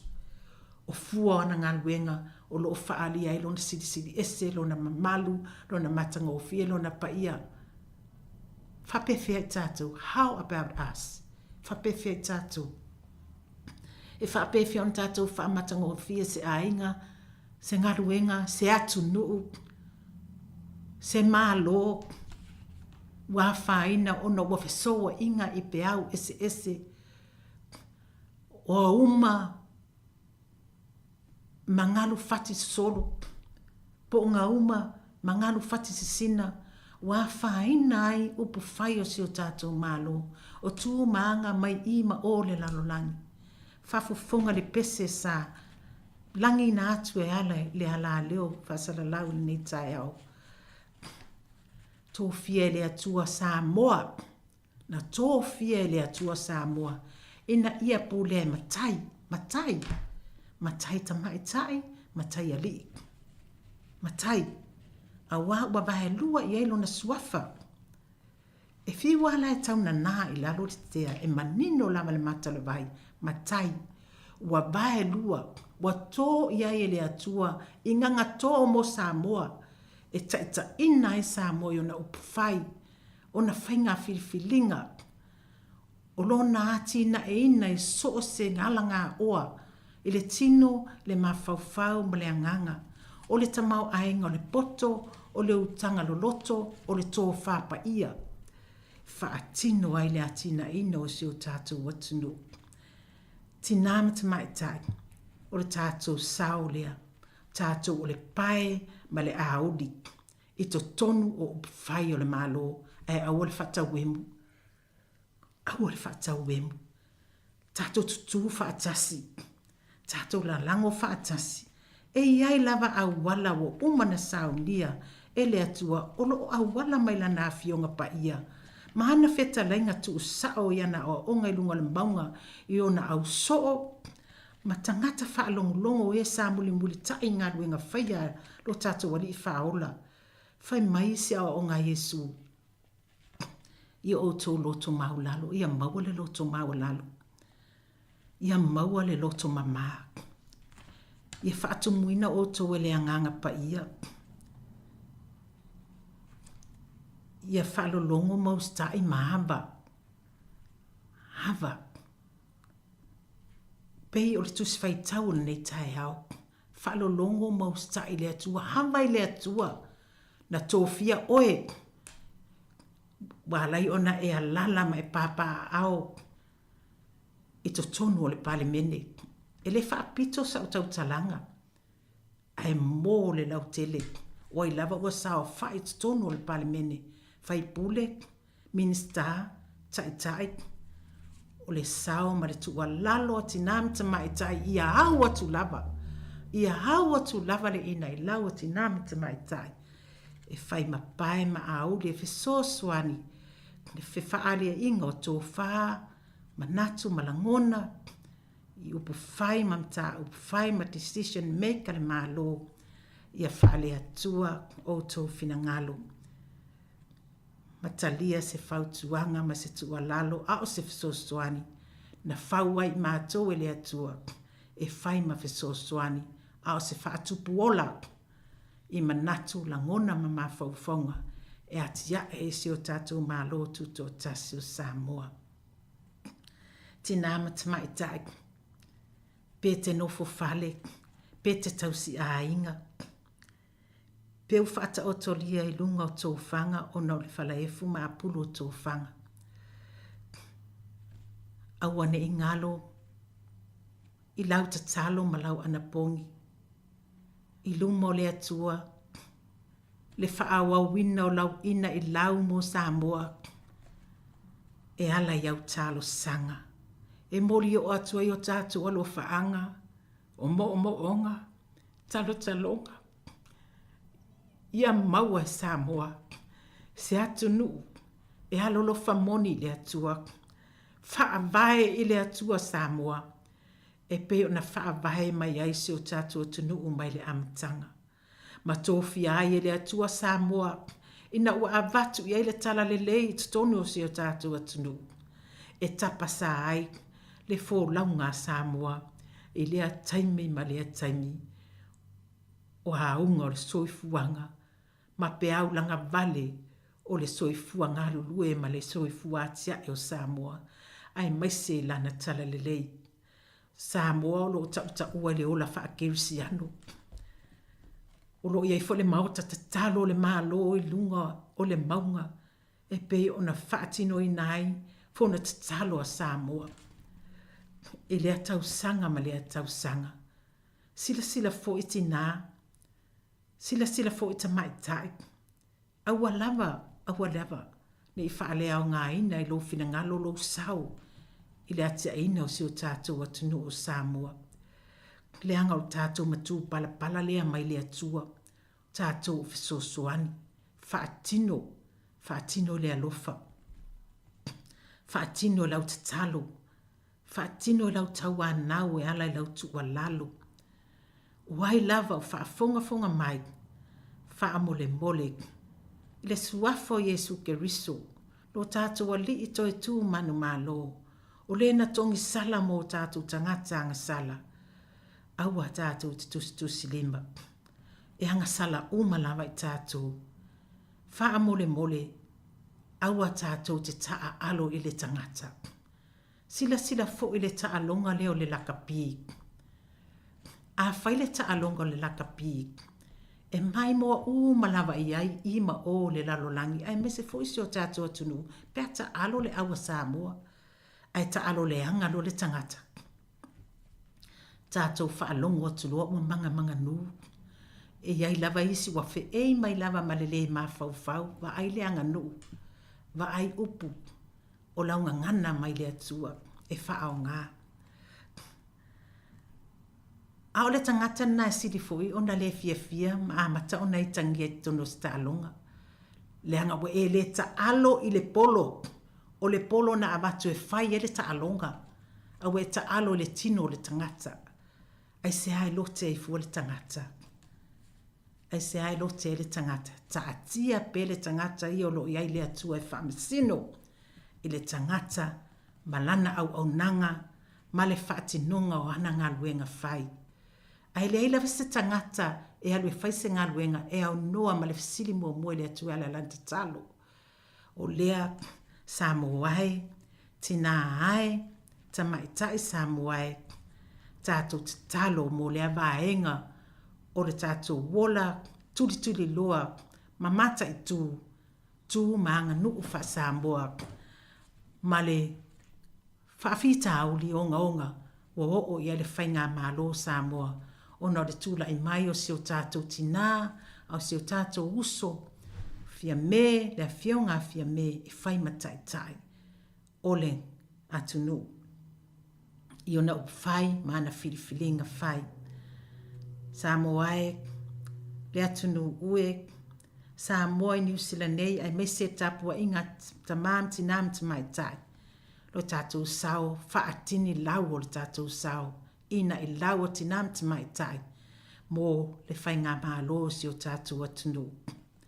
Tātou taa alo i lunga o le silawhanga le atua malona tai mai ai tātou, e tai ina ai, i tātou uma i tūlafono, mai a inga, e tatau o na whaatino e o tātou tiute, whaiva mta whaioi ma o onanga, ai aua tātou te taa alo i le tangata. Taatia le tangata o le mea le nā le atua. Awa bea, lo le mau upu, lo le mau tonu, lo le mau manatu, ia ma me te whaonga ina ai le soifu o le tangata, ai le o tusai, ma le finangalo le atua, i ona upu whai, e au na lolote ai, ma whai ai whiriwhilinga te tau, i ma tā upu tala noa ina, mo le anga i luma, o le soifua manuia, o se o tātou atunu, i ona upu whai, o nā tīnae, o na manuia, a toa ma le tua lalo ma whautuanga e Kalesia Kristiano Sāmoa, o lo abatu pe lunga ala leo whaasala lau e ala i whainga lotu, i le aso sā ma le aso sā, a po naunga ese fo i tono malu mwhale tāpuai, tono maketi o whale pui pui, o whale mai o whea lava, e le i lava le nā Sāmoa, e whesoa soani, e toi puti puti ai, ma toi mati ai, upu whai, ma whai unga whai, o si o tātou mālo Sāmoa. Oka e te lele tamau a inga o le atua, o lo wa uma na sa, o lo sa pea, o lo whaatu puola pea, i o tō whina ngalo, loto, manatu, ma whauwhaunga, ma nganga. Whaile nā mō tātou sao.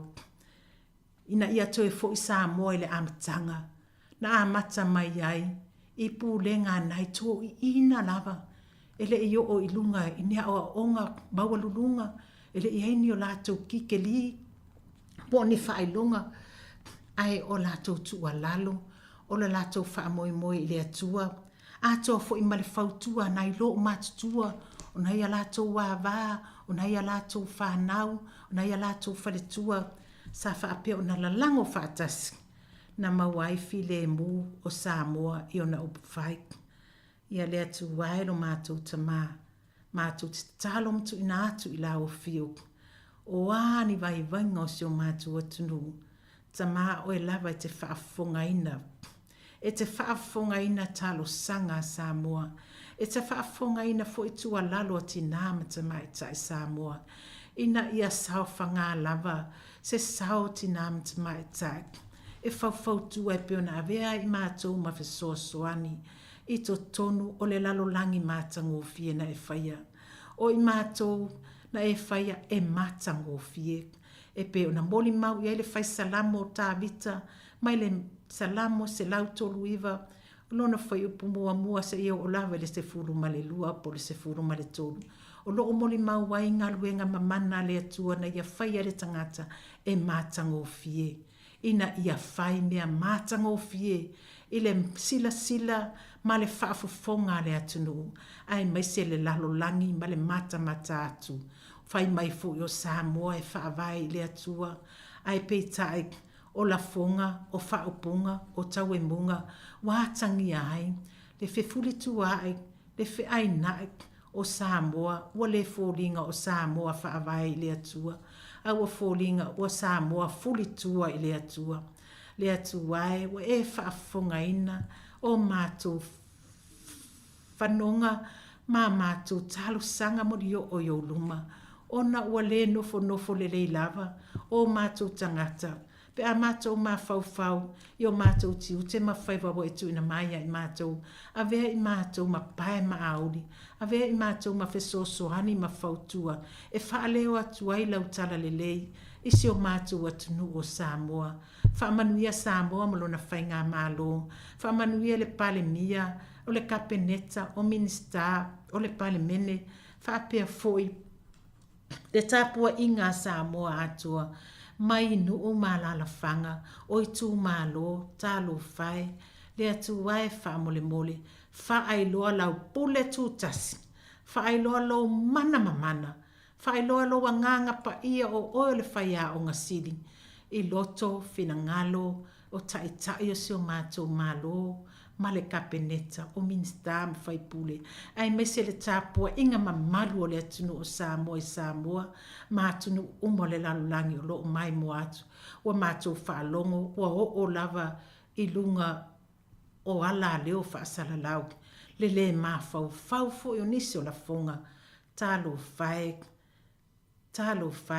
le atu wai o lo finangalo mo tangata soifua uma i a mātango fie, e pe ona mātango fie ai lo whaio i mātou, mai le amatanga i lo whaatusa pa ia, ma lo mana vaola, na e whai ai i mātou, ma lo finangalo, ia mātou lo on whaanga tau le ola, ma ia mātou lo ona ola ai, ma tausi au tū la fono, sāwa vali ai, ona maua le esi o mātou atunu, le file mu ma le fia, ma ola manuia, ma toe fua se fua fou, e toe fono ai upenga o Sāmoa ua māsae, ma i mawhai ona toe maua ni ia o ni whaiva mo Sāmoa ma le tāpua inga, a o tali uta oelo mātua tua whaafonga pa ia ma malu ma le sidi ese, i whaiva alo filima o Sāmoa, i so o se o ngā sami o lo whaangota i nai, tu mahanga nuu wha Sāmoa, i ona upu whai mana whai unga whai, mo se manui au ili o Sāmoa, ma ave ai pia Sāmoa o se atunu e wha avai i atu oe, o se atunu e moli mau le tala lelei, ma wha pia ona ave a pia oe mataula, e whe taula i ai, le sao Sāmoa, pe a whaina i ngalu whawhati, ma uma, o le sami a whaina ai mangoto ai. O nolo suafa Yesu mātou te talo atu ai, ma tuina atu ai, la mātou talo sanga i o luma, wha mole mole, wha fonga talo e, ta lia mai a mātou, talo sanga mole o i lau fiu, na o e lava, o le mātou olo, malu mātou malu a papa, Sawa le muai, ke sao Sāmoa, a o fōlau, ile nei tau sanga, whapea fō le anga i atu le lumanai. Ono Yesu Keristo lo mātou ni whaola, o lena tongi sala i o mātou tangata, mātanga, ina ua mātou whaata mātanga ia i mātou, a o i mātou lava o tangata, na e wha mātanga o fie le amtanga. Mo lovi inga, mo so malu ma so vi inga mo pa ia e toi wha fo i atu. Ina ua mātou whaatino ino mātou whaiwalo filima. E ala le whaatua tua ma le whamoe moe i ate oero mātou atua ma lo fisosoani mai mo i mātou. Whamanuia tāpua inga tinām tamai ta i Sāmoa i to tonu o Sāmoa nei. Wai o whea ngai ma a pulo tō whanga ma le whalaefu. Ta māwha mole mole, mātou te manatua i lātou uma. Io o atu i ailo a ngāanga wha mālolo. Waini te nāman ta mai tai o whea ngai ma mawhtianga, i so se tu ai ngā mawhtianga e leilo e stasi, nā o lau o whio i te sida whia. Ta māwha mole mole wha manuia ma e so suani. Lo whangia foi, pule ali im whai pule o nai ta māmatua, halo foi im whanau whea ngai ma o onga mga luenga. Ia tuli loina lava i lātou uma, ele ngā luenga loa nganga pa ia, ina ia i umea uma o le nei aso, i lo so swani ma lo mawhtaina i lātou. Anga leile ofisa whaasala lau nei ta mā. Lātou mta whai o i whai, o ka le atu wai, po avea lava o se au nanga mo oe ma lau tala le. O amta upu uma o lo tala noa ina mwhaasala lau ina i tutono nei mta ngā luenga. Ta mā lo whina ngalo lea ia mātou i loa ke riso ma whai lo atu. Ia mātou i loa olo mātou atua tō taspa ia o le na whaia i mātou. Ma le lalolangi mātanga o whiu e whaata mao ainga ina mātou te tua iai ma ola msoifua le iai. Wa avea lava le nei ala leo e whai ma waa ma ipu o lau ngā luenga moli mau. So o se ati na e manuia I to tonu o Sāmoa, o le nei atu nuu ma le lalolangi atua. Whamanuia le pule, whamanuia fo ia li imtamai tai, au whainga luenga, o lātou a fionga o ni o lātou sāma whainga o e whamamaluina ai lātou ma ni o lātou pa ia. Ia whaapea ona e whaamanuia ma e whaatu mawina ma e whaonga ina lo lātou soifua ma lo lātou wola. Au nā atu ai mo oe i o lātou tiute whaiva mamata whai oi. Wa tō fia ma wala wina ai lātou. Mai ate oe lava. A wā o tō whinga oma e mai ate oe lo mātua tua. Ia tō maulo vi inga lo pa ia lo mamalu le whane tanga. Whavavau lava. Ia te oe lo mātua tua o le ola. Whātupu ola. Amene. Ia whamole mole lau sunga. Se i tā mai lava. Le pese le ando o maua mai. O tā atu. Whaatupu ati le pea le ola wha le anganga. O tinama te mai tai. Whapea fwoi ta maa. Ia a o se whaamaro si au fwoi. Isi o tātou atunu o Sāmoa. O le pese le nei. O tātou ngā lulue. I tai mauta. Ua tō le ti a pula. E sa whahi uai le porkalame a lau sunga. Ia. O le nei pese. Ua tātou ngā lulue. I tai mauta. O le amatanga nā pese. No umana tua i lea. O se tasi. O ta mata o ta ua. I tonu fo le ekalesia metisi. O le nei ta maa. O le susunga ia a mosa lene. Ia. O le pese na. O le tā ua ia. Sa tau vai ele ofisa o talawo. Ia. I tonu nu umana la fanga. Ia. Ai whawhetai tele lava. Ia ona. E o tau su ele pese ua uma foi malo utaimi e mo mori atu. Ai le whawhetai tele lava. I le mitanga luenga mo nea mnua tawa. Whawhetai tele Sāmoa. Whawhetai tele le tāpua inga. Whawhetai whaafongafonga. Ia vi ia lava le atua. Lo tau soifua whaafongafonga ala nemta. Tā ngā luenga mo nemta. Ole ina I lau tinam te mai. Tai whamanuia tele le atua. I fi amutiu te ngā luenga. Fi anga iani nei aso ai me se fo I le tāpua inga whai. O le tu ion muli panga I tono a inga. Nugu mana le whanga. Manuia nei aso. Whaatasi atu le atua mo o tō. Ia whapea fo I mātou.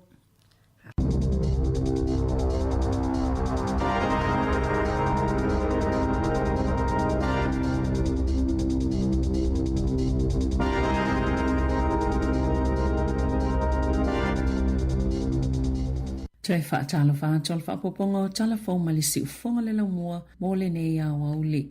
Na toi amatalia nisi o whewa inga no whaafi Wellington le tai au lava ana le la. Lea sa afia ona o se whaale tonu te le pe ona whaalia le met link. O lo whaali e lunga o penga of sota inga le company. O le afo le ono le tai ona tau fia I mo se teime le tō mau. Whewa inga no whaafi anga I atu le tau langa. Se ia iei se isi whaalinga ona o se whaale tonu. Na afia I Kapiti, Melling, Wairarapa, Hutt Valley, ma Johnsonville. Ai betu soltoi ono minuta I le valu le tai au. Na toi whaailoa I le met link. Wa toi whaao o atu le whaalinga ua mawhaya na toi whaao wau whewa inga I le anga I atu I Wellington.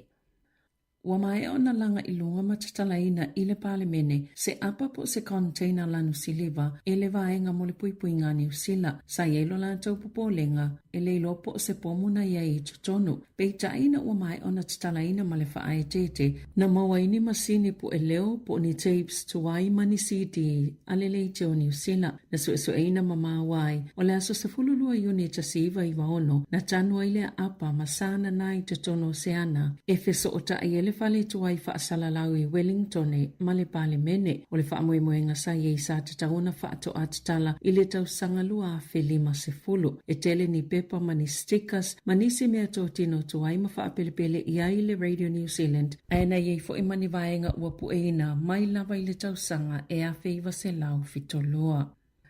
Na toi suia se fai unga se company inisiua. Le sa le talia ina mua moaile talo sanga se tau le lea, na sa lia se isi ta avale le taimina ia tu uaile paka o ta avale. O le mafua anga na te ena ia le company inisiua le talo sanga mo le whainga le ta avale na leanga, o na e whaapesa o na le ave ta avale. Sa ile tau le lea ile pāpia ia yuni le tau sanga talwai, pio na whaalia le au nanga e ave iei whaaseamo mta uptau tupe, le wha sa si la, sa tau mawhaini pupia se lua i se umi i tū lama le kuata e au noma se tau mafa. O le taimina ia tu oile paka o ta avale na sasali e tu ma se ta avale na la tane. Sa ia ave wha maumau ile tangata e ana le ta avale lea na whaina. O na nga ile momoli sana wo ile fale, ma nga ia ilo na fale. O le ta avale na malangai, o se ta avale le company, ma sa whaia lo el falfai ngalwe ngal talo sanga mo le inisiua. O le tala le tau le lea, na o le lua na pia na tau mafa. Na te ena le company inisiua le talo sanga mafia na we wha pesa o na le tau le lea. Na avel wha asea a le tau le lea i le whasa si la. E wha apea le taitai lava na ia avea se ta avale pe a o vato ma le tapulaa. O le ava malo si wha atangaina. Mai le tala whea ngai le whai unga ua te e nai le talo sanga lana whalawhai ngā luenga. E le isa su e ngā lana maa nawa na whaia, e le i awai fo ini leo leo i le mata upu, pe wha pea tu fo i ua o nā, mai le mawhaio na ave ta avale. Na wha alia le wha sala si, e te tau na umia ni wha maoni ngol wha aswa avao le ave ta avale, o na wha to a te ena leo le talo sanga. E te tau o na tutongi le talo sanga, e ui o le wha amtalanga al company insiua o lo lātou popolenga o na o se polisi mo whainga wha apisinisi, ma e iei fo i tūlanga mata utia e fiso o ta ima ave ta avale, e whewa i ta avale a company na ua mai o na inu ava malosi. Na wha alia le consumer protection o tangata inu ava malosi ine na i tūla a o le i tutupu ni wha lave e te tau lava o na o lātou wha ailoa, tusa lava, pe le o au sia le tapula a ele te tau wai o na ave ta avale. A whai lātou te le wha ailoa ina e te tau na te ena lātou talo sanga ile inisiua. Na whaailoa le popole o Samaita i New Zealand sa mawhaio na maua lona ta mamoni, mai le Sosanis Company e su e nai le DNA po le vaenga i longo fietanga ta ito atasi. Ona o lea ua whaailoa i lea company ua ngau, ma ua ia whaaleo i nai ma se lapata inga i le lamatia o whaamaumonga patino o tangata ta ito atasi, o lo umi e le company na whaasila sila le 23andMe, watu ina atu le talo sanga ina ia aloa ia le ngau le company le asonga fua, ma ua sa ili fo i se isi company e na te whaatawina. Ewi ua folafola le 23andMe e pui malu i whaamaumonga o tangata i teimio la wha ngā solo aile iei o le pisinisi le atulanga wha le tonu. E ua fautua ina i le lo ia Silia California tangata ina ia mawhau pe ua tatauna ta pea la tau wha amatalanga o lo o iai. Na ta ua Rebecca Hamilton o New Zealand o se company ta ua mo ia ina ua ia sa ilia lona ta mamoni. O le teimine o lo unga lue o ia o se lo iei Washington. Ai o le whailoa le company ua ngau matu inatu i seisi company o se mata upu o ngā tele pe ona whaalia Hamilton o na whaamamongo tangata i o lo iai o le ama whaia na whaatawatu. Ma sa whainga tā tele o na ia tape ina o na whaamamonga o lo iai le 23andMe i le pō na pō. Ua wala au le whale tua o whaanana e Feso Collins ina ia whaiese su enga le maliu o whaanana ma ua ia tua ina i lātou sa tāpena ina le polokalame le ana awa iei e Feso le taimina maliu ai sa maliu whaanana e Feso Collins i le masino Februari i le tau sanga talwai ina ua ososona mai fatu i se whaatasinga ma se polokalame mo ngā luenga fsosani na whaiele Prito Mati au Kilani. Sa iei whaatasi manisi fo i tangata i longa o New Zealand i se tū unga na mili ai ma aveni pakete vai o se polokalame whaalau iloa Ali Child Fund o le tau mawha i le swawai mama i le Pasifika. Sa whaia se fono i le asolulu le Specialist Courts and Tribunals au Kilani e ilo ai pe te tauna whaia se suenga o le saunua ngā vasa Fia Collins ina ua fofonga ina le mata upo e tele ni ana fisile winga i le maliu o lona to alua ma e elu na talitonunga e le i whaia vaenga umasa te tauna whaia pui malavea ina i whaanana ma i e talo sangai e mawhaia na tali e fisile uma i se suenga po o se ilo ilonga o whaanana na avia ma se tasi o whaipule o le vaenga whaia le Green. E tatau i se company e iai whale no fumau titongi kalai estete ona totongi se tupe lata ili se fulufa fitala, ona iti nga ona le saunga le mole fale, ma le muli muli ito la fono, asa yetu ua lava ni tangata e nofo mau totongi ai, na faatonuina le Trot Dairy Limited ili Tenancy Tribunal. Ina ia toi tutongi le se fulu a fetala o tupe o le nofo mau tutongi po le rent, ma se sala e tolu a fe fase lau tala, fa pe matau o le fa amsinonga e fase lau luas fulfitu tala. Na amataina le matanga luenga o pisinisi fa fotunga o ma e fau mga luenga, le su enga i le fale lea i Bishop Dale i aiu lailu a felua tolu. Ina ua maua ni fa amatalanga mai le pulenga anu ua kalai estete, na maa wala vaenga su eni fa le tonu, e au fiele fa o ngā ele tu sai malutula fono, o le fale ta avale ma se fale eno no fua i tangata, o pupu i le pui ma le fa alo sa sawa tu i ele malamalama o le la, le lava fa ailo asu, tutulu, manisi lava o fa afitauli, ele ngata ilea e telefo ini fa le tonu i fafo, na ngase tangata na nonofuai, o na ultulanga fa le tonu le fale, e fa se fuluni fale no fo maututongi le Trot Dairy Limited, i kalai estete. Ua whaamaunia le company lava le Jeans West ua le mawhai lava na whaawau ma le atapunia na whale oloa silia ma le iwa se fulu i te tono au se tālia. Ua 5 tausanga o tau mawhai e whaasau le company pe tai ua whae titia lava tupe whaalua tangata whaatau ona o le tongo tau le tau o le soifuanga. Ua li ipatia le o toi mamawa e amata na whaatau watua na whale oloa. E silia ma le ono se lau tangata whai ngā luenga i whale oloa le Jeans West ma na whaavaena i au se tālia o le ulua i whale oloa na titala ina i Perth, ile tausanga tasiva fitulua, na whaatawina le company Hong Kong, o le Glorious Sun, ile tasiva i wawha, a le itoi whaatawina atu le company le Housey Limited, ile lua fese folo fitu. Na Sāmoa President Donald Trump o le United States, o se whaale tonu tupu whaafuasei, leana se se ai ona iai masetu sitala, i tala noa ngai le jet, anisi o sui pito si ni o le malo, sa tala noa i o sofa inga i lungo le e ai whaia Yemen, o lo o whaawa una langlango ina pe Trump lana vae ngai nafa, ma le pui ngole atono o ewi ilea wha le tonu tele, na whailoi se li po tel wha atono le mekasinia le Atlantic, o Jeffrey Goldberg, le tala noa ngai lungo le Apple Signal, e fe whaasoa i malafo ini fe autostosia, o wha matala noa ngai winga i o sfa inga le Houthi, le ai langolango ina Iran, sa au fini sil pule ngai au fia mal whailau tu sil puipuinga, Pete Hegseth, le sweeper stene J.D. Vance, ma Mike Waltz, le fawfautua le malo mo le puipuinga, o le saunoa ngā Trump, e le o se whaale tonu o ngā tele, ma ua o a oina e Waltz se le sona, mai le whaale tonu ai o se tangata le tele, na whaale Hegseth, le ua avea mawhailau tu sil puipuinga e sangalua le Fox News, e le aise tangata na lafo sana tustusinga, e winga ini fuafuanga mo se taua, pe taina whaalia le Democrats, e le tusai ma le tula fono, ma ua wala au fu ina ia whaia se su enga, e sa ili ei pe ai sea ua whaonga ina Yesu yo le malo, se app e whaonga ina whaapisinisi, e whaia i tala no ngai mata upe pui malu i ai le malo Amerika, na whaalia e whaapia, sa whaawa ai le whalipa e pae, pe na whaape whiauna iai male numera Goldberg i tutono le jet po le tala noanga, na ta awene si le poti le tai au nei, na lafo le whailau tusi le puipuinga le taimi amata mole o sofa inga, le ana fuafua e fasio te se tasi le Houthi i Yemen, i le asa se fululima o mati, whaatasi e mani au ili ngā onisi o sofa inga mai le ea, ale United States, maoni whaamatala ngai maasani o na malu puipuia, e tu sai maniata na pueina po screenshots o lea talanoanga, ile jet, ile the Atlantic, sa te e Hegseth na te le ilafoina ia fuafuanga. Tala fauia malisi ufonga le laumua, mo le nei au auli.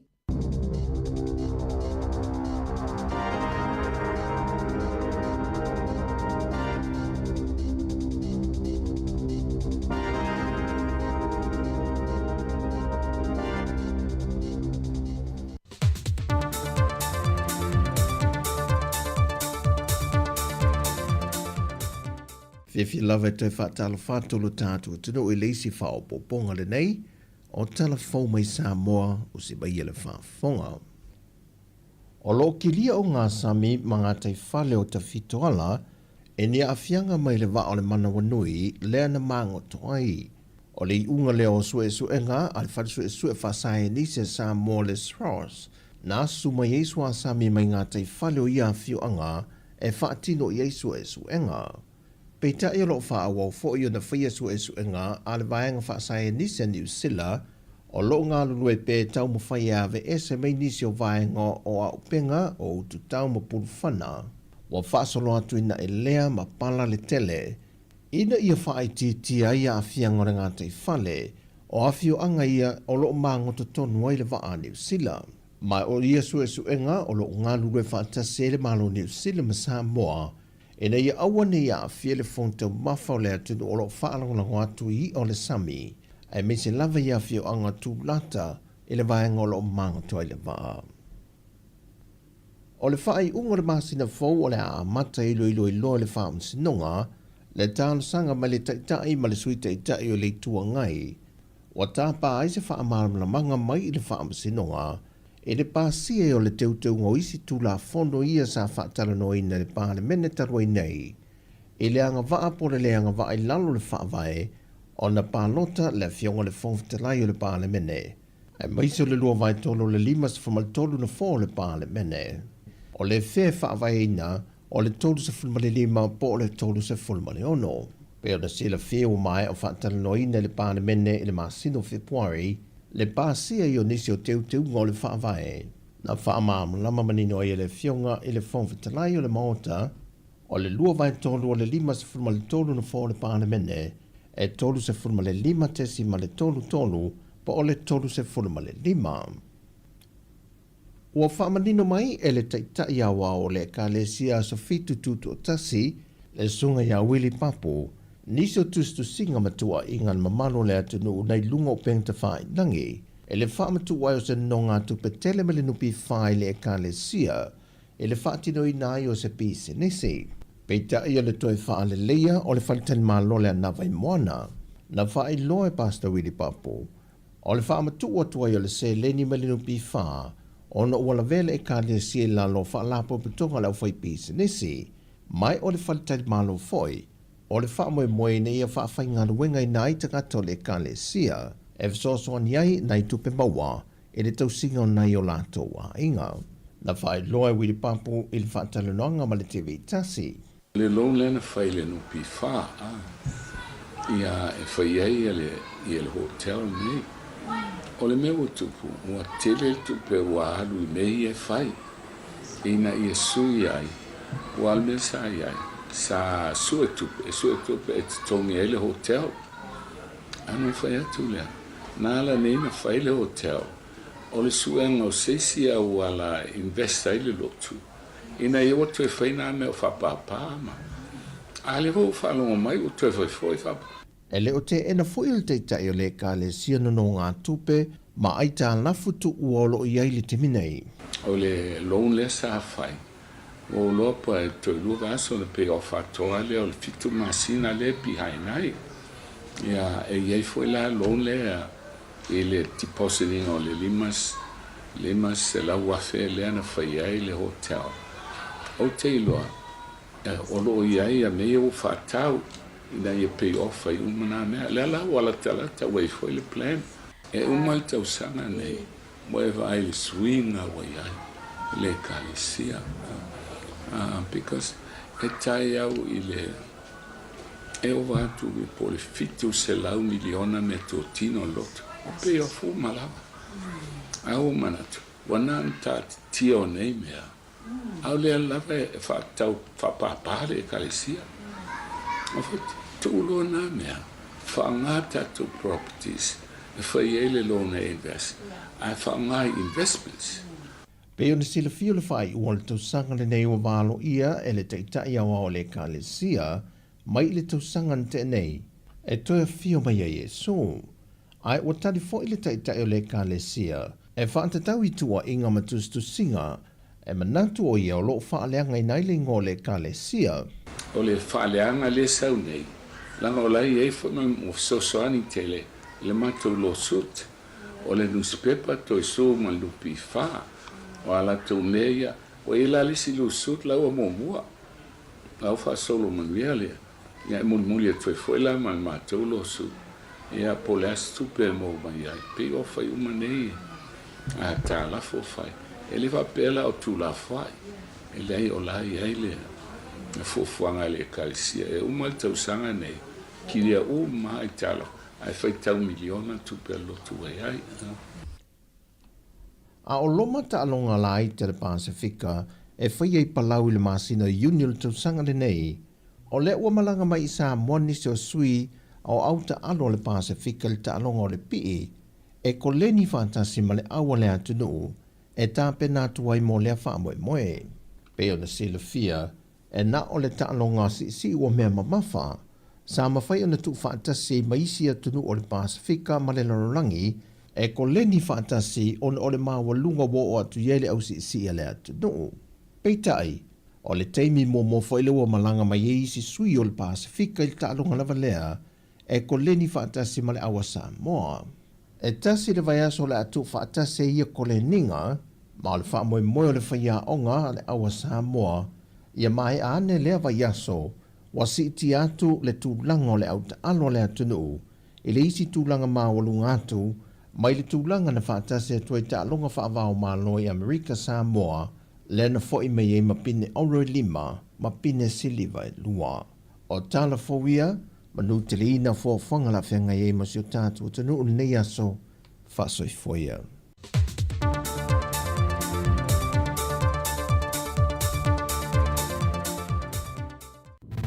Musika o malo longa ma tau mawhitanga o leo au li si fofonga o le laumua.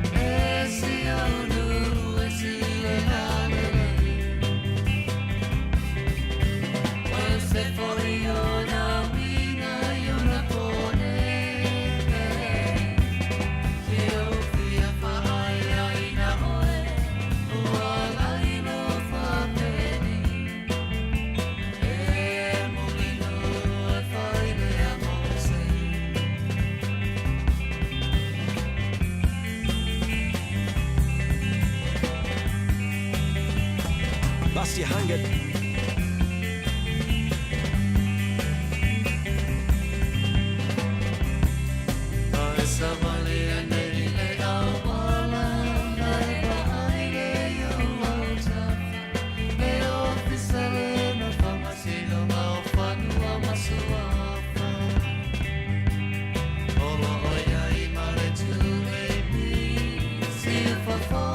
Samoa, lay off this life.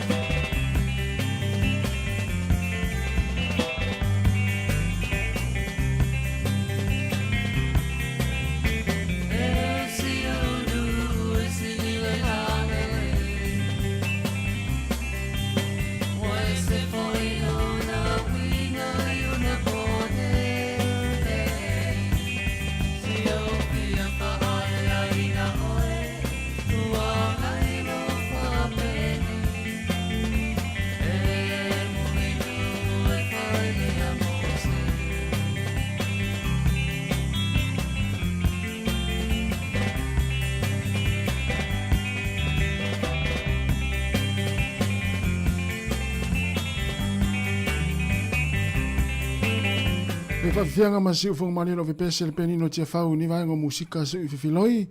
E ana le tautua ti whonga lau mua, i lunga lau le tio whalonglongo le tasi ono te sima le tasi whamo o lo e mafutama e whalonglongo mai tono a inga, e mesi fwoi tono mo ta ngase, tono lau ngā ruenga, o lau ta avale na ki mai lau le tio. Ia whatalo whatu ni le taimi, o lea watato iai musika o lea uli. Ia a whianga i fwoi le tātua tino ui malolonga o tau mafutanga fwoi, mawai ainga le taimi o le aso. Ia mesi foi lau ngāru rua leu malolo mai awa foi malolonga nei malolonga pupu ia ona toi amatai foi lea i le tu lai tasi ia ngā ruenga o le ni foi aso toi whamalo atu nei taimi ia nei mātua foi lo tono ainga ma ki mai lau TV foi o lo mafuta mai ai ma mai mo mai ai lungo le TV la po o nai ro i lungo le potu malolo nei mtua tausi ia malo lava le tāpuai malo foi le whaafonga mai ma le mai mo mai ia manatu lo mo pe o tau le fia mai se o le tau whaasiringa malosi ia awa fo i le tapu ia fo i o alo mwhanau lo whianga i ngā luenga ma o ngole ni aso ia whatalofa fo i tono mauta o tangata mātutua i nei o tātou matua tausi o lo tausia whaapitoa i fo i la tau le nei taimi mai se fo i la tau lo ngā lulue ia muli atu le whaamaloa le tātou proklame ia tau tau lo ngā lue ia wala fo i ia le tausinga o nei o tātou matua tausi. O ila foi lo mafuta mai tono mo tanga ngase mai mo mai ai maki mai lau telefoni i lau Facebook ma lau YouTube fatalo fatu nei taimi lungo tato penga tfailangi fa felo ai fatalo fatu tato watino ya o lo malo lo mai nga i wa foi tau maftanga nei taimi laso i tono lava i oni sila nei o le wa te al sfulu ai ma to ni sila o le stofi le nei laso lo sfulu fitu o le masino mati lua fe lua se fulma le lima ia so se vaenga lo langi o lo e whaonga mai e lunga le tātou YouTube ma le Facebook le si whonga la mua ia whatalo wham whawhero ia tu pe onisi o lo mai mo mai ni taimi ia le sunga nati vo a ia lo mai mo mai Amerika ma lo lava le onsai ia inga luenga fo i o lo whenga iai ia tunu o lo wau mawai ia le sunga whaftai amosa ma lo whaftai tele lava le mafta mai Melbourne Australia ia se aniva valo ia malo fa tai lava le mafta mai Rachel Sifa ia le alof tele tu fu ia oe luas fu family te te nei le tu la fu man lua la tato woi fa fia fianga tali mari le sua ma fa fo mai tato musika o le nei oli tasi ona tali fu le tato fa sa launga i Sāmoa ia i le tato ofisa i la lavaya tau tua mai le sunga ia ta se salam sam lungo tato upenga tfailangi ia awa fo ia le tau tuino lo to pa ia malo to malu se pa ia le tu la tolu ia na ua mai atu foi male fa poponga muli o tātou telefou e pe ona tāpena ina Sabrina Kasiano le nei auli ia ma tātou tala mai Sāmoa i tu lai valu li tai ao to fa fonga lea ia i tātou telefou ma tala mai Sāmoa ia o le sani tu na i leo se mai ia faiso na sao awa foi ia fa fianga musika le nei auli fenga ile tunu i malo longo nei taimi laso malo tapuai malo le onsai.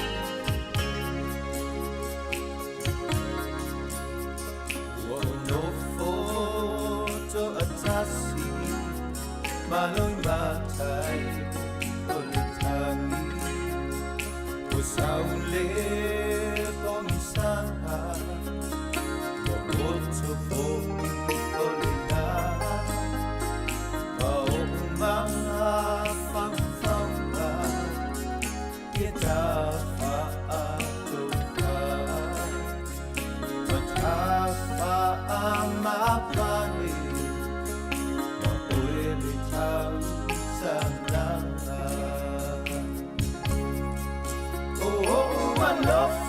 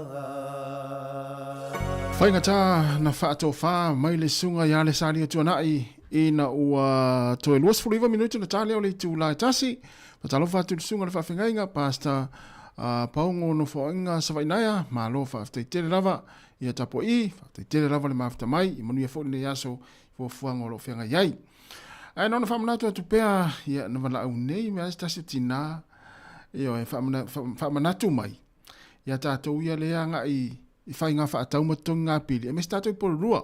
E oe. Whai mes tina ua te ia nei le luatu le sawari i meri. Ai la fo mai lana sala i mai le whaloloa lea kāpaka lea ilunga i le New World.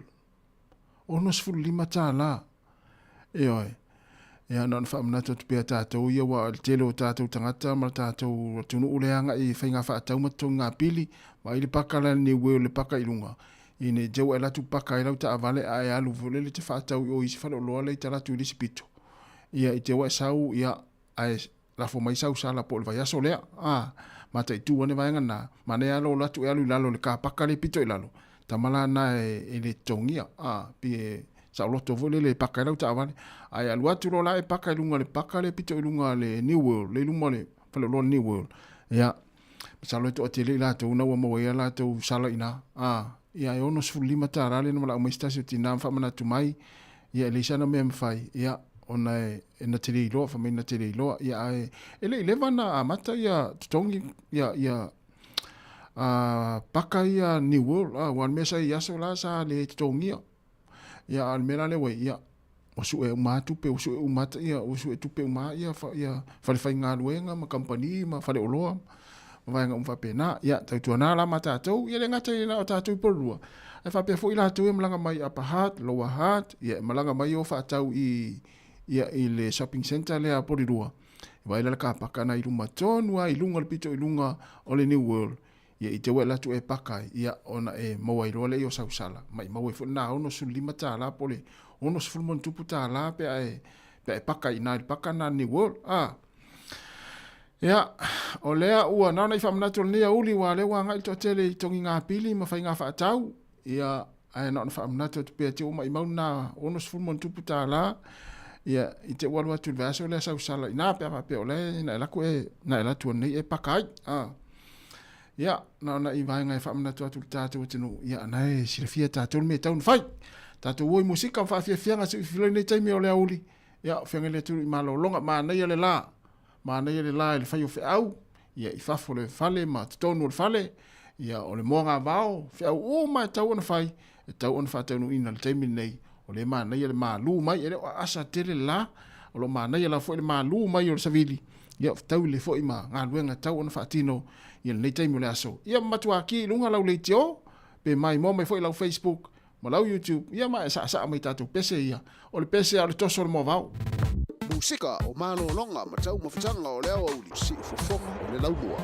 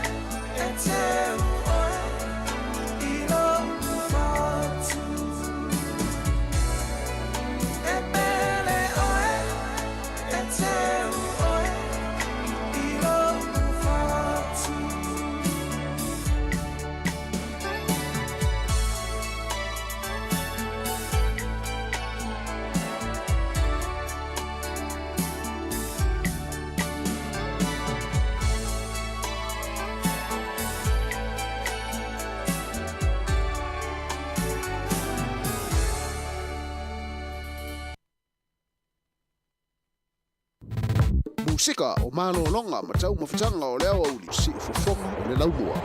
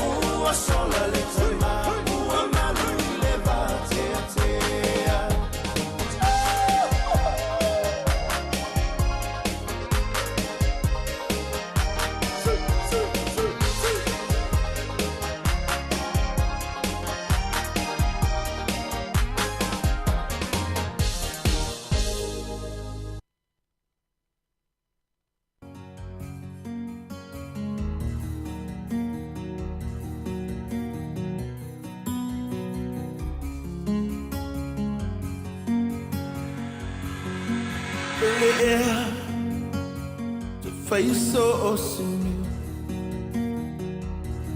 a tongue no phone, te millionaire. Hot fire, oh my tafia. Te love fire te oi favavau. A etani te solo yo le mata. A eita te fanga fana fana. A eta vali te yo wala. They to ear long way Sāmoa.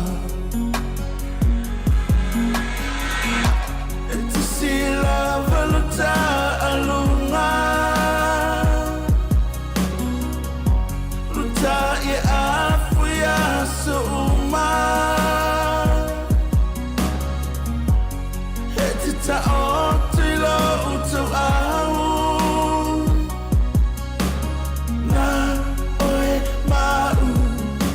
forever I'm so falling in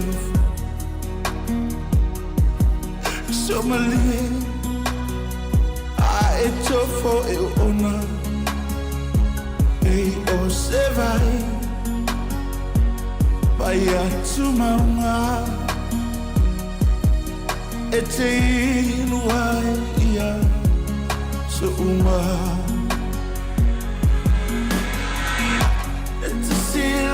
Valuta alunga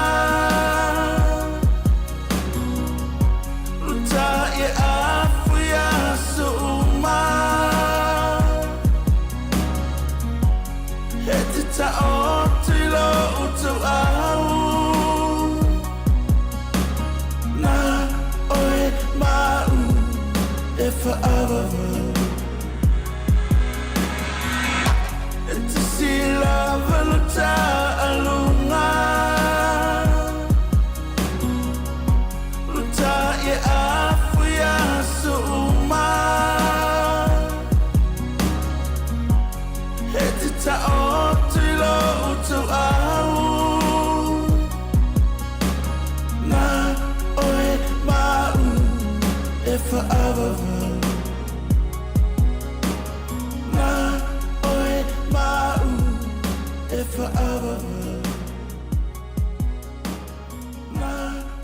Le sunga fai ya kopotalo ya boi fapaua ya kopotalo ya male pese e te ta oto I lo utau au io e fa pe voi ani si ese a pese ta me de fa pe voi vai ngale bata me ese a pese ta me ni no ta si le uri le io ta tu su fi filo ya ta tu musika e pese ta ina tu mona io ta tu tu tu si le u man ta atu ia o pese mo ina tu fo e fa limas fulu anga ilunga ia o pese fo e le tolus fulu anga ilunga ia pese le matou le luas fulu anga ilunga luas fulu tau sanga anga ilunga matua a le tatu nei ia malo lava fa tai tele lava le mafuta mo tatu tunu ia a wele manatu o le la fa ma vai atu ma fa ma vai atu le tatu tu nei porirua ia ona tariu leo tatu fa sala ngai Sāmoa le tula tasi le o tapena mai le soa tasi sa si pa ile tula tolu le fia na nei ai fa ftai tele lava tatu o tunu le mafuta mai le nei aso mai lava le tai ona le la tai mo tatu fa nga lotu se ia pa ia mai le nei tai mo fa mai ina ile tatu tu mai porirua nei ia ile tatu ofisa au tu le porirua ni me na lima se fuma tasi man Kevin ia le tatu unanga ia lo tu ina sa tu tatu fa sala longa fa ftai tele lava le tapuai ia malo fo ile tatu tunu le on sai nga luenga le nei aso fa ftai fo ile tapu inga I tona mata malawa nei mitu tausi ia so se vai panoa lava fo ile lalolangi so se tafa nei lalolangi o lo tapu I mai nei o tatu matu tausi ia malo lava le talo malo le on sai malo le tapu ai awa ngai fo fa nau ia onga manga luenga le aso e fa malo lua te fo ia wa sala fo se tautua ale au fa nga luenga le nei aso ia matou te matua atu Sāmoa I lau to fa tupu fa utanga fa le polu ia manga lo iso matu fa le tonu ia manuia lava ia le tau maftanga ma le sunga ia ta sesa I lunga tatu tautua ia se I pa ili tula tau le fia na nei le o te pena mai ia whaamanuia tele lava le atua, ia ila tau le atoia ngā i ngā luenga le yaso, ia mese le tātou tunu lau tele, ia o lo mafuta mai, ma pa anga si whanga lau mua, whaamanuia tele lava le atua le yaso, tātou te whiroi tāle tai masani, i le tu lai fitu, ia ai mai le tātou au nanga nei, na uwhai ngā luenga, si whanga lau mua i Wellingtone, tō whawha soifua.